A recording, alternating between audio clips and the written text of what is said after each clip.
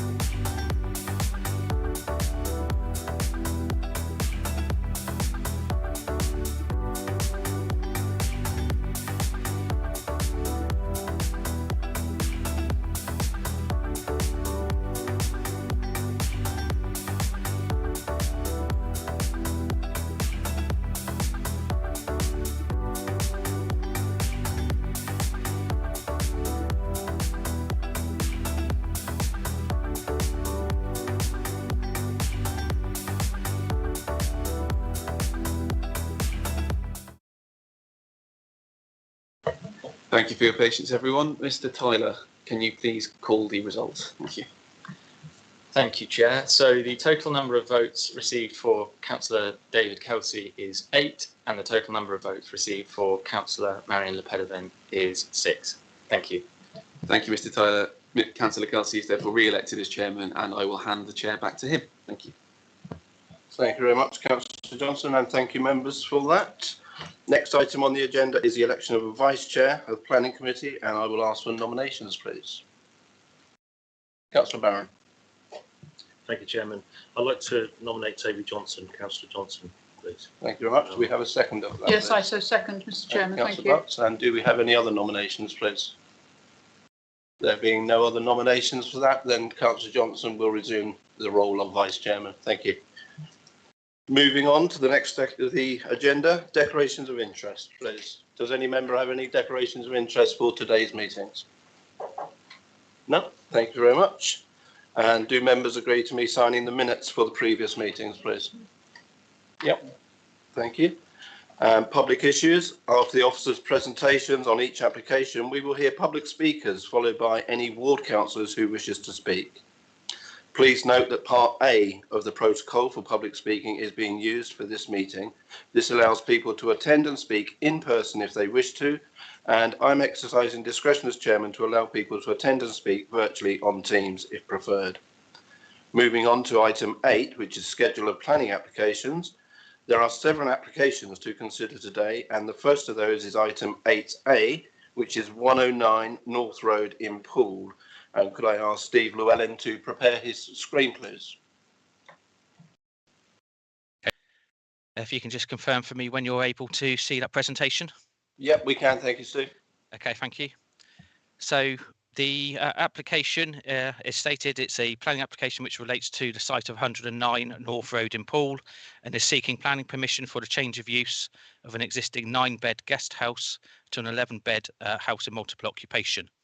Before starting the main presentation, Chair, I'd like to bring members' attention to the addendum sheet that has been circulated. This sets out 3 additional letters of representation or statements that have been received to the proposed development. So moving then to the actual presentation, in terms of the site location, the site is located on the northwestern side of North Road between its junctions with Dane Court Road to the southwest and Harbour View Road to the northeast. Site's currently occupied by a detached 2-storey property. It's got a bulky flat roof dormer to the front elevation. It's currently in use as a guest house. The entire frontage of the property is hard surfaced and laid out to 8 parking spaces. And it also includes a large rear garden. So you can see application site highlighted in red, large rear garden, property here, and then the entire frontage laid out as hard stand. And I'll show you some photographs of that in a second. In terms of North Road itself, it's located within a section of North Road that is characterised by detached and semi-detached dwellings that are set back from the road behind generous front gardens, the majority of which are enclosed by hedges or boundary walls, and includes mature trees and landscape planting that provides a sylvan character to the street scene. I'll just take you through some photos. So this is the front and rear elevations of the application property itself. As you can see on the image to the left-hand side, the area entirely laid out as hard stand in providing parking provision. Then again, just two photos then showing that hard stand and parking spaces to the front of the property. Photos then showing the rear elevation of the property with the neighbouring properties to either side. And then just some views of the rear garden of the property itself and neighbouring properties then along the side and rear boundaries. So just to put the site then into some greater context, you can see application site is highlighted here. I'm just highlighting that with the cursor. To the southwest of the application site is the Poole Civic Centre complex, Poole Park slightly further beyond that. You've also got the Ashley Cross District Centre, which I'm now highlighting, which is located roughly to the southeast of the application site. Then to the north is the Constitution Hill viewpoint area, and across to the east is the Ashley Road District Centre. So the application site, as I said, it's a form of high density development in terms of the HMO. It's located within the sustainable transport corridor, with bus services operating along the length of North Road from the Civic Centre complex, where we are today, up to Ashley Road to the north. It's also located within easy walking distance of a number of bus services and routes which operate from the bus terminal at opposite the Civic Centre, providing links to both Bournemouth and Poole Town centres, and also to the Ashley Cross and Ashley Road district centres. The site is also located within easy walking distance of those district centres and the services and facilities that it provides, and therefore the proposal is supported in policy terms in terms of its sustainable location for a high form of residential development. Then, in terms of the street scene, as I've mentioned, this section of the street scene of North Road is characterised by two-storey detached, semi-detached properties with reasonable sized front gardens, which are containing mature and landscaped planting, which help to soften the impact of the built development, provide a sylvan character to the street scene. However, the application site, as you can see from this photograph that I'm showing you now, it is at odds with that character, being completely hard surfaced and devoid of soft landscape planting. I'll just quickly show you then a photograph looking in the opposite direction along North Road. So again, you can see that sylvan character to the street scene. In terms of the proposal includes the introduction of a new 1 metre high boundary wall across this section of the site frontage, but also the removal of significant areas of that hard stand that I've referred to, and replacement with landscape planting, so tree and shrub planting to provide that soft landscaped area, as you can see on that plan. And that would help to better reflect the character of this part of North Road and enhance the character and appearance of the site and the contribution that it makes to the street scene. So that soft landscape planting would result in a reduction in the existing on-site parking provision. So as I indicated, there's 8 existing on-site parking spaces.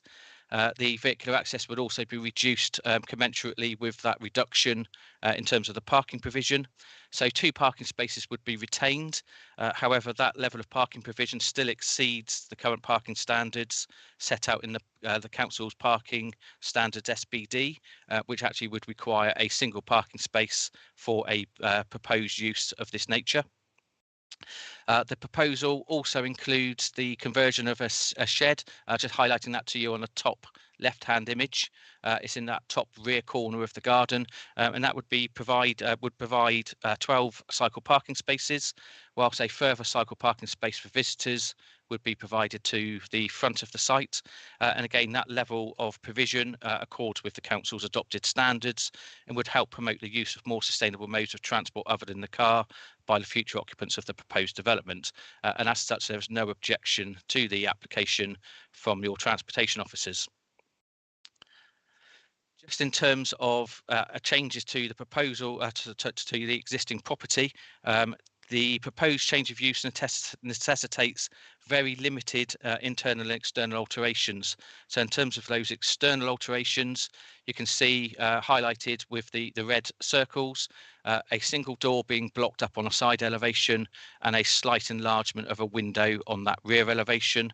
There's also no alterations in terms of any extensions to the property, so straightforward change of use with, I'd say, minimal internal and external alterations, and therefore the character and appearance of the building would not be altered, would remain in keeping with the surrounding properties, and would not impact upon the contribution of the building to the street scene. Okay, in terms of the character of the area, it is acknowledged that the proposal would introduce an alternative and more intensive form of residential accommodation, and the use of the site would be different in terms of its character to the predominantly single dwellings that are characteristic of the surrounding area of this section of North Road. However, there are already other more intensive forms of residential development along North Road in the form of blocks of flats, whilst it's also evident that HMOs are not prevalent in this vicinity, and the proposal would not lead to an over-concentration of HMOs in this area. Despite concerns that the use of the building as an HMO could lead to noise and disturbance and antisocial behaviour, these concerns could arise from any development, and there is no substantive evidence that a development of this nature would automatically give rise to such issues or lead to an over-intensive use of the site. The proposal would provide a form of residential use of the site that would not be incompatible with the residential use of the surrounding properties, and a use that which would be expected to be found in a residential location such as this.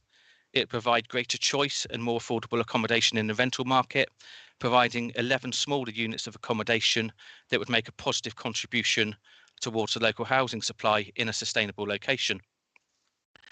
In terms of residential amenity, the proposal would not enlarge existing property, as I've said, and therefore it would not have any impact on neighbouring amenity in that respect.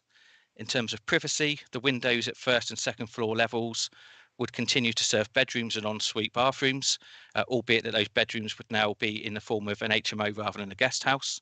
But as a result, the use of the property would not change its relationship to neighbouring properties or materially change the impact experienced by the occupiers of those neighbouring dwellings. As I've already shown, the only changes to the windows and doors are at ground floor level, and boundary treatments would prevent any overlooking or loss of privacy arising from any of those changes. And in terms of the amenity of the future occupants, the rooms would comply with the relevant space standards and would provide adequate communal facilities.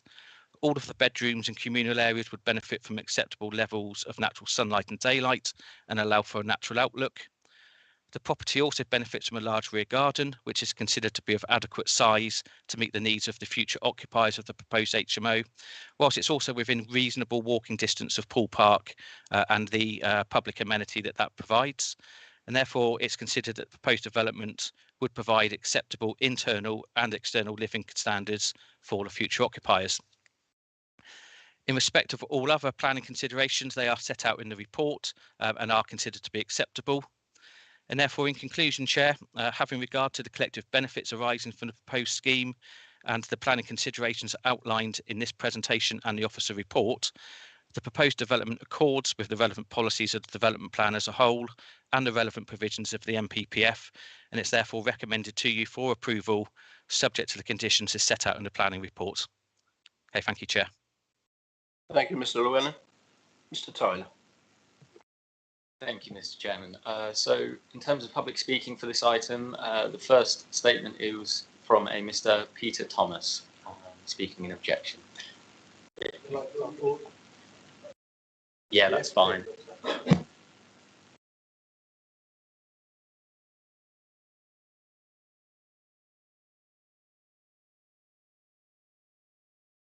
Sorry, good morning.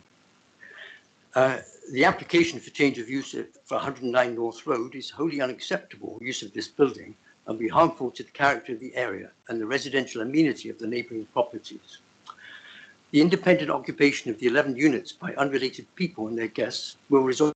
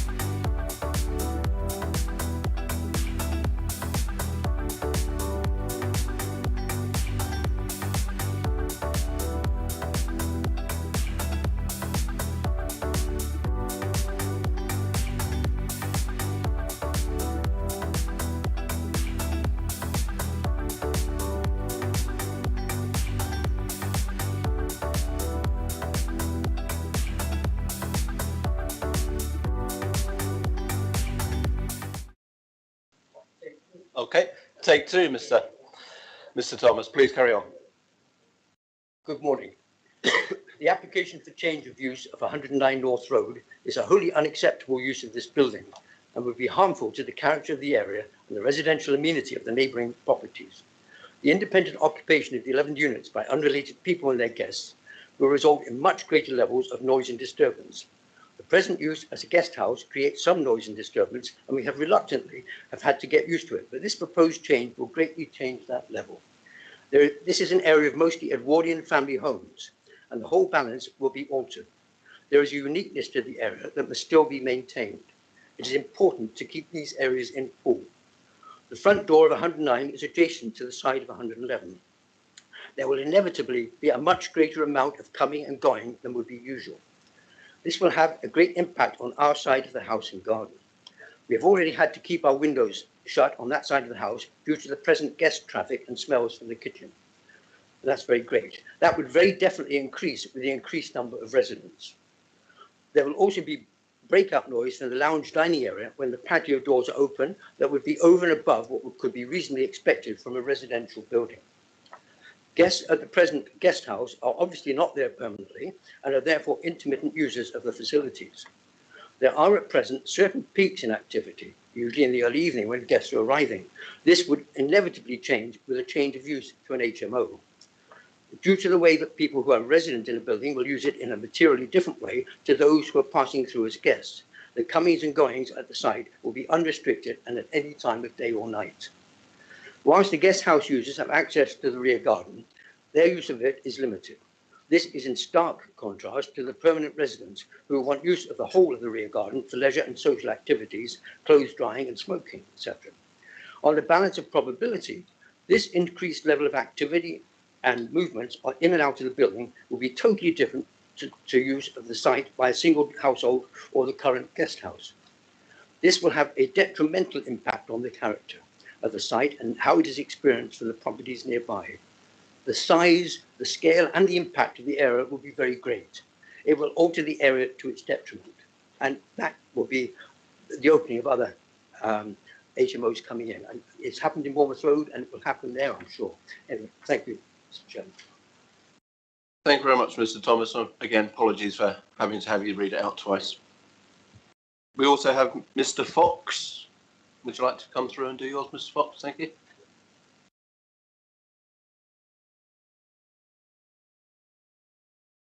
Still on, yes. Right, good morning all. I live at 107 North Road. I've lived there next to the Blue Shutters for almost 30 years. During that time, it has increased in capacity from a 5-bedroom B&B to a 9-bedroom guest house. Despite that increase, it has been a good neighbour. Very little noise or nuisance. Overnight guests arrive in the evening and are gone in the morning. It has been a fairly quiet house to live next door to. However, the proposed change from a small hotel to a house of multiple occupancy would represent a significant change, with no less than 15 of its neighbours, plus the Viewpoint Residents Association, objecting to it. The plan implies much more traffic in and out of the building, much more activity, day and night, and much more noise. This will have a considerable impact on its neighbours' amenity levels and quality of life. With 11 permanent residents, plus their visitors, the use of the garden would be totally different scale compared with the use made of it by overnight guests. The bed-sitting rooms envisaged in this plan are quite small, and although there is one shared living room, residents will, quite understandably, be drawn into the garden in much greater numbers than before. This will have clear consequences for neighbours' privacy. Perhaps the most questionable aspect of the proposal is the idea that the residents and their visitors will share one communal kitchen. To me, that sounds quite impractical and potentially dangerous. It is probably a recipe for conflict as well. 2 of the bedrooms do not have their own bathroom WC either. There is also bound to be a big problem with parking. The plan shows 2 parking spaces at the front of the house. But all these people will not just be using bicycles and public transport. They will have cars. There will be significant overspill of cars into surrounding roads, where all the unrestricted parking spaces are taken by 9 a.m. every day. My opinion, and broadly speaking that of the other objectors, is that the proposed change of use is unneighbourly and would represent a very detrimental alteration to the character of Parkstone Village. The application should be turned down. Thank you very much. Thank you very much, Mr. Fox. Cheers. Mr. Tyler. Thank you, Chairman. And speaking in support of the application, we have Mr. Adam Bennett from Kent Park Planning.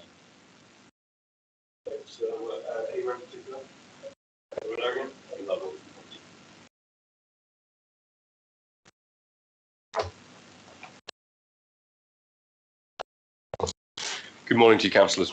Thank you for your time. So the application before you, as you've heard, is seeking planning permission to change the use of this particular site from a 9-bedroom guest house to an 11-bedroom sui generis HMO. As your officer explained, North Road is positioned in a highly sustainable location. It is within 400 metres of a sustainable transport corridor. It's in close proximity of services, facilities, job opportunities, and a full array of public transport links and also cycle lane infrastructure. There are plenty of opportunities for people to make sustainable choices in terms of movement here. And as you've already heard from your officers, the parking demand from this particular use is 1 parking space. That's in accordance with the council's adopted SPD. 2 spaces are provided as part of this development in recognition that there may be a need for some visitor capacity, and that will aid that particular point, but it isn't a policy requirement. It's an offer that's been provided here. We've also provided a fully policy compliant provision of cycle parking, both in terms of private store at the rear of the site, but also a Sheffield stand at the front of the site, which, whilst 1 cycle is shown there on the particular drawing, would have capacity to provide for 2 particular visitor cycle spaces. Now, as you've heard, the site at present does not contribute positively towards the street scene. It is an outlier. The frontage of the site is entirely linked to hard standing. It's not particularly attractive. What this development will do is see the loss of that hard standing. You will see a reduction in the number of parking to 2 spaces, 2 larger spaces, which again meet current adopted standards, and also the introduction of new boundary treatments, new soft landscaping, something that will better integrate the site back into the street scene. Now, the area, as you've heard, is characterised by dwelling houses, mostly detached, but some semi-detached. This property itself was also originally a dwelling house in the 60s before it became a guest house. Now, the development as proposed doesn't really seek to make any material changes to the building itself in terms of the way it presents. As you've seen, there's 1 door and a slight enlargement of a window. It'll also see signage removed from the frontage of the building, as it will no longer be a guest house. Other than that, what the changes that you will see to this site, and in terms of its contribution to the area, will be one of improvement in the way that it contributes to the street scene because of the works to that particular frontage, as your officers have already substantiated. Now, within the rear garden, as I've already mentioned, you are getting a full complement of cycle parking provision for the proposed development, but you're also getting all of the bin storage tucked away. There are existing pathways, as you can see on the plans, which run through this garden area. It's not being split up or built over in any particular way. That garden will remain open and available for the use of residents.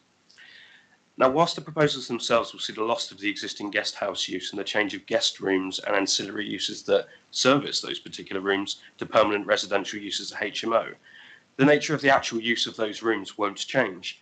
The rooms will remain as bed spaces. They will remain as living accommodation, but they'll be used as a whole by the future residents of the HMO instead of living accommodation used solely for the purposes of those servicing the guests and the guests themselves. Both uses are residential in their nature in terms of the fact that you have a transient use by people using a guest house, and then a more permanent use for people living in this as their primary place of residence. But it is still for the purposes of sleeping, for eating, for washing, for cooking, and for recreating. And there's no conflict with the council's policy PP23 in respect of the loss of the guest house use in this particular case. All 11 bedrooms are to national space standards and will provide appropriate living conditions for future occupants. They're also in accordance with the standards for licensing of a HMO. Now, the applicant in this particular case is the operator of the guest house, but they are also an operator of many HMOs locally. They operate 11 HMOs in the pool area and have done for the last 10 years. Their HMOs provide accommodation generally to those at the upper end of the market, for example, young professionals. And the applicant has a positive relationship as it currently stands with the council's HMO licensing team. They work hard to make sure that their HMOs are to spec, to standard, and provide positive living conditions both for residents of the HMO, but also local residents in the immediate area. They invest considerable funds in refurbishing their HMOs and maintaining them to attract the best tenants that they can. And the rental rates reflect that particular point. This won't be the lower end of the market. All of these points contribute to ensuring the HMOs that the applicant provides are respected and they're well maintained by their tenants. There will be no undesirable consequences arising from this change of use. As your officers said, there is no reason to suggest that a HMO use will be any more impactful than any other residential use in terms of noise or other use generation here. And you are going from a 9-bedroom guest house with 8 parking spaces to an 11-bedroom HMO, where the movements, as you can see on site, are expected to be more generally by sustainable means. It's not a guarantee, but that is the position that's accepted by the council in its reduced parking standards. Thank you, sir. Thank you. Do we have any more councillors present, please, Mr. Tyler? For this item, we do not, Chair. Thank you. Thank you. In that case, Mr. Llewellyn, is there anything that you've heard that you would like to come back on, please?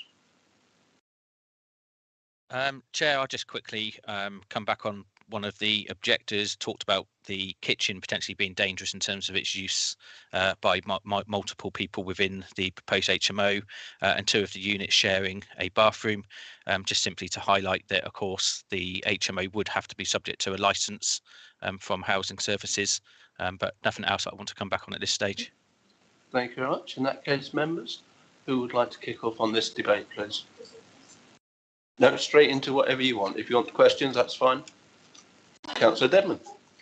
Yes, thank you, Chairman. Well, I do have a question because at paragraph 8 in the paper we've got, it says there is no substantive evidence that the noise disturbance unneighbourliness that Councillor Stribley called this plan in for, there is no substantive evidence that it will lead to any of that. And then again, in point 66, 67 and 68, the plans for Talbot Village say they acknowledge that they can have an adverse effect. So my question is to the planning officer, if there is no substantive evidence that it will have those effects that Councillor Stribley was talking about, and also I think the objectors, there's no substantive evidence either way, or is there? Is there, what evidence is there? Because otherwise I can't see that we know either way. So thank you, Chairman. Mr. Llewellyn. Okay, I'll just come back in terms of the Talbot Village area. There is an Article 4 direction in place, which actually removes the right for permitted change of use from a single dwelling to small-scale HMOs. Now, that is purely because of the location of the Talbot Village housing estate in relation to Bournemouth University, and it's to prevent the proliferation of HMOs to retain that residential housing estate to provide single family housing, as well as providing some degree of HMOs to help facilitate accommodation for students at Bournemouth University and the Arts College. In terms of the comments about no substantive evidence, it is purely just speculation to suggest that an HMO would lead to noise and disturbance, antisocial behaviour, no, that's the comment that's being made, that that antisocial behaviour, noise and disturbance could result from any form of residential development, whether it be single dwellings, flatted development, or an HMO. But so there is no reason to suspect that this particular proposal would would result in such antisocial behaviour or noise and disturbance arising. Thank you, Mr. Llewellyn. Councillor Devon. Can I just say then that I am right in thinking that there's no evidence either way, so perhaps there should be some collected.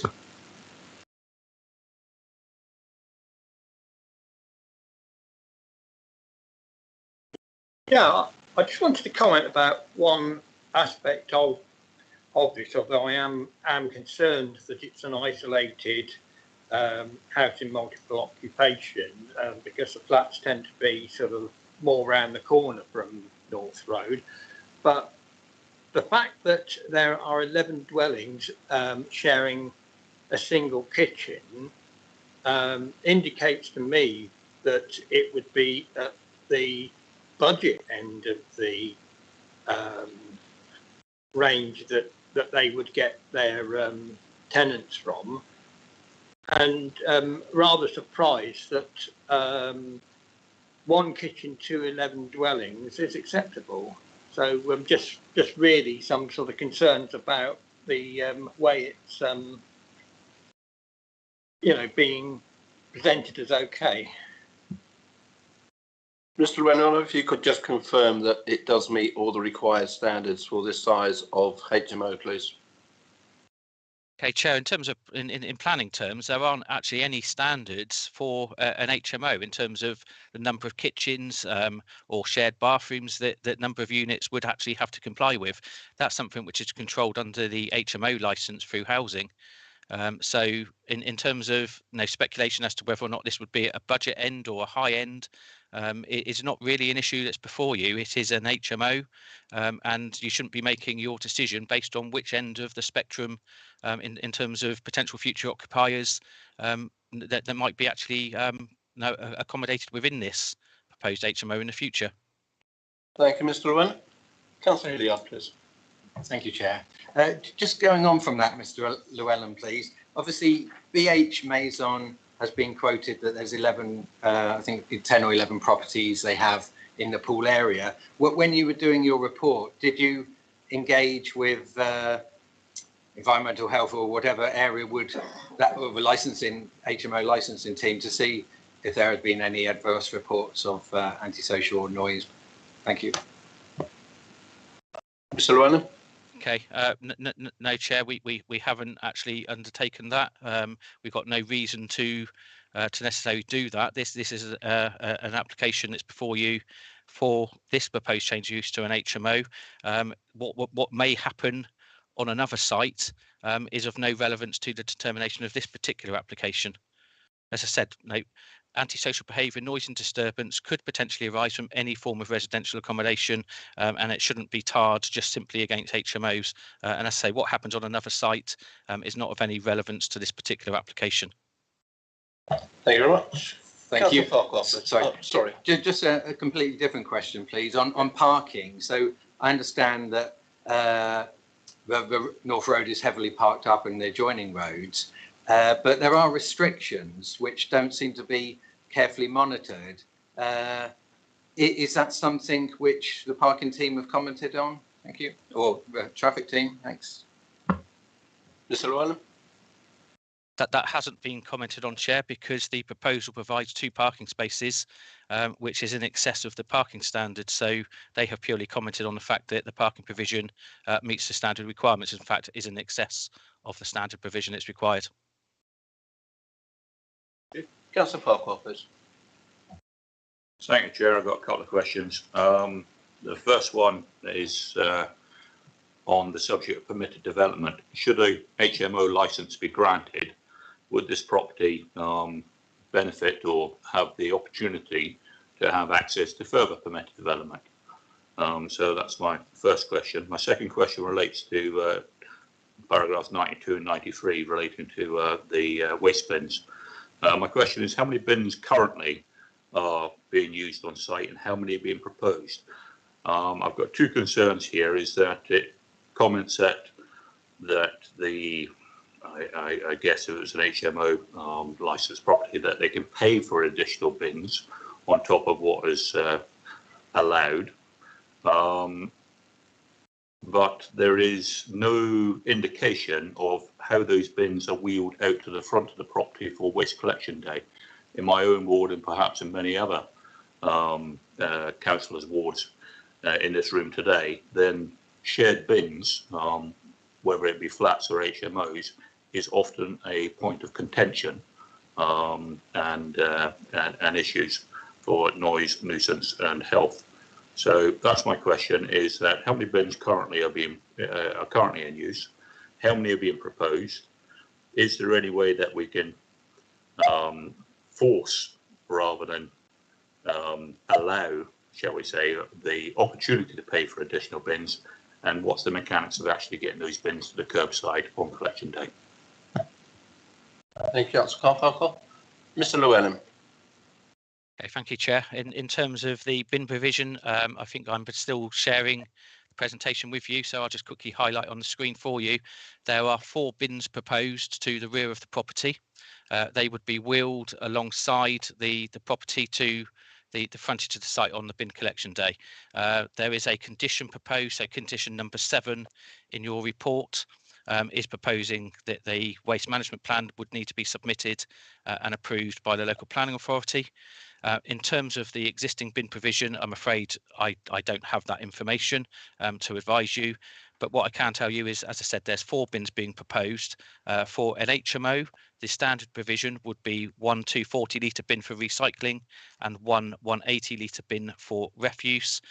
For larger scale HMOs, they can pay for a greater level of provision, but they would then need to enter into a commercial waste collection service. That could be with the council or with a private operator, hence the condition number 7 that's before you. Thank you. And in terms of the permitted development? So yes, in terms of permitted development, because this would be a large-scale HMO, so it would be sui generis in terms of use, so therefore it would not benefit from permitted development rights. Thank you very much. Happy, Councillor Falconer? I am, Chair. I understand that 4 is proposed, and only on agreement of the waste management plan would an HMO licence be granted. Simply because I have concerns that it is a bone of contention with neighbours as regards the actual mechanical wheeling of these bins around, particularly when they're shared. So they are coming from the rear of the property, and these are 4 very large bins. And I'm not hearing who is actually responsible for actually wheeling those to the front of the property, so that the amenity and the outlook of the front of the property is maintained. That would be coming under the waste management plan, which has to be agreed as and when. Thank you. Thank you. Councillor Pedevin. Thank you. I'm wondering about numbers of residents. Some of the objections have talked about 11 rooms could equal 22 residents. Now, some of the rooms are very small, and I suspect they would definitely be single rooms, but I'm wondering whether the licence includes any sort of limit on the numbers.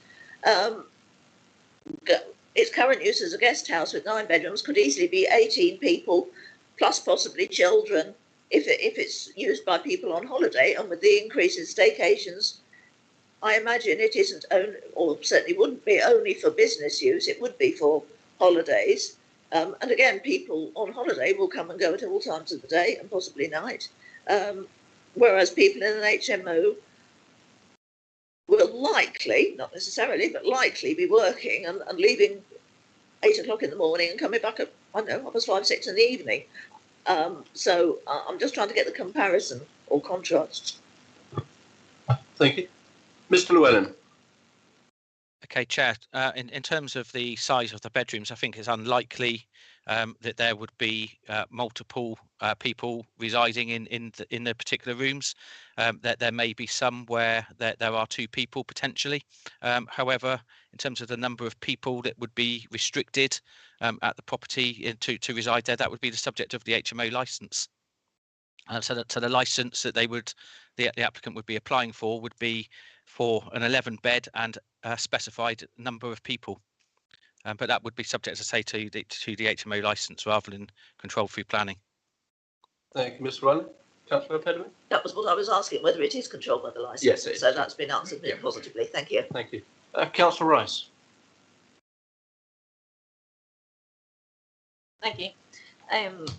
Just looking at the BCP parking standards document, on page 17, there's a comment about I want to inquire about the cycle parking. Basically, there's a comment that cycle parking should be in the most accessible location and near the main entrance to any development. Cycle access is expected to be easier than car parking access. So I was just wondering if officers could explain more about the cycle provision. From the plans that I can see, the space allocated is similar to a car parking space, if not a slightly smaller. And usually you would expect to get maybe 6 ordinary bicycles into a car parking space, not 12, especially when it's enclosed by walls and a door, and thinking about getting in and out. So I just don't think it seems, on initial viewing, that it seems realistic provision. Thank you. Mr. Llewellyn? Okay, thank you, Chair. In terms of the location and also the level of cycle parking provision, the application has been assessed by your transportation officers, and they are satisfied that the proposal would provide the relevant number of cycle parking provisions within the proposed cycle store, which is that shed to the rear. And they're also satisfied with the provision of the cycle stand to the front of the site for visitor parking. So there was no objection from the transportation officers. They're satisfied that it complies with requirements of the parking SPD. Councillor Rice? Yeah, do we have any dimensions of the cycle shed? Because it just, like, I don't know what anybody else thinks, but it doesn't look like you could fit 12 bikes in there easily enough to convince somebody that they'll jump on their bike rather than jump in the car. Do we have dimensions, Mr. Llewellyn? Chair, I will just quickly take some measurements for you. Any other members wishing to speak whilst Mr. Llewellyn is doing that? Councillor Barron. Thank you, Chairman. I'm very disappointed that Councillor Stribley isn't here to explain the reasons why she's called this in. On the guidelines for councillor to call an application in, you're supposed to specify the material planning reasons why it has been called in. Unneighbourly is questionable, and out of character is more about the appearance of the proposed alteration or development. It's in my ward. I'm in a very difficult position. I see the resident association here, and I had a chat with them in the church, which was great, and I explained at the time that to refuse things on a planning committee, you need to be against policy. You need material planning reasons to refuse them. You shouldn't really refuse them to potentially win votes and to be popular with residents. So I'm just disappointed that she's called this in and she isn't here to speak against this application. I'm really disappointed with the lack of parking, but that's not something we can argue against, unfortunately. That is disappointing. It's also, many of the considerations of this are very similar to the Lower Blanford Road application that we dealt with a few months ago, and very, very similar, residents' concerns about, antisocial behaviour and all that type of thing. And I don't want to, sit here and make assumptions of the people that will be living there in the future. When I was younger, I lived in a very similar place, myself, and I didn't go around causing, mayhem in the community at the time. So yeah, that's sort of my initial thoughts, but I'll listen to the rest of the debate. Thank you, Chair. Thank you very much, Councillor Barron. Councillor Butt. Yes, thank you very much. I completely echo Councillor Barron's thoughts. It is very difficult, but we're not here to be popular. We're here to consider material planning conditions and hopefully make a decision based on those. And the two heads, unneighbourly. Well, we cannot provide for something which we don't know is going to happen or not. We have to provide for what's in front of us. Of course, HMOs are just not popular amongst people who live next to them. Until such time as they've lived next to them, they need to find out whether they are suitable or not. My daughter lives in an HMO in London, in Wandsworth, and there are 23 rooms. And she is well behaved, as are all the other people, and there are no problems. So I don't think we should judge, and I'm finding difficulty that some objectors are very concerned based on perhaps what they've heard or what they've read or perhaps what they've seen elsewhere, but it isn't this particular application. Everything else sits well. There are no environmental health concerns, there are no transport concerns. I'm grateful to Councillor Farquhar with regard to the bins for clarifying that, and I'm now content. I also would like to raise the fact that this is something that we're trying to do. We're trying to have sustainable transport for more of our development. We have our cycle store, we have our cycle racks. It's within very easy walking distance of Poole. There's the 15 and the M2 to Bournemouth Hospital and to Southbourne, and the 15 and the M2 to Poole. So the transport is there. I would imagine that a lot of people in HMOs might not be able to afford a car, hence being in an HMO because of the cost factor. And we do need to be able to provide housing for all walks of life and people who do need that start. And as Councillor Lopez said, people who will be working just to provide for their lease or their rent or however this is going to be dealt with. So based on that, whilst I empathise with the objectors and their concerns, I will be so disposed to support this. Thank you, Mr. Chairman. Thank you, Councillor Butt. Mr. Llewellyn. Okay, thank you, Chair. Just to come back and confirm in terms of dimensions of the existing shed, which is supposed to be the cycle store, it measures approximately 4 metres by 2.8 metres. Thank you very much. Councillor Rice, did you wish to come back? Yes, so that's really helpful, thank you. Like, it's my first time on planning, and I'm very concerned about the size of that shed and the capacity. So I don't know what the options there are to take this away and discuss it, but from that calculation, that would allow almost 6 cycles. If you're allowing 1 metre length for 2, or 1 metre width for 2 cycles, 2.3 metres for the length of the cycle, plus 1.5 metres to access all of the stands whilst there were bikes stood there, then you would be needing almost twice that capacity, according to the SPD. Thank you, Councillor Rice. Councillor Johnson. Thank you, Chair. I think regards to the cycle store there, if our officers say it can fit 12 bikes, then we hope it can fit 12 bikes, and if it doesn't, then it's not meeting its planning permission, and we can take action on that. So I think with that one, there is safety in the fact that if we give this permission, that shed must take 12 bikes, and if it doesn't, then they will have to take action, and we can take action to make sure that those 12 bikes are stored on site as per the planning permission. So as regards to the rest of it, I think I agree with Councillors Button and Barron on this one. As an HMO, it obviously has a reputation, but I don't think it's a deserved one. I think when you hear about the problems that HMOs cause, you do usually have those in an area where there are many HMOs. As a former student, a recent student myself, who's lived in HMOs in Winton, you normally get the issues where there are great clumps of them together, and they do get together, and all that sort of thing happens there. But one here, it's not practicable to be a student HMO given its location. It will most likely be for young professionals living and working within Poole, maybe some of the nurses who work at Poole Hospital as well, because I know, having known many of the nurses who work there, they are looking for accommodation such as this. A lot of the other concerns, I think, aren't planning concerns whatsoever. We have an HMO here that we have to decide on. What may happen in regards to future residents and their conduct is none of our concern, quite frankly. So again, I'm also minded to support this. Thank you, Chair. Thank you, Councillor Johnson. Councillor Bull. Thank you, Chair.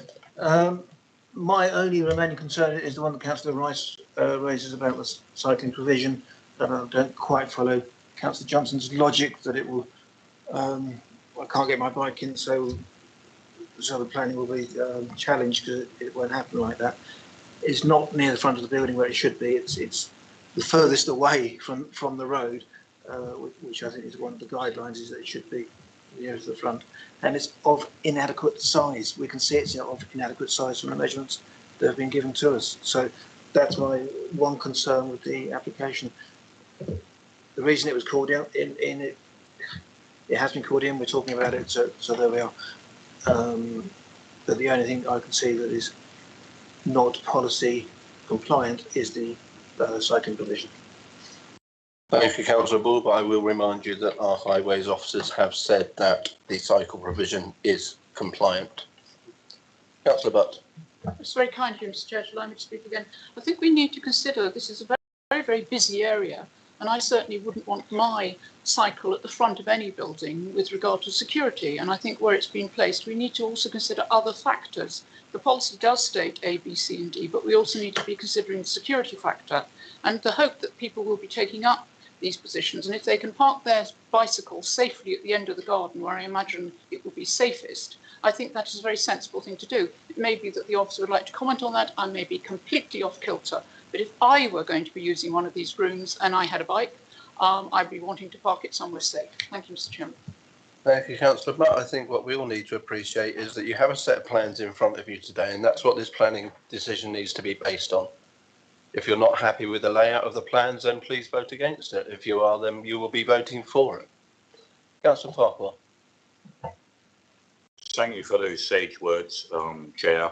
I will be voting against it, but I would request that that an officer answers the query which we have over the cycle store, not only to its location at the furthest, most inconvenient point of the property itself, but also to its size. You yourself stated just a few moments ago that highways have defined that it is of a sufficient size to supply the required number of cycles that is actually laid out in the planning. However, highways, as far as I'm aware, are not planning enforcement. And I'm sure there are many councillors here, as myself, that have encountered issues over cycling stores whereby planning enforcement is not available to the local councillor to actually rectify the problem that's from complaints. When it comes to the call-in, then I appreciate that there should be material considerations, but I myself view the fact that calling in is part of the representation of a councillor for any ward.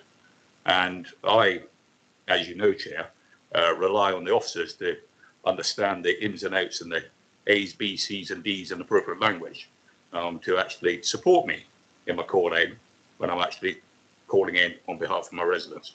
So I would appreciate it if an officer in planning enforcement could actually clarify if this particular cycle store is proven to not be suitable for the residents that would move into the HMO should an HMO license be granted, how it would be enforced that it actually gets improved. Thank you. Artemis, would you like to come in, please?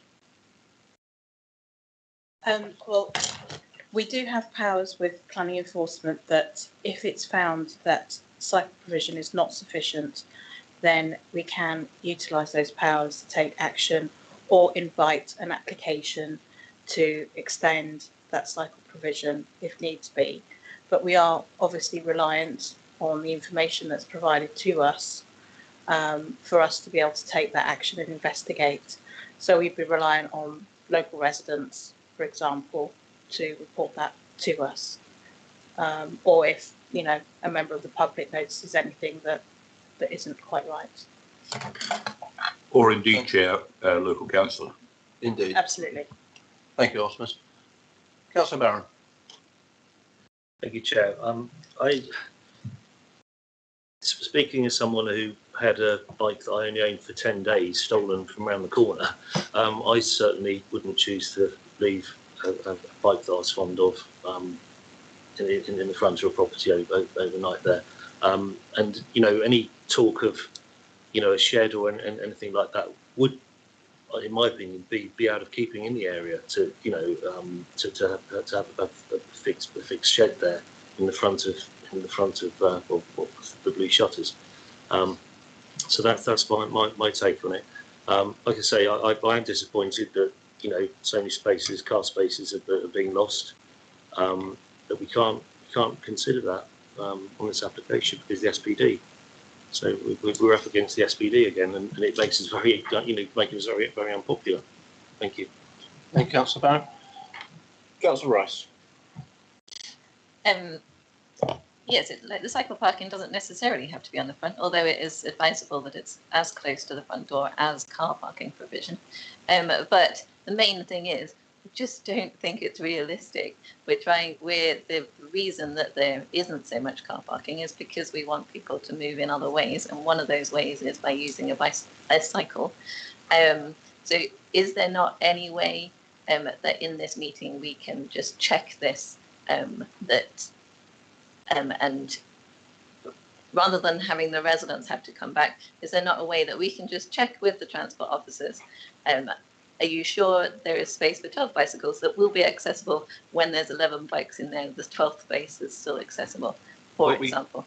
And then it would just be a matter of doubling the size of the shed. Like, you don't have to move the location or change the security. We are not able in a planning meeting to start changing dimensions of buildings or make alterations to buildings. But what we can do is we can ask for a condition to be added to ensure that the cycle provision is sufficient for the property that is there. That we can do. We can't, it's not our job to start making changes to planning applications at this stage. But I understand where you're coming from. Thank you. Mr. Llewellyn, is there anything you'd like to come back on before we move to a move on this one, please? Sorry, Councillor Trent. Yeah. Sorry, Chair, I thought you it's not a problem. Spotted me. My fault. The issue of planning enforcement has been raised. And I have to say, as a ward councillor who's had to contact planning enforcement about a few things over the years, at this point in time and over the last... Well, could we keep this to this particular application, please? But it's just really the point that they are the least responsive of all... Councillor Trent, let's talk about this planning application, not about a particular department, but please. The point was made that if there was a problem, that you could bring planning and that point has been answered by Artemis. Yeah, but planning Mr. Chairman, can we move to the vote, as you said? No, Thank please, you. quiet, please. So yeah, please keep comments to the specific application we're dealing with, not other departments. That's not our remit in this room today. So do I have a move for this application, please? Councillor Rice. Sorry, can I just check about the condition then? Is there a condition now attached to it? We can attach it. We can ask Mr. Llewellyn to attach one. Wonderful, thank you. Thank you, Councillor Rice. So do I have anyone willing to make a move on this, please? Mr. Chairman, did you want a seconder for? I haven't had a move yet, Councillor Butt. Okay, and we are asking to move to go to the vote, or asking? No, a move to on this whether you want to refuse or accept this application. Okay. So move. Councillor Johnson. Chair, I'm happy to move that we go with the officer's recommendation. Thank set you. out in the report, with the added condition that Councillor Rice would like in there regarding the bike storage. Yep. Thank you, Mr. Chair. So second. Thank you very much. Mr. Llewellyn, did you get that condition, please? Yeah, could I just come back in on the condition, Chair? Because there is a condition already at number 4, which requires the bicycle store and stands to be provided. So that condition is already attached. If there are significant concerns about the capacity, we could modify that condition. You could have a condition which would require further details to be submitted, which would include the layout of the provision of the stands within the proposed cycle store, and that would be specifying that that's to provide a minimum of 11 cycles to meet the parking standard requirement. So I'm happy if you wanted to modify that condition, we can certainly do that. That would be perfect. Thank you, Mr. Llewellyn. Members happy to accept that? Councillor Rice, you're happy to accept that? Yep, thank you very much. In that case, members, we have heard quite a debate on this one. There are quite a lot of points been raised on this, and I have often said in this planning committee, everyone is entitled to live somewhere. And I get very frustrated when every time an HMO comes up, we automatically assume that the people that are going to live there are not going to be neighbourly. I get really frustrated by that. Many professional people live in HMOs. Many non-professional people live there. As a planning committee, I don't feel that we have the right to dictate what sort of person lives in an HMO, and I get really, really fed up with hearing that every time we have an HMO in front of us. So on that, I will support the move to grant this act. So I will call names in turn. All those in favour, please say yes. All those saying no against. So myself, Councillor Kelsey, I am for. Councillor Johnson. For. Councillor Barron. Regrettable for. Councillor Bull. For. Councillor Butt. For. Councillor Davies. For. Councillor Farquhar. Against, and for the purposes of the minutes, I'd like my vote to be registered, please. Thank you. Councillor Hall. For. Councillor Hilliard. For. Councillor Lawton. For. Councillor Lopez. For. Councillor Dedman. Councillor Rice, For. Councillor O'Neill, For. and Councillor Trent. Against. Thank you. Could I have the numbers, please, Mr. Tyler? Thank you, Chairman. The total number of votes for the move is 12, and the total number of votes against the move was 3. There are no abstentions. Thank you very much. Therefore, that application is granted as per the officer's recommendations, along with the added condition recommended by Councillor Rice, and I thank her for that condition. Thank you, members, and thank you to members of the public on that one. Moving on to B on the agenda, which is 189 Lower Blanford Road. And I would ask Mr. Hodges if he could present his case, please. Thank you, Chair. I will just get the PowerPoint up. Can you just confirm you're seeing the PowerPoint, please, Chairman? Yes, we can. Thanks, Mr. Hodges. Thank you very much. Excellent. So, yes, Chairman, this is an application for the change of use of an existing unit at 189 Lower Blanford Road in Broadstone. The application is for the change of use from its current Class E, which is retail, to a sui generis use as a hot food takeaway. You'll be able to see the broad location under the red star within the main shopping parade along the Lower Blanford Road at this point here. The actual site itself is listed as 189A and B on the Ordnance Survey Plan and relates just to the area within the red line, which you can see on the aerial photograph on the right-hand side. So just to take you to the policy issues, Chairman, this is part of the primary retail frontage identified for the district centre at Broadstone. And you can see the application site within that primary frontage there, and the secondary retail frontage defined to the north. So in terms of the existing layout, it has been as a shop. It looks as if it was traditionally perhaps 2 smaller units, but has been used as a single unit with the entrance on this side of the building. And its elevation there with the shop fronts and the entrance at this point. Proposals will, as I say, take the use into a hot food takeaway with the entrance flip round onto this side and the rest of the unit used for the food preparation. In terms of the shop front, this is how it will appear with the shop front moved over to the far side, the right-hand side of the elevation, and this area blocked off in terms of the appearance of the shop front. And in order to facilitate the proposed takeaway use, a number of extracts and ventilation units will be installed. This is on the side elevation, so possible glimpses of it down the access track to the side, but mainly sited to the rear of the building here. Just some photos of the site. So this is the existing unit here, and it will occupy both sides of the unit there. And you can just see the access, potential access to the right-hand side of this photograph. And then you can see here in this view the existing unit with there's an existing commercial unit above currently with access at the side here, and then a existing residential unit at the second floor. Just looking, you'll note that the site lies exactly opposite where the main pedestrian crossing, which allows you to get across from between the 2 parades in the centre. And just on this view, you can see the existing parking arrangements, which I presume members will be familiar with within the main district centre at Broadstone. Chairman, you'll see that we set out in the report our position in terms of the change of use and why we believe it's compliant with policy. You'll see the particular reference to the requirements that not more than 50% of the units are in non-retail. That policy, as we try to explain in the report, is slightly more complicated by the government's change in the use classes order, which greatly expanded the former A1 use into a much larger use class of Class E.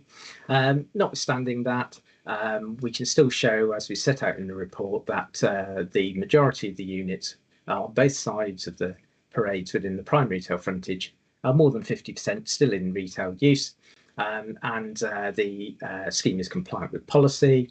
In terms of other issues raised about the nature of concentration of the unit and the additional takeaway in the area, again, we set out in the report our view that that's compliant with policy, and moreover, as this would be an ideal location for such a use. And also, you'll note both the Highways Authority and the Environmental Health Authority officers are satisfied with the details of the scheme, and in terms of the potential noise and impacts and to any residential properties in the area. On that basis, Chairman, we do recommend the application to you for approval. Thank you, Mr. Hodges. Mr. Tynan. Thank you, Mr. Chairman. For this item, we have no one speaking in objection, but speaking in support, we have Mr. Giles Moore of Chapman Lilly.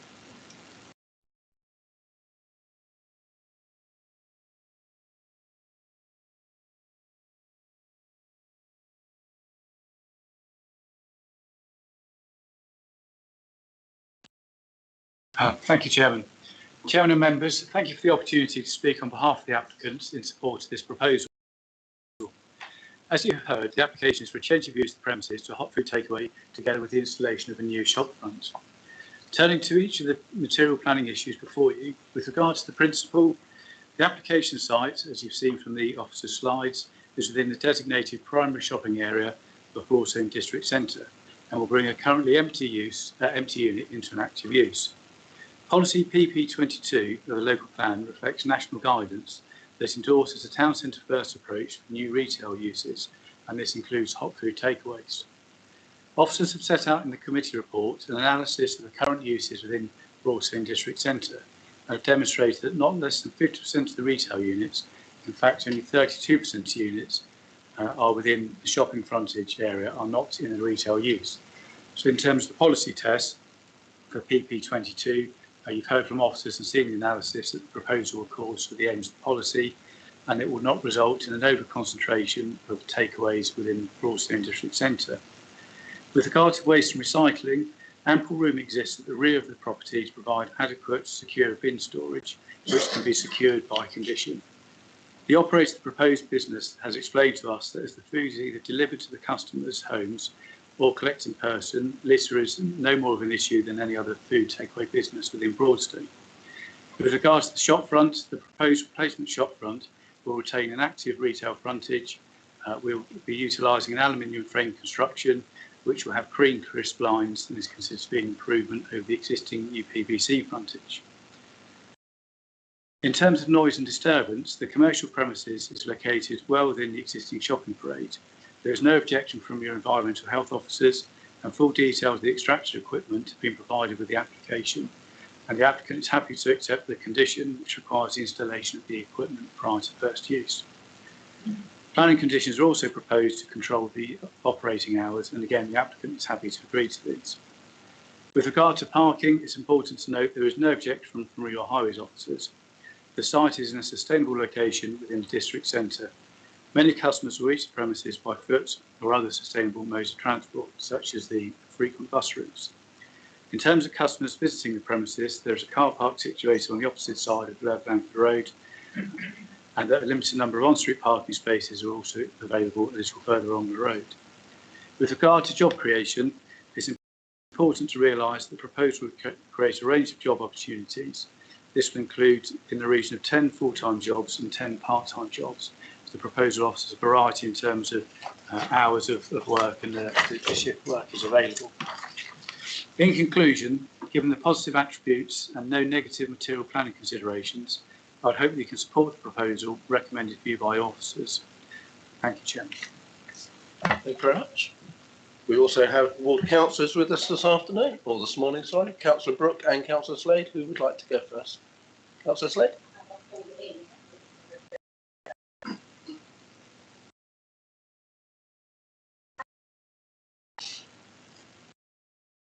Thank you, Chair.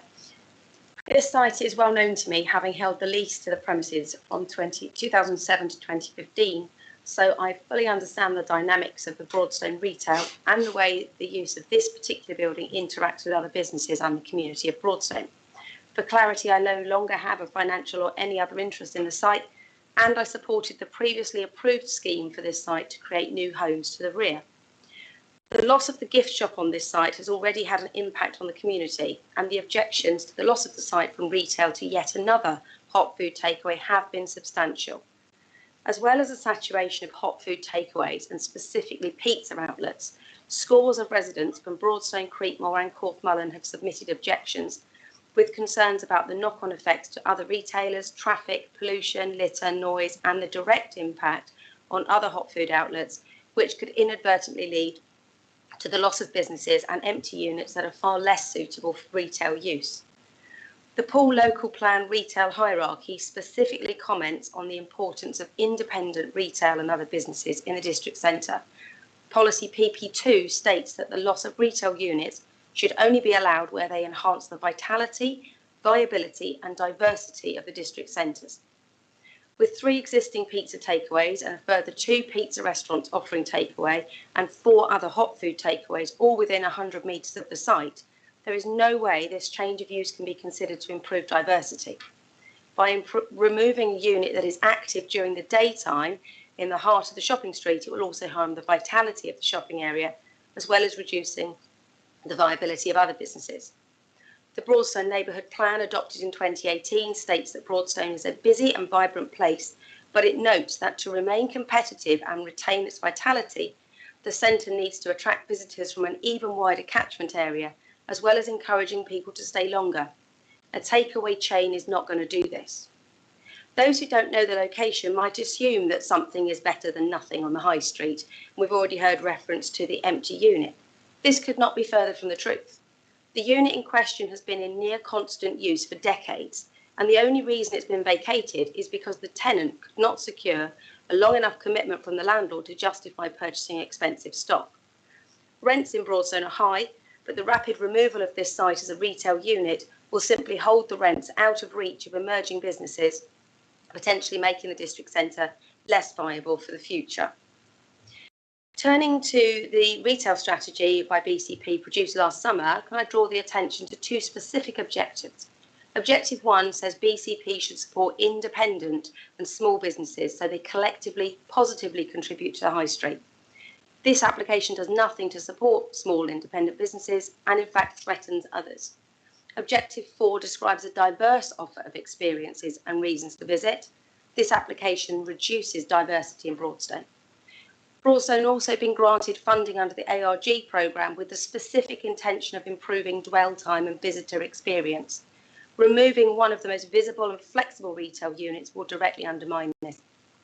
Statistics show that around 80% of those purchasing pizza have it delivered, so there is unlikely to be little potential for this business to bring visitors to other businesses. All it will do is broaden the area over which a chain pizza company can deliver hot pizzas and see multiple traffic movements in Broadstone. The remaining 20% are unlikely to hang around in the community supporting other businesses, and the suggestion that people will walk into the centre to pick up pizza is unrealistic. Who wants to eat cold pizza? The nighttime economy in Broadstone has expanded, but this is primarily at the northern end of the high street and in the area described as secondary. The central and southern part relies on a thriving daytime economy and will be significantly harmed by the loss of the unit. I'm also concerned about the impact the application has on the previously agreed application to develop the site for apartments and extend the retail unit and the parking and delivery issues. You will have seen that the approved application will see much of the existing car park converted to garden space for flats with limited turning space and, importantly, the removal of existing parking for visitors, staff and residents. This is relevant because, having been approved, it should be assumed this application will proceed.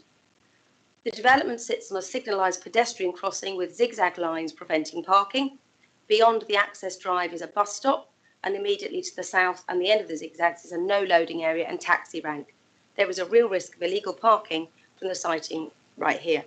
The alternative options about the use of mopeds and delivery driving will cause real risk to vulnerable pavement users as well as noise and pollution. I would add that being a chain business, deliveries are unlikely to be via large goods vehicles and not take advantage of local supply chains. I will stop there and let my colleague complete. Thank you.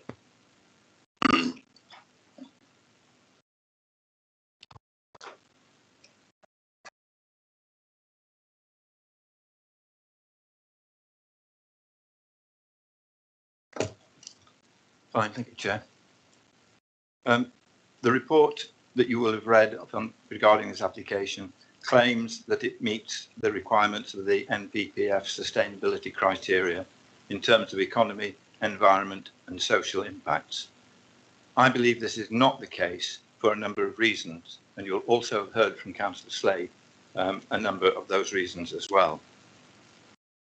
The business as a whole that is to go into this unit is dependent upon transport, not only for its raw materials, but also for the distribution of the final takeaway products.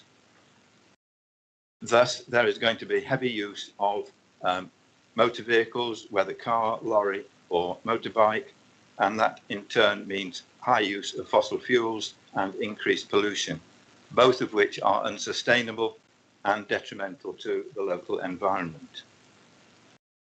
Customers who pick up their takeaway will also arrive by car, contrary to the view expressed that they will come on foot. The evidence we have from all the other pizza places and hot takeaway in Broadstone is that they come by car. The other evidence also indicates that the parking issues that are brushed aside in the report are actually real. You go down Station Approach, there's a public car park, but you look at where the cars are parked for the takeaways there, they're all on the pavement, they're on double yellow lines, they're half on the pavement, they double park, they do not use the public car parks. So in the middle of the Broadway, where there are very few parking spaces other than the toast rack, and that is usually relatively full in the evenings, there is nowhere else for them to park other than on double yellow lines near the crossing and so on. So there will be significant parking issues for residents, and that again adds to the congestion and pollution. It's also contrary to PP 23 Part 3A, and that it will not add vitality and viability to the high street at times when these are most needed, i.e. during the day. This unit will be closed most of the day and only open in the evenings, and consequently will not bring any increase in footfall, again contrary to the report that you will have read. It's also contrary to the revitalising the high streets, which is a prime policy for BCP Council at the moment. It is not a destination activity, as was the high quality gift shop that preceded it. Therefore, there will be no impact on dwell time, and being essentially a nighttime activity, it is likely to distort the balance between the two economies to the detriment of the daytime economy. It adds nothing in terms of variety of activity. In fact, the competitive nature could impact negatively upon the existing takeaway units, especially the smaller independent units. It is therefore contrary to PP 22C, Part D. And finally, I would add that the shopfront design that you have seen, quite frankly, is horrendous. It's unacceptable in that particular part of the Broadway. A part of the frontage looks as if it's a closed unit. Closed units do not bring in people, they turn people away, and that in itself is going to be detrimental to the vitality and viability of the high street. So from being told that there are no detrimental impacts in this planning application, it is very clear that there are highly significant detrimental impacts which far outweigh any benefit that this application might bring, and I believe therefore it should be refused. Thank you. Thank you, Councillor Brooke. Could I bring Mr. Hodges back in, please? Thank you, Chairman. I just want to pick points raised in the deputations there. Principally, if I could take you to, I think it's para 54 of the report. And the key thing is that we are dealing with a planning application for a change of use to a sui generis use. So we are not dealing with an application for the end user. So who the end user will be, it's beyond our control. We're simply dealing with an application for its change use to a hot food takeaway. If there are any queries, the other point, Chairman, just to emphasise is, as we always do, the starting point is the adopted local plan. Hence why we've set out in some detail what the policies say in relation to that, particularly around PP22 and the mix of uses which are acceptable within our district centres. And just in case there are any further questions, my highways colleague, Steve Stace, is on the call, Chair, if there's any specific detailed technical questions in that issue. Thank you. Thank you, Ms Hodges. Members, anyone wish to kick off on this one? Councillor Johnson? Thank you, Chair. I do have a question for the Highways Officer, please. It's just regarding that piece of equipment that's proposed to be put on the side of the building. It does extend into the access road, and just checking in the report to see that I haven't missed it. Could the officer just confirm that that will not affect the usability of that little access way, given the amount that the premises will rely on that access? Mr. Place? All right, just checking you can hear me. Yeah, we can. Thank you. Yeah, my understanding is no, that it doesn't affect on the actual use of the access going down the side. I have a feeling that some of the side is being lost from the footway to provide a footway, and therefore it doesn't impact on the width of the access. Okay, thank you very much for that. Councillor Trent. Thank you, Chairman. I have mixed feelings about this because having represented Wallasdown for a long time, I've seen that area deteriorate into something which consists of not a lot more than takeaways and hairdressers for some reason. And this Broadstone is not anywhere near the danger point at the moment. It's actually quite an attractive and varied shopping area, and you know, needs to be protected. Whether this is a step too far, I don't know. I think the point about the visual appearance at the of the front of it is a good one. It needs to look like a shop frontage. The one thing that does concern me in all of this is that if it's going to be used for delivery, then I think that adds a danger to it and a danger to the pedestrians.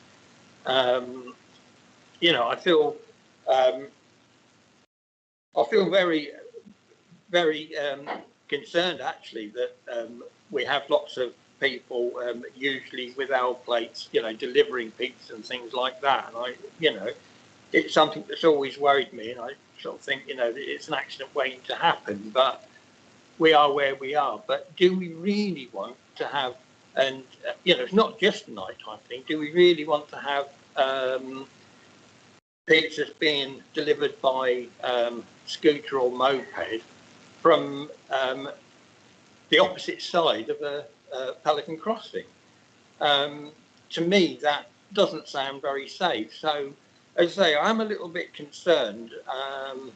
I'm not sure which way I will sort of go on this, but you know, there is some concern about the practicality of it, and I'm sort of a bit on the fence over whether the change of use is a change to many, but I have seen where it does lead if you do get lots of changes of use. Thank you, Councillor Trent. Mr. Hodges. Thank you. It's a highway safety issue that Mr. Stace can also advise, but my only comment would be it's such a common scenario to find these forms of units within our existing district and local centres. They may all be in situations where you would find parked cars in the vicinity. The industry operates on a delivery method as described by Councillor Trent. It's a common occurrence across BCP that these units operate in this particular way. So I don't know if Mr. Stace has any more to add on than the particulars of this site.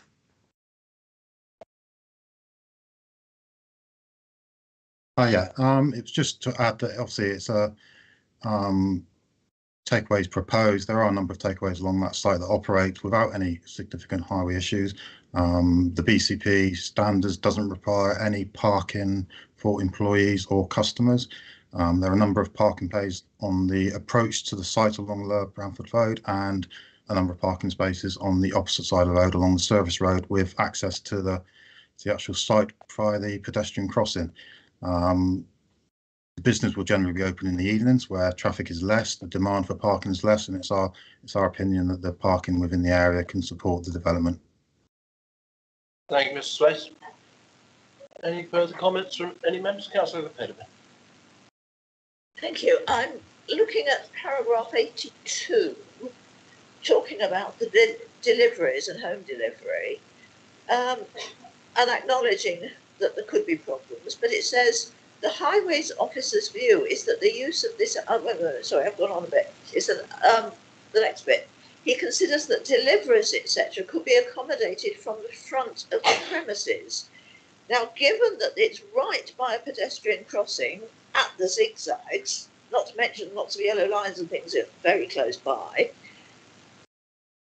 and given that deliveries, even if not by big lorry, will be at least by little van, how on earth are they going to be delivering raw ingredients, boxes, whatever, containers for the takeaway, whether it's pizza boxes or Chinese plastic ones or whatever? How on earth is that going to be accommodated at the front of the building when there is no parking on that side of the road in the close vicinity of the premises? Mr. Space. Hi, thank you. Our opinion is the actual pedestrian crossing itself and the zigzags actually operates as a deterrent for parking.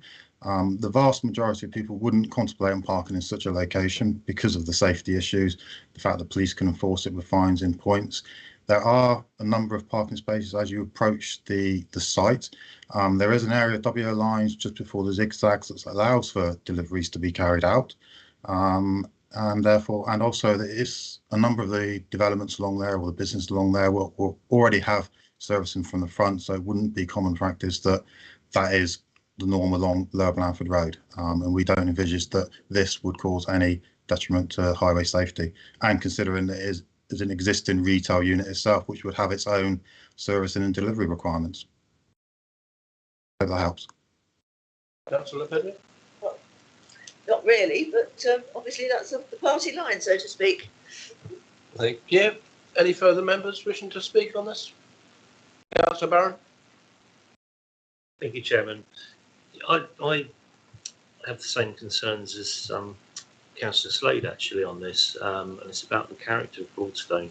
It really is a sort of a vibrant place with a really nice atmosphere and feel to it, and I'm just, you only have to look across the road from here at Park Gates how I've seen many changes. I used to live there myself, but many changes at Park Gates where it's just loads of takeaway food, and it does change the whole feel of a parade of shops, and that's my concerns. But I just don't know if it's against planning policy. I'm a little bit confused really on that. It's a change of use, isn't it, from one commercial type of unit, whether it's selling gemstones or flowers, to a takeaway. Can I be comfortable refusing this on planning policy terms? Because I'm a bit confused about that. Thank you. Councillor Popper.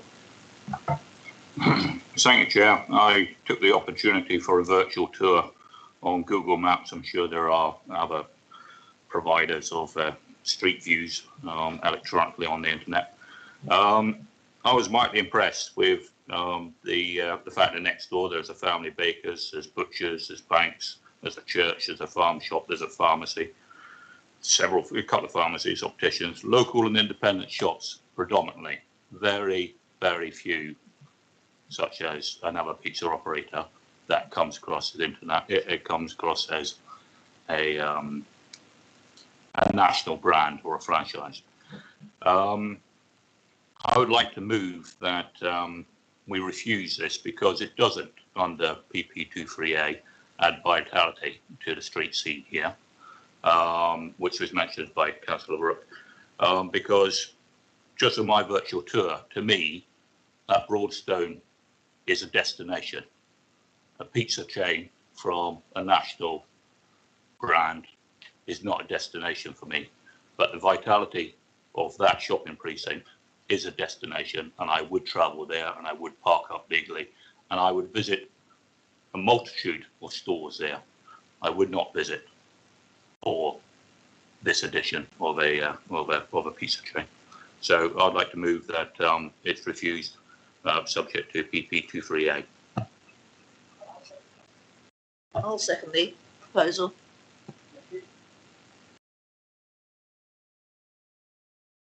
And in addition to all the reasons quoted by Councillor Farquhar, I would also add the traffic and parking and delivery issues.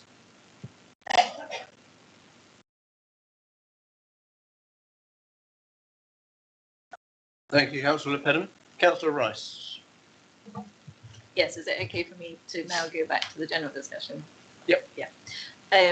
So can I just get clarification on the access road? My understanding is that some of the other takeaways have access roads, but this one will no longer be for use. So just to clarify that the deliveries will not be able to use that access road. And then my other comment on the safety of having deliveries, well, the fact that there's a crossing there. In Wareham, a Sainsbury's van was parked next to a crossing and a child died because of the decrease in visibility. And so we have to take into account, well, I feel we have to take into account sort of reasonable human behaviour where the drivers are in a rush and they take the quickest option. So I'm not reassured by the statement from the transport officers with regards to that. Thank you. Thank you, Councillor Rice. Mr. Hodges. Chairman, in terms of the access, Mr. Stacey's best place to answer that question.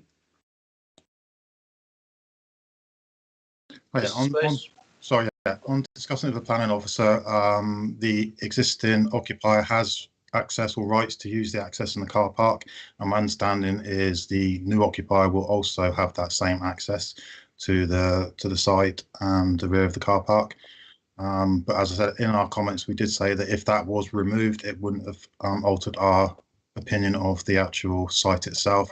As we said, the standards says that there is no requirement to provide parking for staff and employees, and as we said, it's an existing district centre with a number of businesses along there, and servicing from the front would be sort of common practice along there. So the use of the access drive, even though they will have access to us, isn't subject to us actually supporting the scheme. Thank you, Mr. Space. Councillor O'Neill. Thank you, Chair. Yeah, I mean, I understand it's a difficult issue. Broadstone is a not unattractive shopping area, and I also know it well. But I'm equally of the view that what we're experiencing is a vacant property. There's a retailer come along, maybe not an independent, but chooses to invest in that property in the area and the creation of jobs. And ultimately, the market itself will decide the acceptability of the products or products on offering. And I think that's true of any retailer, be they national or independent. I will actually be voting against the proposal from Councillor Farquhar and supporting the application. Thank you, Chairman. Thank you, Councillor O'Neill. Councillor Farquhar, do you want to come back in? Yes, I think it does need some clarification as regards the term "the right to access." Councillor Slade said that there is another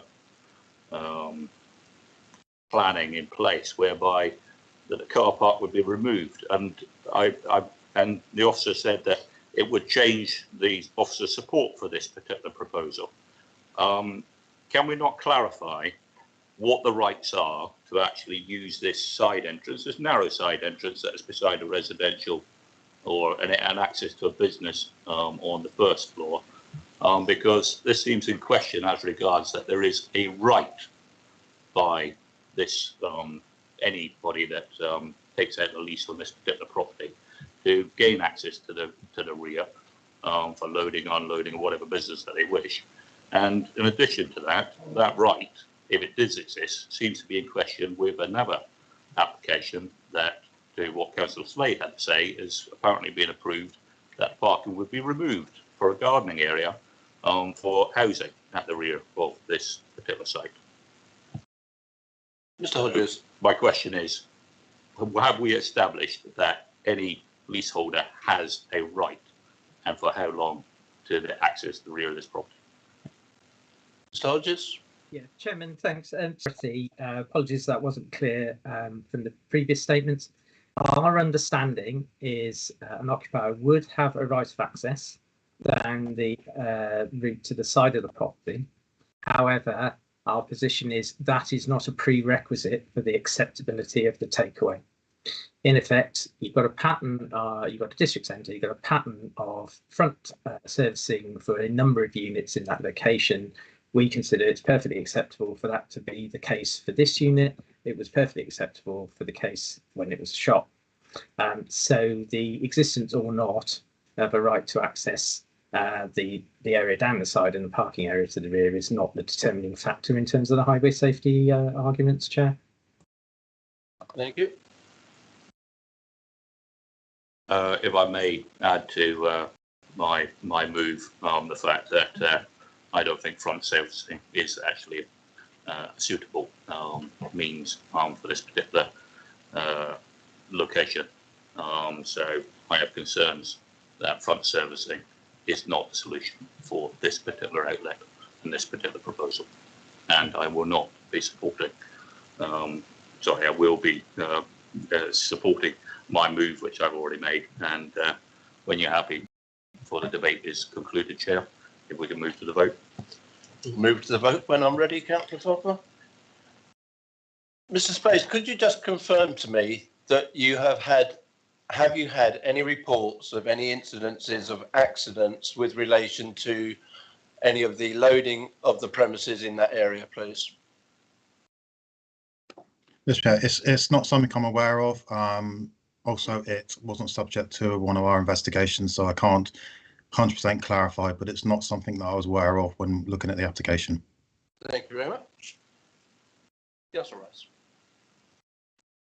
Yes, I would just like to express that I am concerned about that it's not following the local neighbourhood forum plan, in that it does.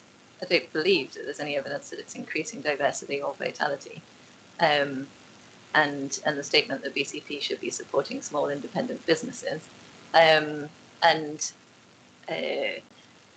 just there's no.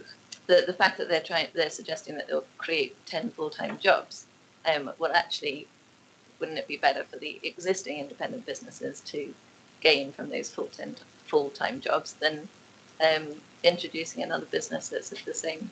It doesn't seem to be providing any evidence that it's increasing vitality or diversity at all. Thank you. Thank you, Councillor Rice.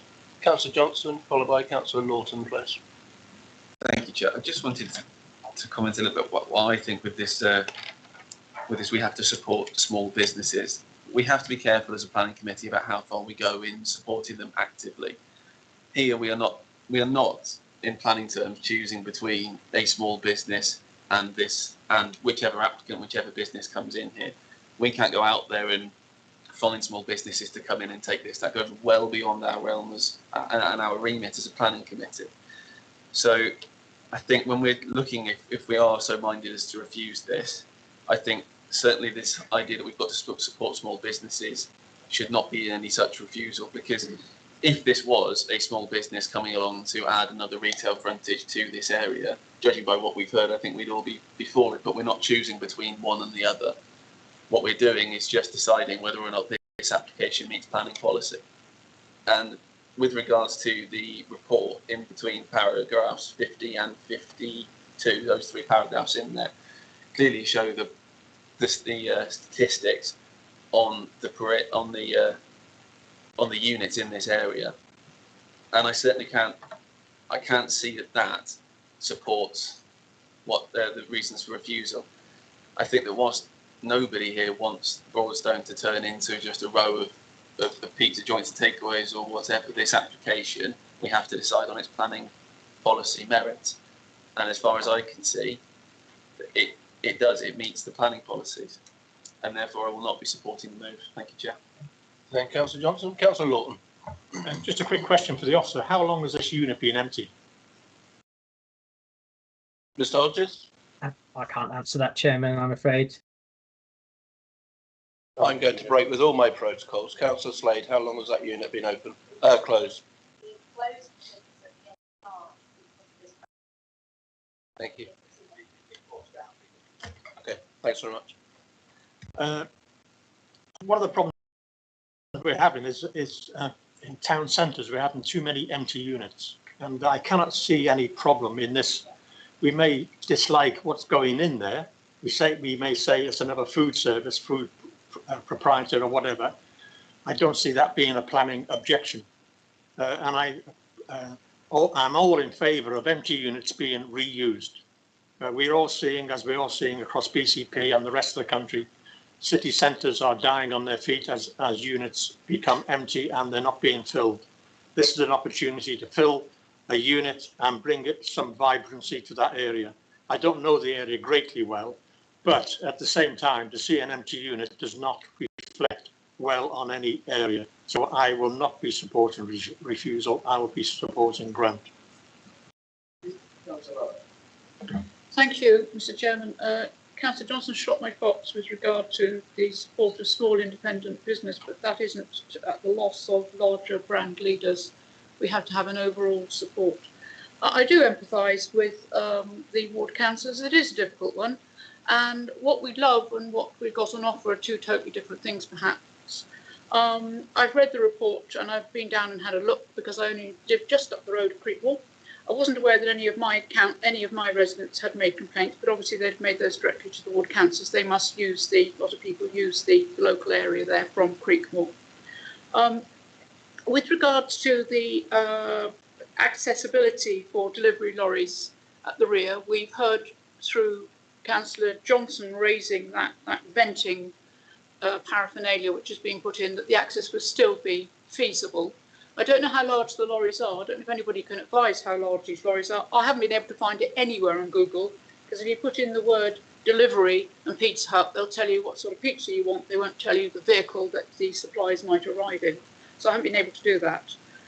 With regard to the mopeds that they use buzzing in and out and going across the pavement, I think that there is an element of risk there, but I think that risk would need to be managed, and that is managed within the conditions which are laid out in this application. Whilst I empathise with some of the difficulties, I also, as Councillor Johnson says, want to be granting in the right frame of mind with regard to does it meet planning policy. And from what I've read and from what I've heard from the officer, it certainly does. There are some details, some area which if you take out of context you could use, but in context they don't satisfy me, and therefore I will be so disposed to support this application. Thank you. Thank you. Mr. Hodges, I wonder if you'd like to come back in before we move to the vote on this one, please, bearing in mind we have a recommendation for refusal. Yes, thank you, Chair. Yes, it'd be really helpful to clarify the policy conflict and the alleged harm and why that overrides significantly and demonstrably any benefits of the reuse of the unit. If we could narrow that down, that would be really helpful, Chair, before we go to the vote. Thank you. Councillor Butler.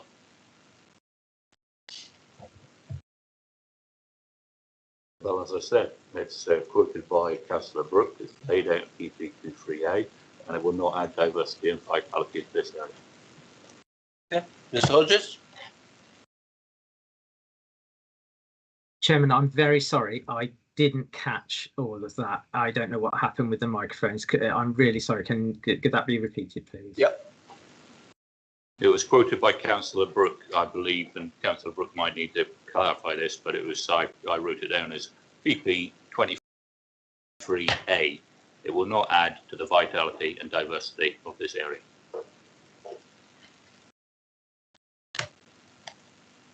You happy with that, Mr. Hodges?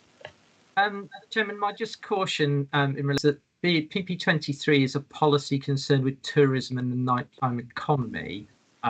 If the issue is about the loss of a Class E, i.e. a retail unit, that is much better dealt with by policy PP22, which is directly concerned with those issues and the retail provision within local and district centres. So my concern would be about getting off the point in terms of the application of the correct policy. It would be much better if there were harm against PP22, which is actually concerned with our local and district centres. Councillor Farquhar? I hear that it's advised that it's 22 Part C. Yeah. And just on that, could I please ask members of the audience to not encroach on this, please? This is for planning board members to decide, not for them to be encouraged by members of the audience. Thank you. Could I also add that it's Chair, that it's not the expertise of any member to know chapter and verse PP23A, PP22CD. Councillor Farquhar, you're a member of the Councillor Farquhar. Yes. You are a member of the planning board. If you are going to make recommendations for refusal, you need to know the reasons for those refusal points. You have all the policy documents available for you. You should read them before you get here. I do recommend under PP23A, Chair, that it doesn't add vitality and diversity. I appreciate the semantics, as I view it, of the officer that says it refers to the nighttime economy. The nighttime economy is not in question here. It is the actual vitality and diversity of this shopping parade. So are you sticking with solely PP23A? Unless I can get advice from a planning officer that says that PP22C and D is more applicable to support the refusal. Which is what Mr. Hodges has just said to you. I would appreciate that then. We'll accept PP22C and D. Thank you. So, members, we have a move from, sorry, Mr. Hodges, are you happy with that now? Yes, Chairman, that's got to the nub of the image. Thank you very much. In that case, members, I'll come to you each in turn again. We have a recommendation to refuse under PP22 C and D. All those in favour, please say yes. Those against, please say no. Councillor Barron. For the move. For the move? Councillor Bull? For. Councillor Butt? Against. Councillor Davies? Against. Councillor Farquhar? For, and for the purposes of the minutes, I'd like my name recorded. Councillor Hall? For. Councillor Hilliard? Against. Councillor Lawton? Against. Councillor Lepedevin? For. Councillor Dedman? Councillor Rice? For. Councillor O'Neill? Against. Councillor Trent? For. Councillor Johnson? Against. And myself, I am also against that move. Could we please have the numbers, please, Mr. Tyler? Thank you, Chairman. The total number of votes for is 8 and the total number of votes against is 7. There were no abstentions. Thank you very much, Mr. Tyler. Therefore, that application is refused, and we'll now go back to the rest of the applications on this. Thank you very much to the ward members and for members of the public on that one. Moving on, the next item on the agenda is item 8C, which is 31 Danecourt Road. And could I ask Monica to prepare her case, please?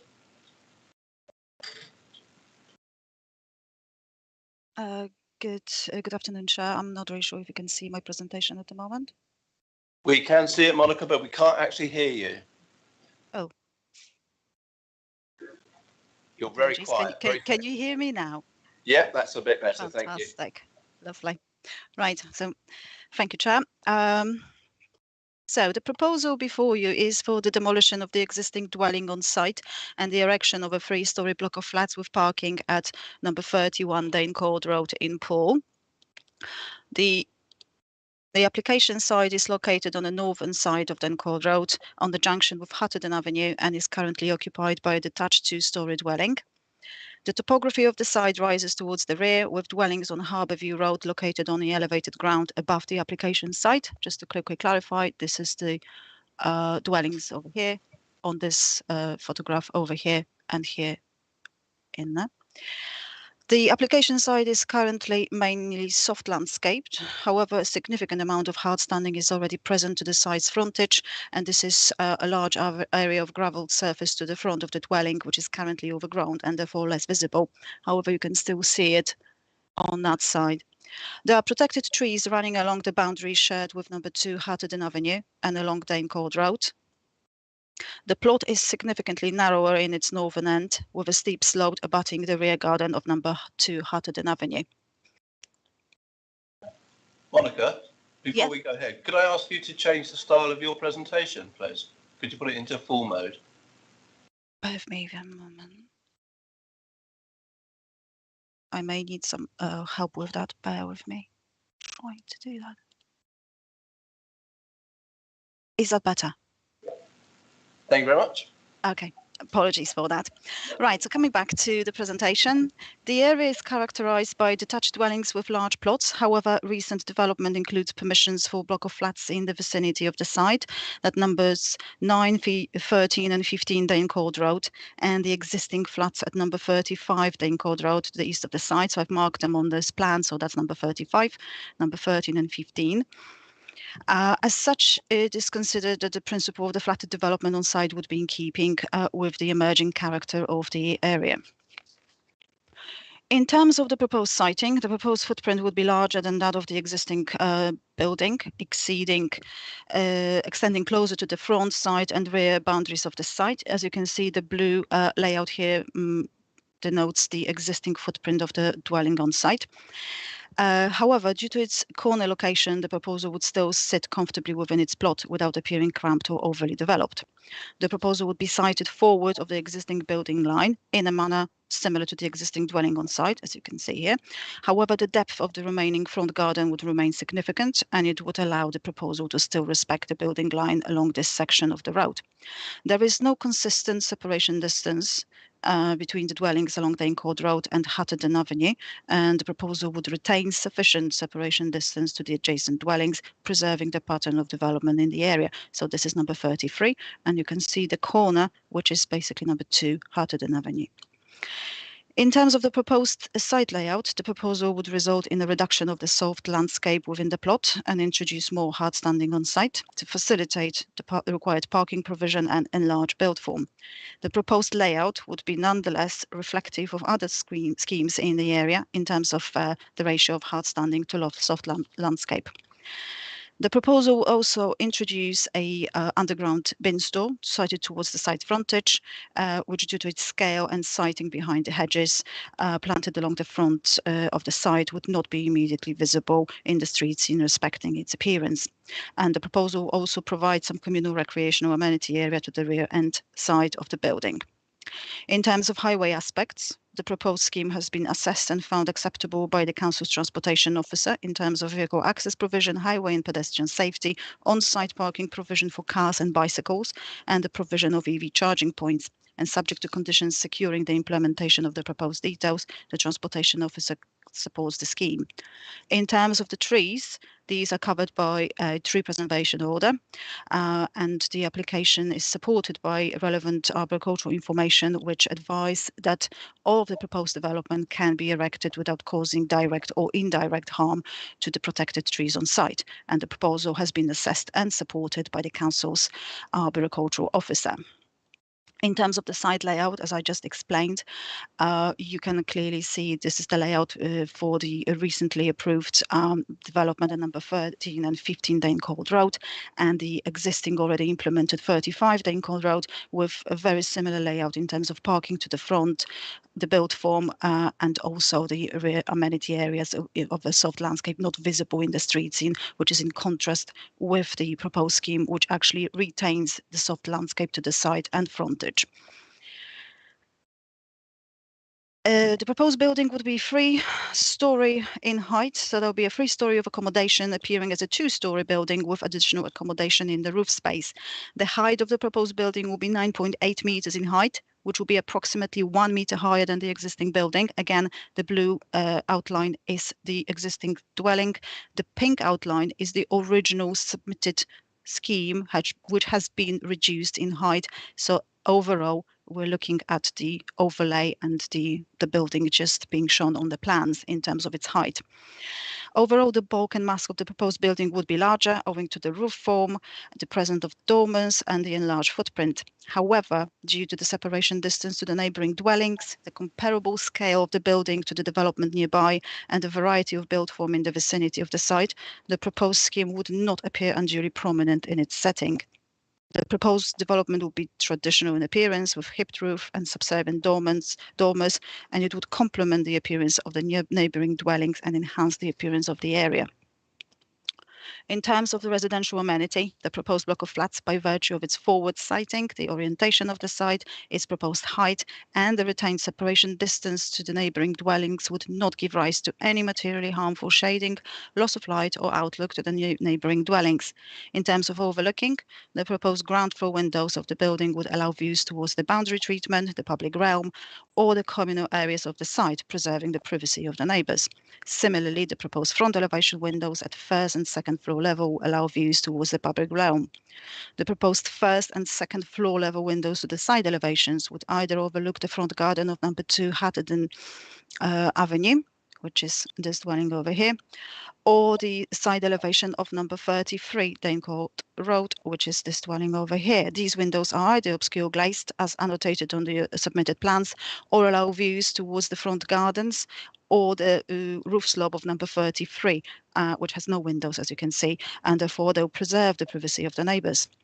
And given the separation distance of approximately 30 metres window to window between the proposed block of flats and the dwellings on Harbourview Road, the proposal would not give rise to any loss of privacy to the occupants of the dwellings to the rear, including their rear gardens. Some oblique overlooking could occur to the rear gardens of number 2 Hatterden Avenue and also 33 Danecourt Road. However, this would not be dissimilar to the current level of overlooking between these neighbours, and also in any case not unusual in this location. Overall, the proposed scheme would respect the privacy of the neighbours. In terms of other aspects of the proposed scheme, that would be waste collection, biodiversity, renewables and drainage, the proposal is considered to comply with the provisions of the relevant adopted policies, subject to the conditions outlined within the report. In conclusion, the proposed scheme is recommended for approval. Thank you. Thank you very much, Ulrika. Mr. Tyler. Thank you, Chairman. For this item, we have 2 people speaking in objection, 1 in support. The first person speaking in objection is Natalie Jones.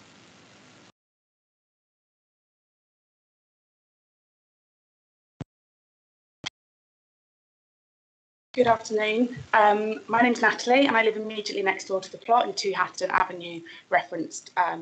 In these pictures you can see it just behind to the left, so it's not in line with the property. We acknowledge that new housing is important. We strongly believe that a development of this size is very unsuitable for the proposed plot. The majority of properties in the immediate vicinity are detached family homes, and this proposed development would heavily change the character of the area. We're not in objection to flats per se, but the size of the development is out of keeping with the area. And the report acknowledged this with their objection that the development will not meet the requirements of local plan policy in terms of mass and scale. As adjacent neighbours, we believe we would lose a significant amount of light to our property due to the height of the development, directly impacting our home and garden. The report states that this is not material and it's just the front garden, but we believe that this will affect the front rooms of our property too, the living space and bedrooms. I would also question how materiality of light loss is calculated, as clearly any loss is detrimental. They are already impacted when the trees that you can see in the picture aren't consistently maintained, and the proposed new roofline would exacerbate this significantly. The report states that the outlook of properties will not be affected, but the size of the development will definitely affect the outlook from our home and others in the immediate area, as they're not adjacent to each other, they are in fact set back. The location of the development on the plot is very close to the back boundary and would cause significant loss of privacy to our home. The plans indicate there will be windows directly looking onto our property, As stated by Monica, these are currently proposed to be bathroom or obscured glazing, but this is just current guidance and we would question whether this is a risk to our privacy in the future. Separately to our own home, Danecourt Road is already very difficult to cross in spite of the often disregarded 20-mile-an-hour limit and traffic calming measures, and introducing up to 18 more vehicles will result in much parking congestion on Danecourt Road and Hafton Avenue, making the road even more difficult and dangerous to cross for the many families and students in the area. The planning officer mentioned amenities at the back of the buildings, communal space, but also that it was a steep slope abutting our garden. I don't see where that communal space could be. Having lived in a flat for many years with a young family, communal space is crucial to families, and I don't think having Pool Park, a 20-minute walk away for families, represents that. Finally, the report states there is evidence of bats roosting within the site, something that as an immediate neighbour will be lucky enough to see. And just last weekend, I was watching slowworm, another protected species, make its way from our front garden into the neighbouring property, as well as many stag beetles. We believe that reducing the size of the development to 2 stories or a family home and thus increasing garden space would help maintain habitat for these important species, as well as reduce the pressure on existing infrastructure and traffic, most importantly, address the points of light. Thank you very much. Thank you, Chairman. And we have Jan Miller of the who is the chair of Viewpoint Residents Association. Thank you.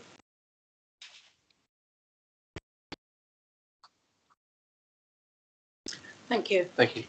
I speak on behalf of the Viewpoint Residents Association, which is not against appropriate development within its patch, but we live in a very attractive area of Poole and we want to keep its attractiveness. On a legal point, the proposal is contrary to policy PP27 on the grounds that it doesn't reflect nor enhance local patterns of development and neighbouring buildings in terms of layout and siting, including the building line and the build site coverage. The height and scale will have a huge impact on neighbouring properties, bulk and massing, including that of the roof, which is unnecessarily high, visual impact, which is not in keeping with the surrounding area. It's also contrary to policy PP28, as the roof height is considerably more than the existing property and will dominate neighbouring properties. Car parking and turning areas will dominate the site and materially alter its character. And the adjacent properties of 9 and 9A Harbourview Road will be seriously impacted, as the building will be some 3.8 metres higher than the boundary screening. This scheme is blatantly overdevelopment and intensification of the residential use of the plot, which will result in serious harm to the visual character of the street and to the residential amenities currently enjoyed by neighbouring properties. Danecourt Road is used as a rat run for commuter traffic, especially those wanting to avoid the civic centre area, and the calming measures have, if anything, made it worse.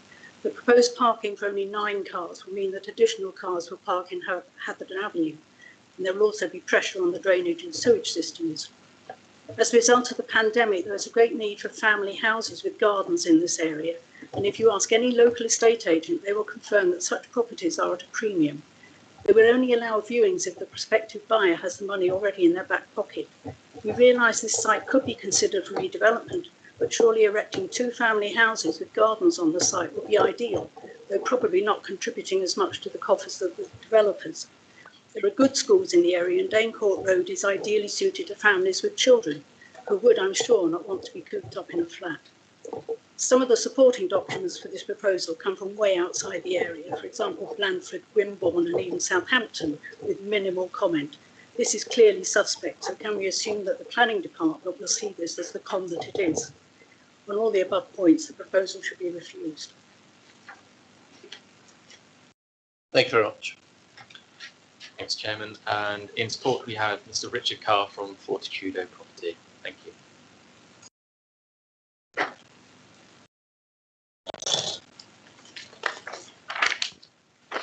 All right. You don't mind if I stand? No, carry on.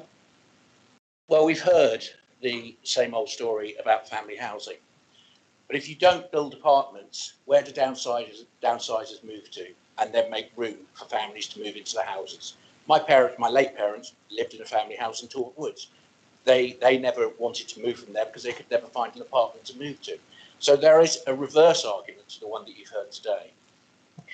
I'd just like to add a couple of bits and pieces to this. Poole's 5-year housing land supply can't be demonstrated at the moment and currently is at 4.1 years. The officer has recommended this for approval, despite what this objector just said. This is efficient use of brownfield land rather than impact on previously undeveloped sites.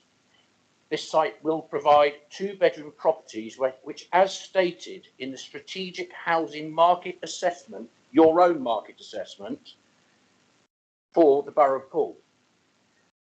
We create energy efficient homes utilising all air source heat pumps and EV charging points. We have not installed a gas boiler since 2017. So surely the redevelopment of this moves towards the goal of BCP of becoming carbon neutral. With regards to the loss of light, trees cannot be brought into the equation of loss of light. They are exempt. So if a tree grows, it's something you cannot do anything about.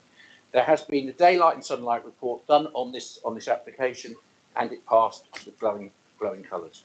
I don't really need to say any more except make those points, and I do hope that you'll be able to see fit to pass this today. Thank you. Thank you very much. Monica, is there anything you've heard in deputations that you would like to come back on, please? Yes, thank you, Chair. So I hope I just wrote all the points I would like to address. So first of all, the communal area. Yes, we do have a policy PP 28, which outlines that it should be provided. This proposal does provide one. It's been a concern that it's not adequate. In many examples in the vicinity of the area, we do have a smaller community areas, let's say the development of the sloop, for example, when there is none provided. These flatted developments rely on the adjacent parks provisions. There is within the walking distance Poole Park 2 other very smaller parks which are available as well, and that would aid in case somebody obviously living in those flats would like to use those areas on top of the one that's already existing. In terms of the highway issues, obviously, as I said, the proposal has been assessed by the transportation officers, supported with no issues in terms of highway safety or pedestrian safety. There is 9 parking spaces on site, and they are obviously in line with the adopted parking SPD. Again, in terms of trees, the trees are proposed to be retained. Therefore, there's no impact on those trees, and there should not be any impact on them in the future. In terms of the height, it was said that the proposal is unnecessarily high. As you have seen, I have secured a reduction in height from the original scheme that was proposed. The proposal at the moment is only 1 metre higher than the existing dwelling. In terms of car parking dominating the site, as you've seen from my slides as well, similar flatted development along Dane Cold Road is laid out in the same manner. The recent one approved in 2021 definitely provides hard standing to the site frontages, as you've seen before in my slides. And in terms of biodiversity, I have the support from the biodiversity officer as well in terms of the conditions that were proposed, and the ecological survey has been provided and then accepted by the council as well. Thank you. Thank you, Monica. Members. Councillor Pedestrian, followed by Councillor Lee afterwards. Thank you. I've got several questions, but my first one, I suppose, is quite a philosophical question in a way, because we've been told about this development not being in character with the road, but we've had several applications along this road recently, which have been accepted and agreed to at the far end, the lower numbers. But before that, clearly there was an application at number 35, probably. There's an existing block of flats there. And I suppose my question really is about, with an emerging pattern of development, at what point does the character change from the original to the new? Do you see what I'm getting at? So I'm wondering if the officers can answer that one first of all. I've got some more detailed ones after. Yeah, I'm not sure that's going to be an easy one to answer. Monica, could you try, please? Right, yes, certainly I can. And when obviously, looking at the pattern of development, yes, it's predominantly detached dwellings, so single dwellings. And of course, yes, the emerging pattern is blocks of flats. And yes, I cannot vouch for any developers coming forward in the future with additional proposals for flatted development in the area, whether they will be on a single plot or larger plots combined together. However, each application would be assessed on its own merits, and then it would be seen as whether the character is changing to the degree that actually erodes the feel of the area as it is. At that stage, I would say that having another development of that scale, which actually complies with all the policies adopted by the council, is not a problem in terms of an impact on the emerging or existing character of the area. Thank you. Councillor Pedestrian. Right, my much more detailed, specific question. When I read the case officer report and it talked about 10% energy reduction, I thought, I actually wrote the comment on my script, pathetic, because in these days we want to get as near to zero as we can. I mean, it ought to be able to thought at least 50. But now we hear from Mr. Carr and in the document that was circulated to us about the heat source pumps and no gas installation.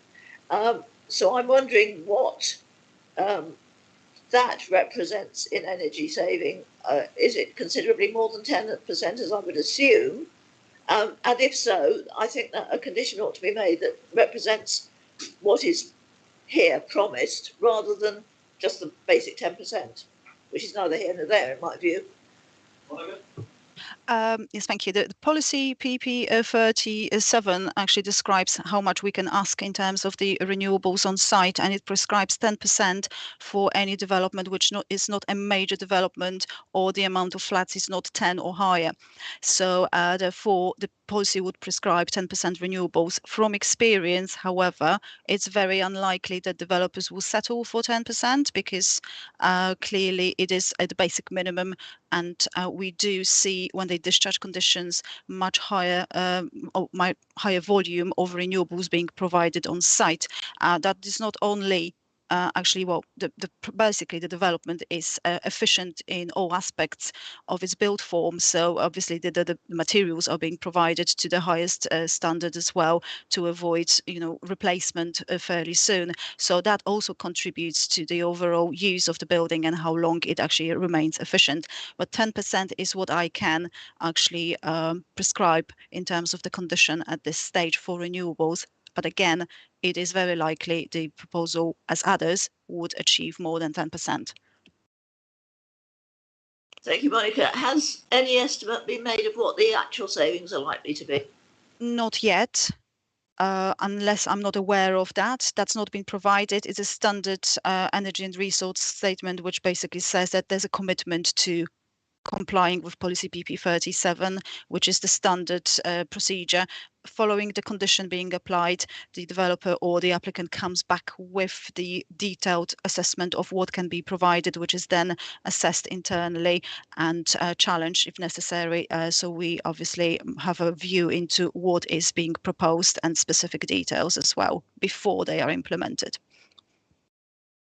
Thank you, Monica. I would hope that in the future, Councillor Pedestrian, with the local plan going through, that we do increase that from 10%. Precisely. My submission to the local plan includes that very statement. Exactly that. Totally agree with you on that. But it is good to see a developer coming along offering up heat pumps before anyone's even mentioned it, before the applications. That's really good.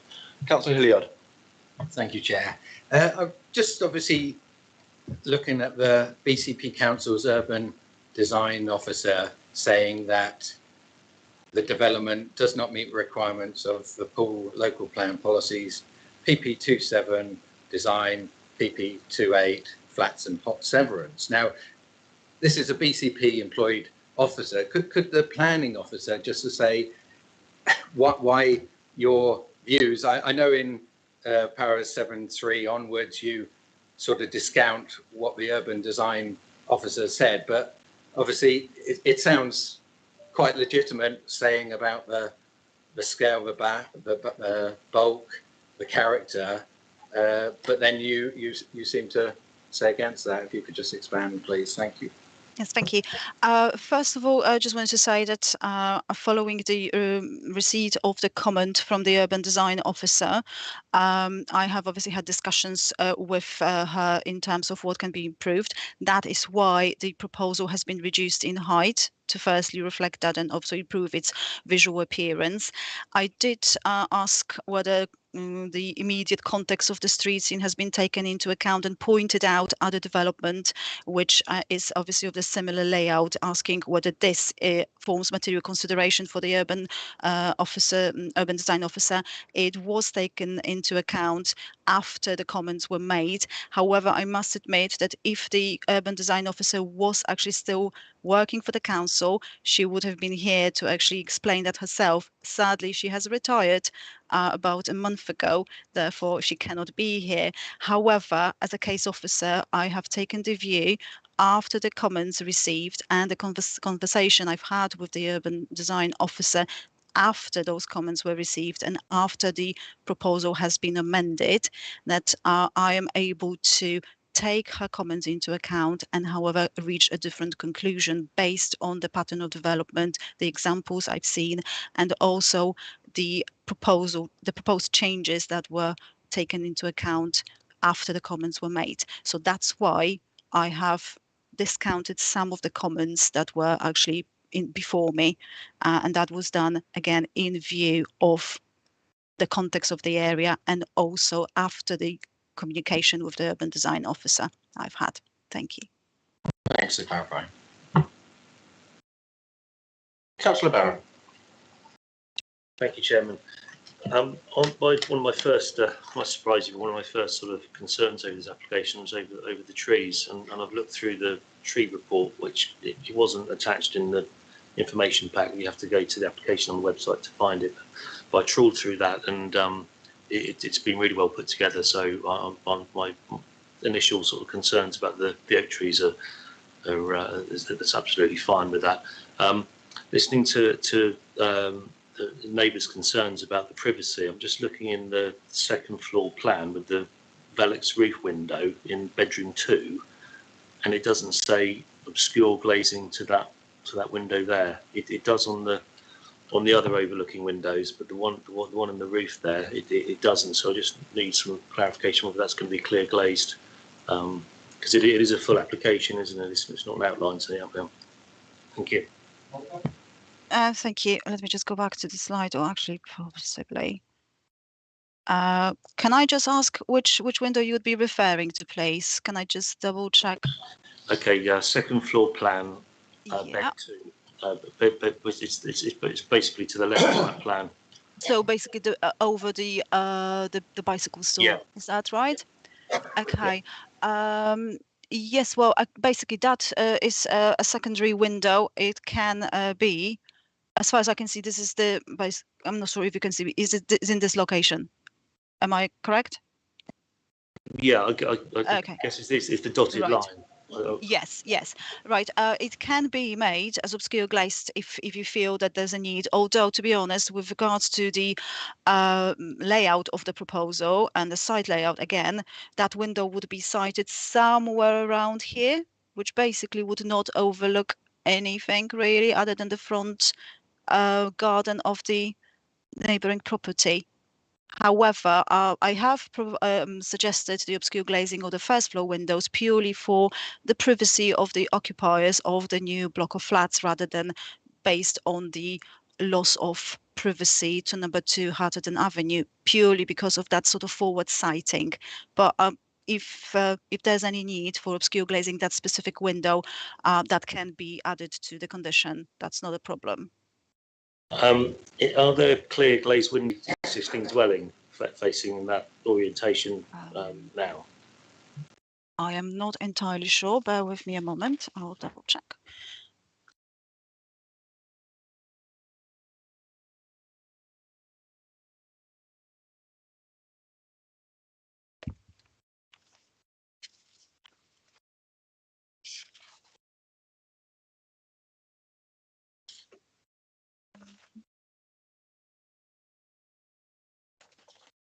Could I just please have a few more seconds because I will need to access the plans online to double check this. I am unable to do it. So if there's any questions, I'll be able to come back in a moment, if that's all right. Yep, no problem at all. Thank you. We'll just bear with us while Thank you. that's happening.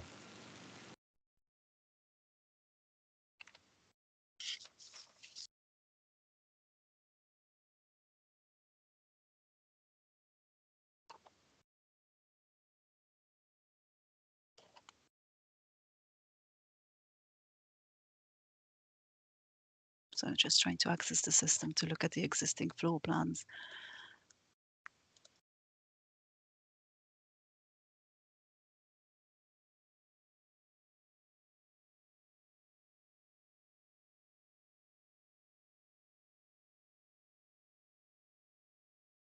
I'm so sorry if it's taking a bit longer. If there's any other questions, I can obviously answer those whilst I'm searching for the plans. Yeah, no problem.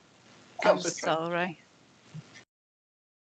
Yeah, I don't think mine is so much a question as a comment. Looking at the site, I do think that the new building would dominate to a degree to Hatherden Avenue, although what you've got around here seems to be a very spacious site, and I was rather glad that the trees survived, particularly the ones that you can see from Hatherden Road. It would be nice if the comments made about ground source heat. It would be nice if we can move on up in the level of that. I think if you were offering a place to live to someone, actually being served by something like ground source heat would be a fantastic bonus at this point in time, especially as energy is moving rapidly into the unaffordable states.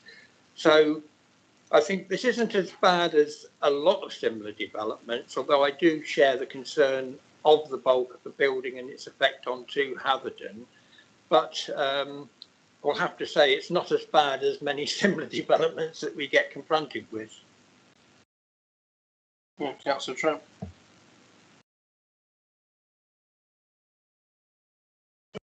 Thank you, Chairman.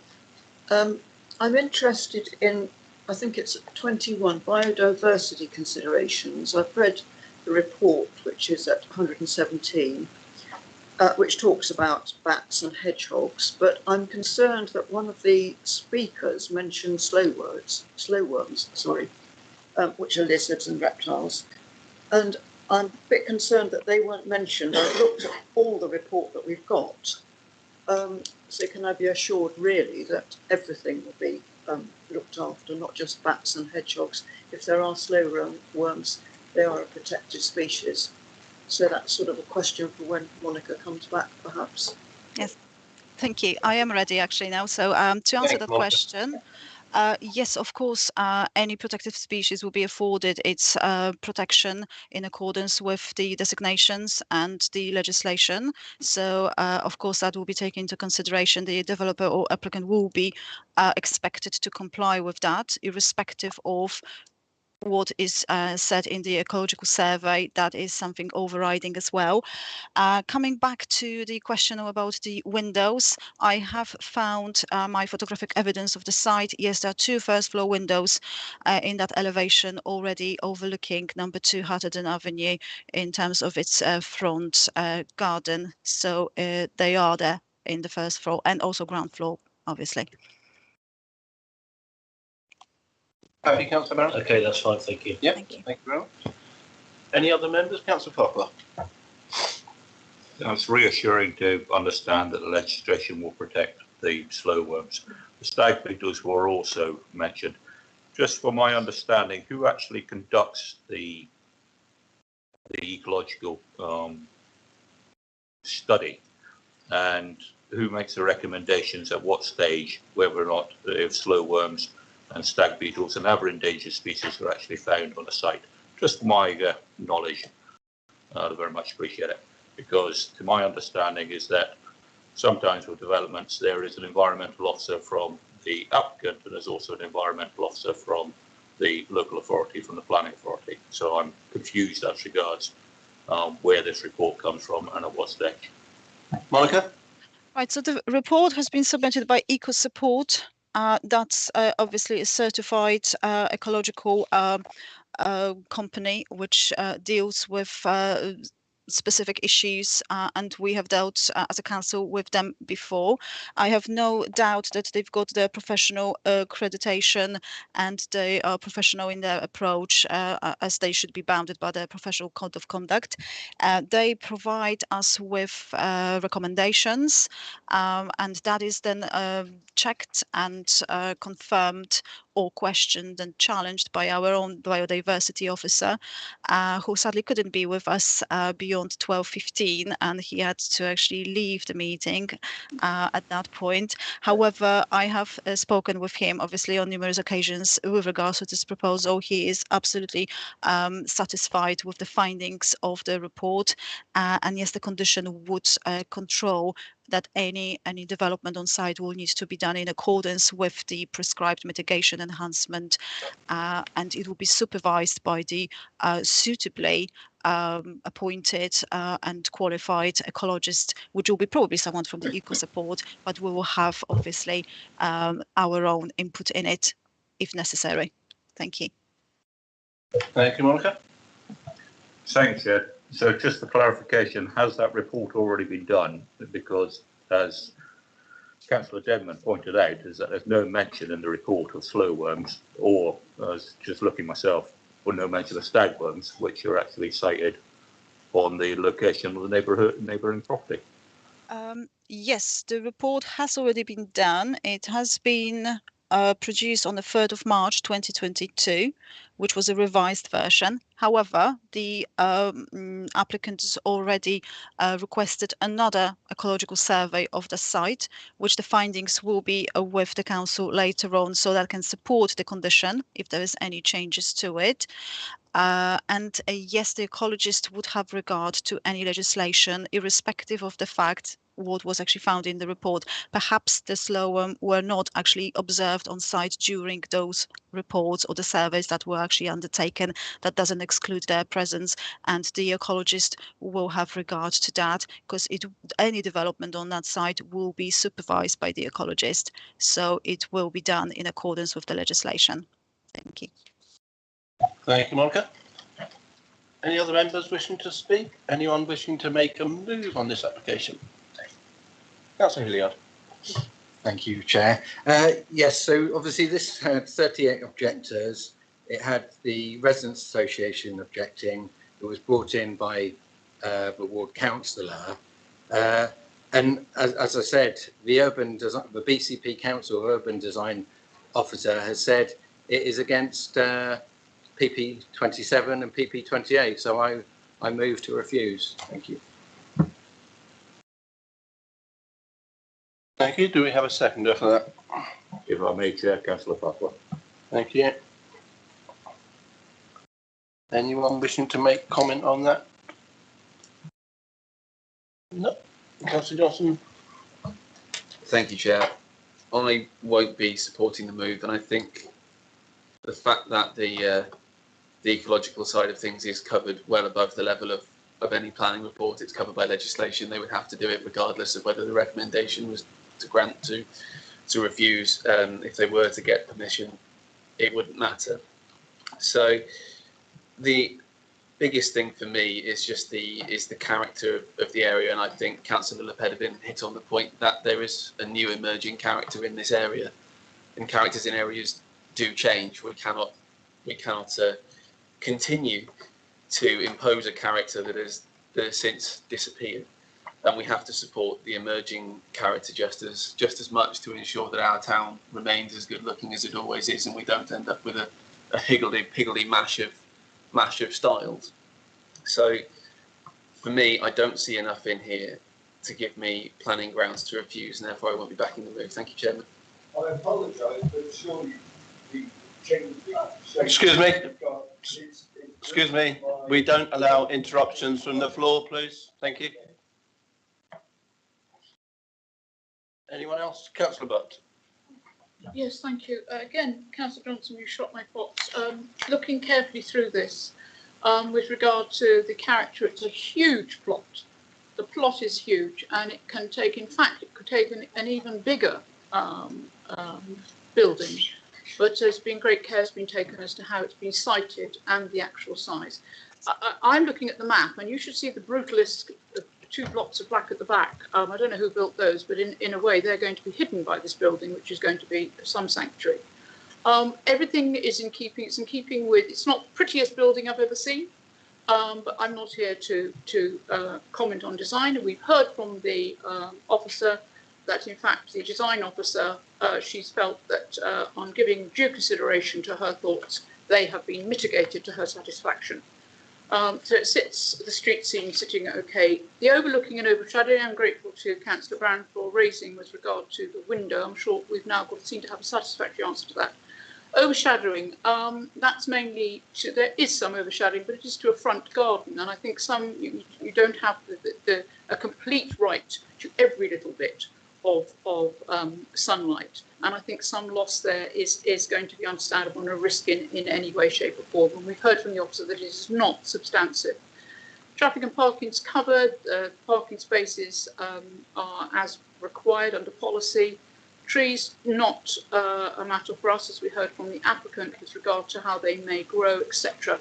So all those things in mind, I'm looking at this application, also looking at the way in which the applicant has used and invoked the energy services that will be put in here, I think is laudable. I'd like to see more development, more developers doing that, and that's been done without any requests. So I'm very, very pleased to see that. Again, it will create more homes, and again, it's, as the applicant also put out, it's that downsizing issue. Where do people go when they vacate their large places? They do need to go somewhere smaller, and this gives that provision. So I am not happy to support, I think, the move to vote against this. Is that correct, Mr. Chairman? I've lost the thread somewhere. Yep. Yes, thank you very much, Mr. Chairman. Thank you.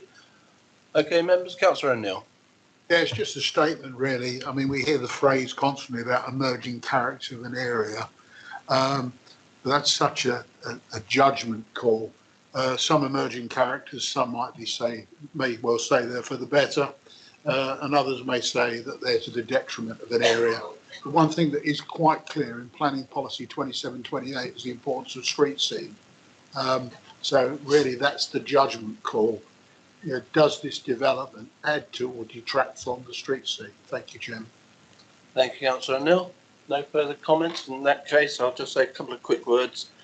I think what we need to remember is that the reasons being used for the refusal of this were taken before the amendments to the plan. The urban design officer made her comments before the plans were amended, and I think it's important that we remember that. And possibly had they not been amended, then the planning officer may well have been recommending refusal, but she is now recommending to grant, pending the fact that there has been amendments made on that. I think this is a good addition. It's a nice looking property.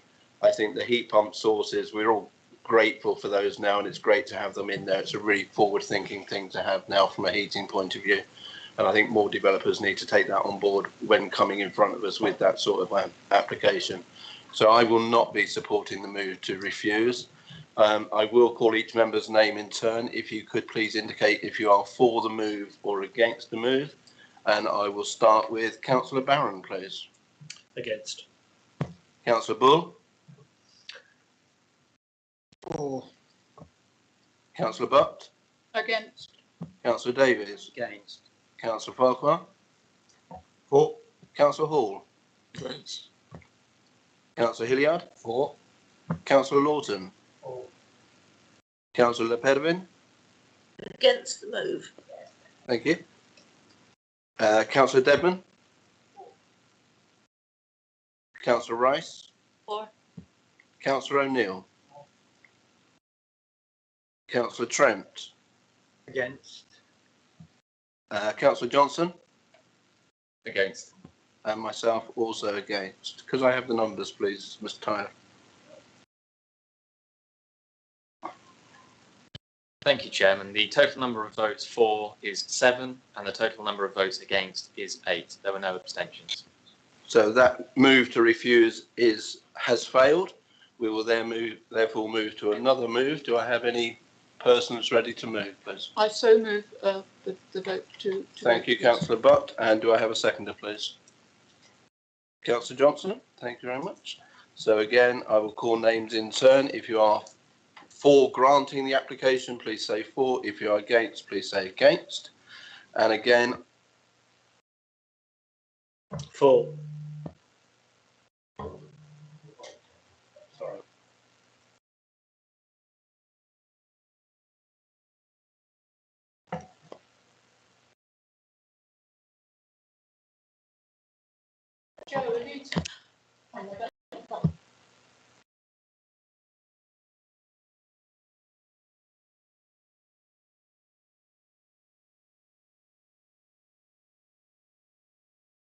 Chairman. We've lost. Monica. Sorry, apologies. I can't hear anything. Can you hear me? Yes. I've raised a question about the issue of the protected species because yes. I'm not clear of the position on the conditions, which talk about bats only, as far as I can tell. Mr. Chairman. Okay, we can hear now. Yeah, we can hear everyone. Sorry. Mr. Furr, did you want to come in on something? Yeah, Charles, Chairman. I was just speaking to Monica separately on that. The issue has been raised about these other protected species. I was just having a quick look through the conditions relating to the species. Now, I haven't had a lot of time, but they seem to focus purely on the issue of bats. Now, Monica's obviously commented and references have been made about future surveys, but they seem to focus on the issue of bats alone, just on my quick look. I could be wrong, but I think we need to be clear on that because obviously when you're talking about protected European species, you need to have enough information before you to be satisfied that the relevant requirements will be met and they won't adversely affect their habitats, etc. So I'm not quite sure what evidence is already before us as far as the original reports are concerned, which have been submitted, and what the conditions are requiring, and if they need looking at or modifying slightly to expand beyond the issue of bats. If I just come back on that, no other species were actually found on site during the surveys already undertaken. Therefore, no specific recommendation has been provided in terms of any other species that might be on site. That again does not exclude the presence of those species in the area in the future, or perhaps outside of the time when the surveys were undertaken. So that's why obviously the report does not mention them, because that was specifically to then assess the site within the period of time when it was requested, rather than just take into account any species that may be likely to be in the area. However, again, any species which are protected under separate legislation, and therefore, if the ecologist is on site, they would take it into account and they would protect them on site if they happen to be found during that time. We could add an informative in terms of additional protective legislation to ensure that the applicant is suitably aware of it and is aware of any offences against breaking that, to actually allow the developer to have additional knowledge of that fact if the ecologist is failing to provide that. And obviously, again, we would have the additional control over what is being proposed on site in terms of looking at the condition that it basically is to be discharged in terms of the development going in accordance with the surveys, and also in accordance with the mitigation, and we will control that. So we can add the informative if that's necessary. I think it actually needs to be more than informative, because I think the problem you have here, Chairman, and I apologise for coming in partway through the vote. I did actually try and post the message and I had my hand up raised whilst the previous vote was being taken. So it was something I tried to raise earlier. I think the issue you have here is you're on notice, potentially, and it might be no more, I can say no more than potentially, that there might be other protected species that haven't yet been picked up. So this is different to a normal situation where you've had a report and you've got no other information before you to suggest the contrary position. You actually have a comment to suggest from the people who've made representations that they've identified something else. So I think at the very least, Chairman, we need to be considering whether or not something needs to be dealt with, if that needs to be dealt with in some way. Now, there are possibly different ways you could deal with that. You might look at tweaking the conditions to cover a wider range for the survey, or alternative, Chairman, you could make, if you're going to move for approval, which you were doing, it's subject to the head of planning checking the point and being satisfied that there aren't any other protected species being adversely affected. But I think it does need looking at, Chairman, because you are on notice, potentially from a representation of a situation which might involve species that haven't yet been picked up. Yep, thank you very much, Mr. Firth. We will take that on board and that will be noted, and we will ask for that to be dealt with at the end of the meeting in line with the head of planning. Thank you, Monica. Chairman, if I can just weigh in very quickly. Yes, I believe that we can actually tweak the condition 14. It does say in the event of finding bats on site, it can be actually made into a more generic in the event of finding any protected species on site, then the license shall be required. So I would propose that change if acceptable. Thank you. I'm happy with that. Thank you. So members, going back to the vote, I apologise for that interruption. I will start that again. Councillor Barron. 4. Councillor Bull. 4. Councillor Butt. 4. Councillor Davies. 4. Councillor Farquhar. Against. Councillor Hall. 4. Councillor Hilliard. Against. Councillor Lawton. Councillor Lepedevin. 4. Councillor Deadman. Councillor Rice. Against. Councillor O'Neill. Councillor Trent. Half-hearted 4. And myself 4. And Councillor Johnson. 4. Thank you. Could I have the numbers, please, Joe? Thank you, Chairman. The total number of votes for is 9 and the total number of votes against is 6. No abstentions. Thank you. Thank you. Therefore, that application is granted with the amendment to the condition as pointed out by Monica in that. Thank you very much to everyone for attending today. Members, it is now 12:55. I am going to adjourn until 1:30 so that we can all have a snack and a comfort break. And please be back here ready to go exactly 1:30. Thank you.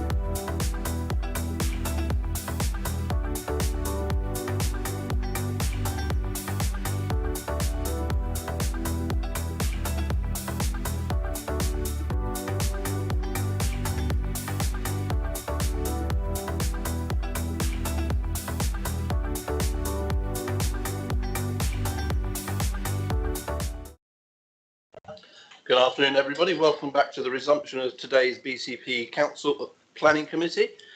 We will move straight on back with the agenda, which is numbers 8D, which is Fairley 16 Westcliff Road. I would ask Mr. Hubbard if you could present your case, please, Mr. Hubbard.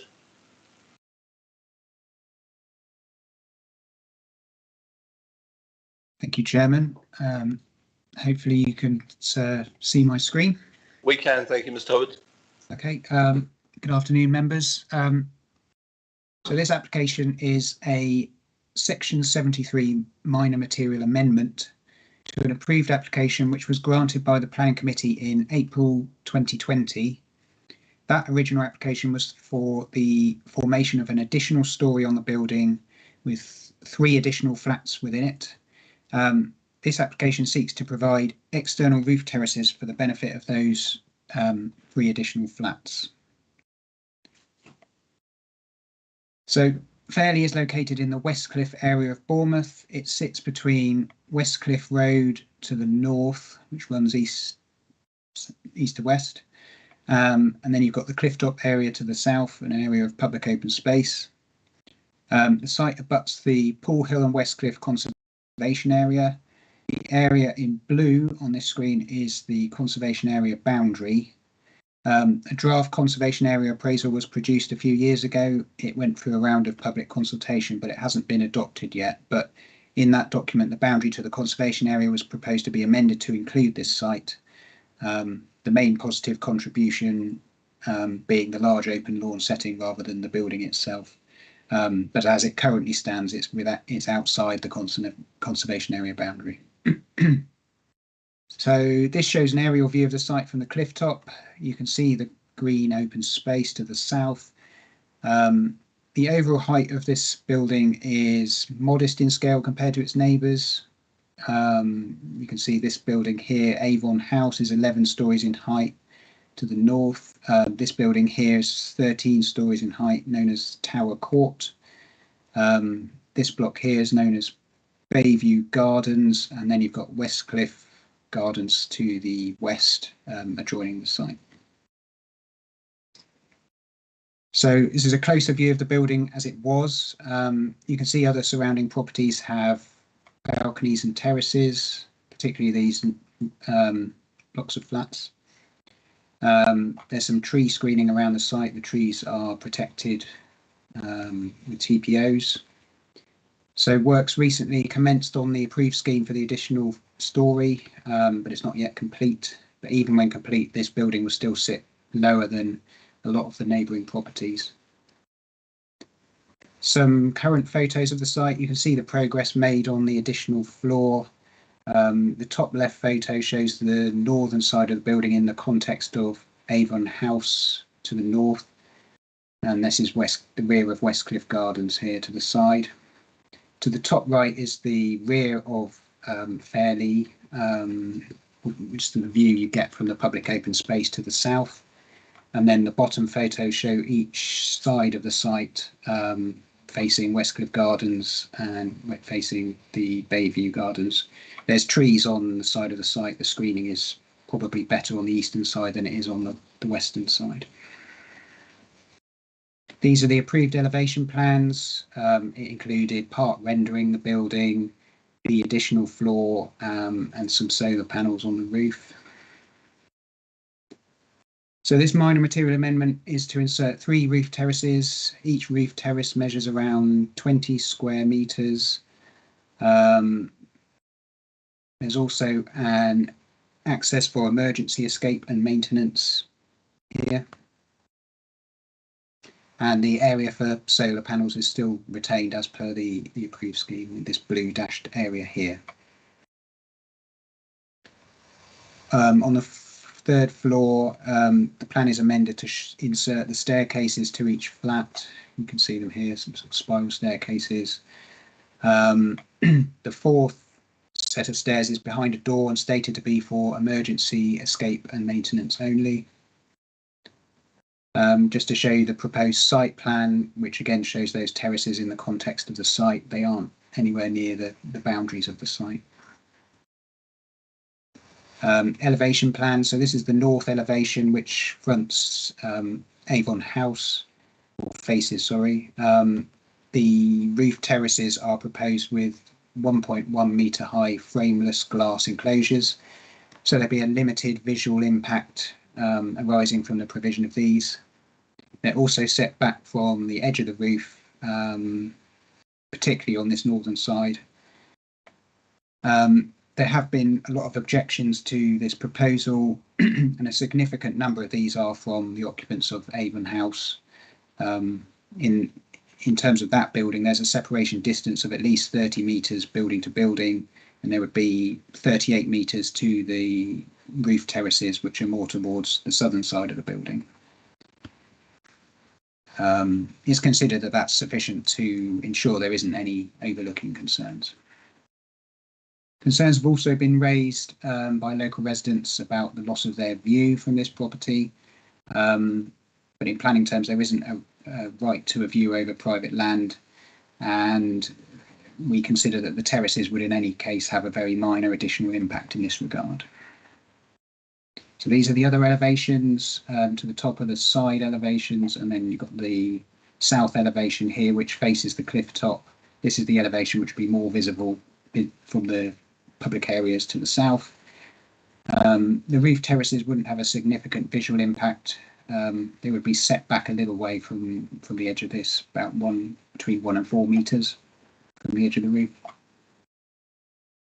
And finally, another slide showing the roof terraces in the context with the neighbouring properties. So a number of concerns have been raised by local residents that the roof terraces will cause a harmful level of overlooking to the existing residents of these adjacent blocks. However, separation distances are in this case acceptable. There would not be a harmful level of overlooking or loss of privacy to any currently private areas. So the Westcliff Gardens here is probably the lowest separation distance of about 24 to 27 metres from this western roof terrace here. Then back to Avon House, you've got the 38 metres I mentioned earlier. To Tower Court is 27 metres, and to Bayview Gardens is 30 metres.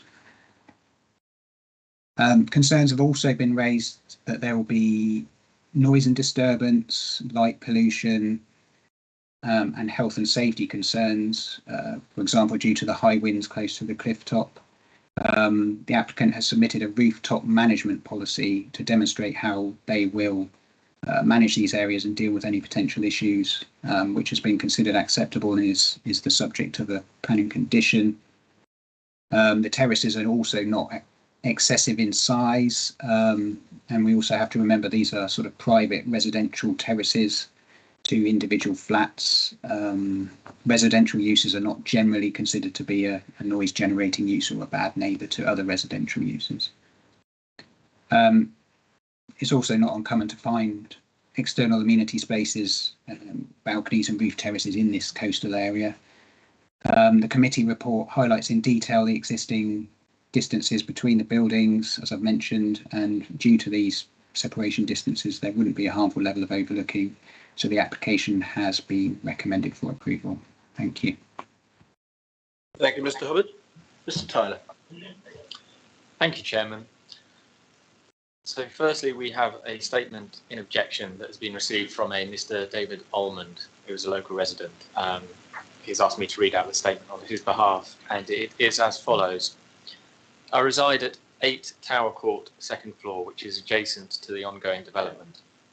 I strongly object to the further proposed development of 3 individual roof terraces. The initial application was for a single storey to be built on top of Fairley. The new construction so far has grown considerably in height to almost 2 storeys compared to the single storeys below.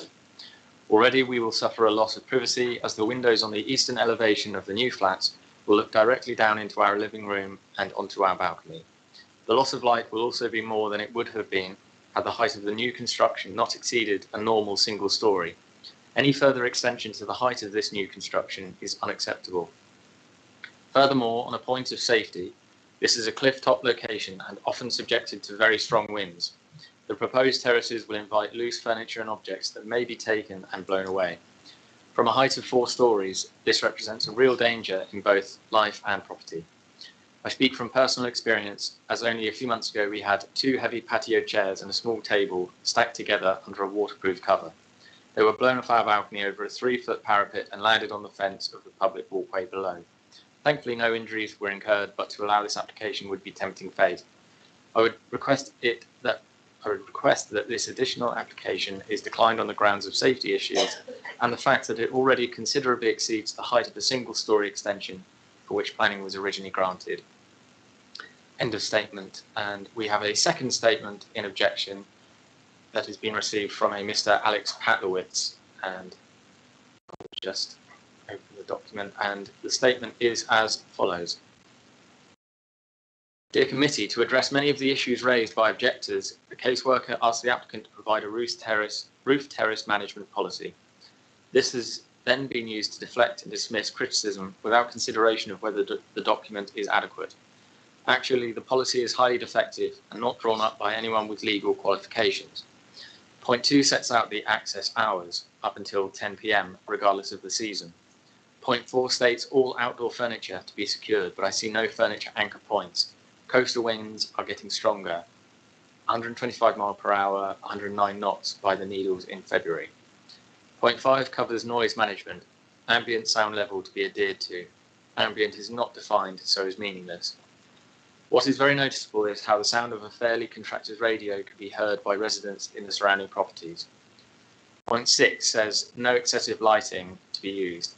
Excessive is not defined. Clearly, with a 10 p.m. year-round finish, the lighting is likely to be excessive for much of the time. Realistically, one can expect noise and light from roof activity to be in breach of what's intended under policy CS38 and Chapter 11 of the NPPF, even without Airbnb. Where the roof policy fails most fundamentally is that there is no one to police it or verify it is being implemented. There is probably only one director on site at any time, and he will have no direct access to the roof unless he uses the maintenance access. However, the reality is that he may well be unwilling to get into any confrontation with another resident and his guests, especially on an open roof space. Put simply, the roof policy is not enforceable. I must mention too that policy D4 requires development proposals to be safe. I don't think child safety has been considered. The design of the roof gardens is not childproof. Children could climb over the balustrading or exit via the escape gate, then move to the roof edge, and subsequent disaster for the first child and subsequently for the council if sued for approving a project that resulted in a child's death. Sadly, the big issue of overlooking is dismissed either because of dense trees offering screening or downgraded as merely mutual overlooking.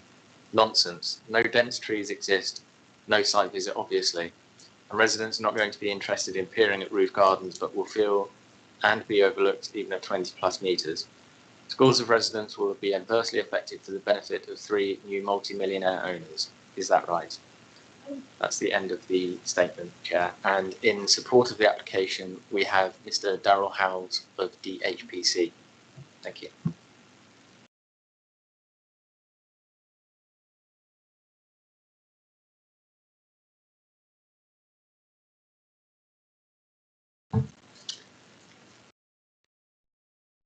Good afternoon, members. As you have heard, this site benefits from planning permission to add an additional storey containing 3 flats which are currently under construction. The application before you seeks to amend that approval by adding the 3 additional roof terraces to serve those 3 flats individually. The creation of balconies and roof gardens is not uncommon on buildings fronting a coastline, and this proposal will enable the occupants of the newly created flats to enjoy an external amenity space. The principle of roof terraces in this location is acceptable, as neighbouring blocks of flats already benefit from similar accommodation. The proposed roof gardens have been designed to be subservient to the main roof and located in a rearward position overlooking the sea. You have received representations from residents alleging overlooking and noise disturbance. However, your officer confirms there will be no material harm due to the distances of buildings. My first slide, please. Thank you.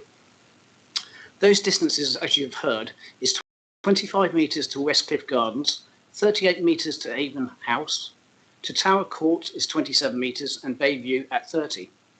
In planning terms, the acceptable distance is 21 metres in a residential environment, and this application far exceeds that distance. What is also very apparent is how small the block of flats at Fairley is compared to the taller neighbouring buildings. In fact, the proposed roof gardens will be dwarfed by the neighbours. The current lease regarding the property at Fairley allows the occupiers unrestricted access to the roof area, whereas if this application is approved, that will be restricted to the flat occupiers, and even then to their roof gardens only. It is unusual to condition the use of balconies or roof terraces with noise and lighting restrictions. However, the applicant has offered a rooftop management plan in this instance. Additional representation highlights concerns regarding high winds, but this has not been an issue for any neighbouring balconies or roof gardens. Normal common sense would prevail that if it's windy or extreme weather, you would not go outside or use the terrace. The planning officer has made a recommendation to approve, having considered the proposals against planning policies, the concerns of neighbours, and that of Councillor Beasley. The officer's recommendation is to approve it, and I would ask you to do so. Thank you. Thank you very much. We also have a ward councillor who is joining us on a Teams meeting. Councillor Beasley. Thank you very much indeed, Chairman. Would you like me to address the committee? Please do. Thank you. Thank you very much. Well, members, you will have seen in the report the very large number of representations from local residents covering a raft of different issues. I wasn't aware from the report, but I've heard from Mr. Hubbard that some of these were expressing a view about the right to a view. That is not a planning consideration and doesn't form any part of those representations in the report, nor indeed anything I'm going to say. But what is important, I think, is to go through the report, starting perhaps at paragraph 8 and around section 17 of the Crime and Disorder Act, because that's the act on which the police rely in terms of the local environment when there is excessive noise to be dealt with. And it is the responsibility, obviously, of the local planning authority to deal with that in this case. So what it says is the need to do all that can reasonably be done to prevent antisocial and other behaviourally adversely affecting the local environment. And my submission is that the risks around excessive noise fall into that category. If I could then move on, Chairman, to paragraph 28, and the concern that a number of people have raised, myself included, about the roof terraces potentially generating significant noise and disturbance through loud noise caused by a congregation of people, parties, loud music. Put that together with the experience we've had within this ward on a number of occasions around flats and houses being used by Airbnb, and the likelihood that in that short time disturbance won't be a matter for those people occupying the premises. And you can see why those concerns come into sharp focus for those residents. And of course, to make sure that that is restricted, it does need to be quite specific. The report says that it would then be a police matter. I'm not sure that the police have been consulted on this, but even if they were, I'm sure they wouldn't relish this additional task, which I think is a real and present danger. Moving on, if I may then, Chairman, to the end of paragraph 40 of the report. The key is to ensure that the roof gardens are properly managed and that there is not excessive noise or light. And so the applicant has provided a rooftop management policy, which we're told will be conditioned to ensure compliance. Now, I've had extensive correspondence with the case officer, Jocelyn Holbrook, about this, and I refer you to that roof terrace management policy. And it has, to my mind, very little in the way of teeth and authority, and I'm assured that actually it has been to the council's legal department, but it hasn't been to anybody else as far as I'm aware. And so a couple of points to pull out of it. And that is, first of all, point number 2, access to roof terraces ceasing at 10 p.m.